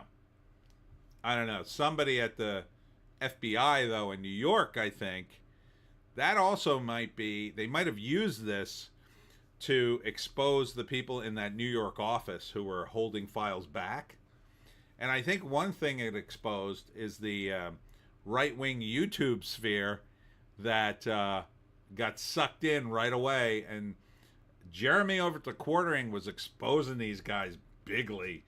He was pointing out how a lot of these guys cut and pasted their response about getting the Epstein binder that basically had nothing in it. Mark Dice pointed that out too. I think Razorfist did. So it's kind of a good thing. You're kind of, and I was surprised by some of the people who were in that group who got the binder. Scott Pressler was one, but he wasn't bragging about the binder. I don't think he was tweeting too much about it. I think he was one, which I was a little shocked that he was there. Libs of TikTok was one, and I was very shocked with that.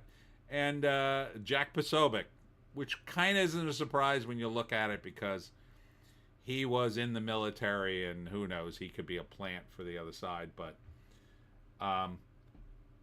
who knows? Who knows now? Things are kind of up in the air. That was a bit of a shake-up, but maybe it's all legitimately just complicated enough that they can't move it forward without some more research or whatever. I know I'm going down this rabbit hole. I didn't intend to go down the Epstein rabbit hole. But anyhow, let's wrap this up because we're here to talk about movies. Oh man, imagine a movie they'll make about Epstein one day. That'll be a effed up movie if they make it right. So I'm gonna wrap it here at 11:29. Holy crap! Thanks for tuning in. Thanks. On your way out, please give me a like if you would. What's coming up this week? I got a big week. Holy crap! I'm going to the Cape May County Library on Wednesday to do a talk on how to get published in South Jersey. I'm doing the American Werewolf podcast on Thursday at 8 p.m. to talk about Gene Hackman movies. Then on Friday and Saturday, I'm doing Gator Weekend at One More Bar and Grill. Assuming it doesn't rain. It might rain a little bit on Saturday, but I think I'm okay. And then Sunday, my birthday is March 9th. I'm doing Lines in the Pines, and then I'm going for sushi at a place down in the Pines.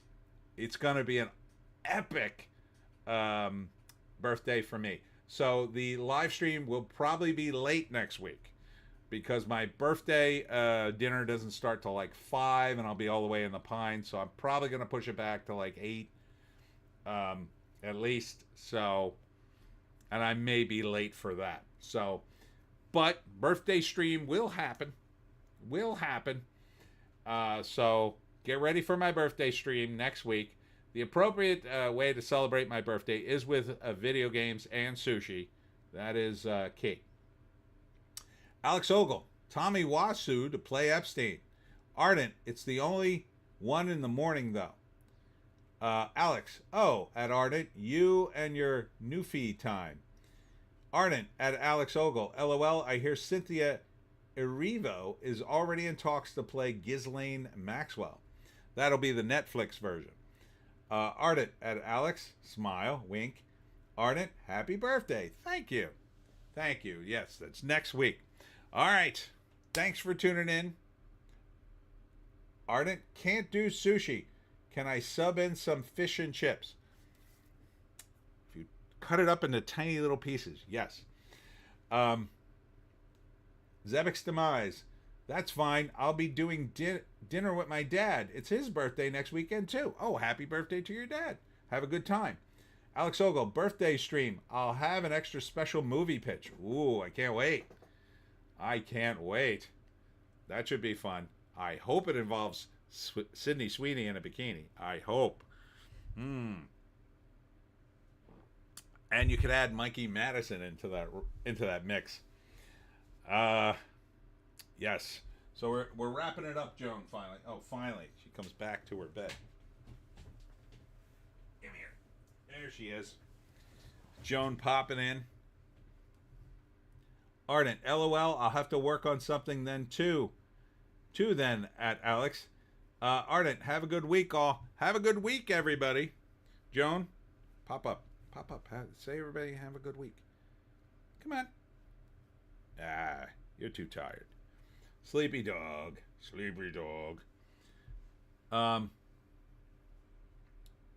Ardent, who was that dancer girl? I don't know. Alex Ogle, great stream as usual. Have a good week, everyone.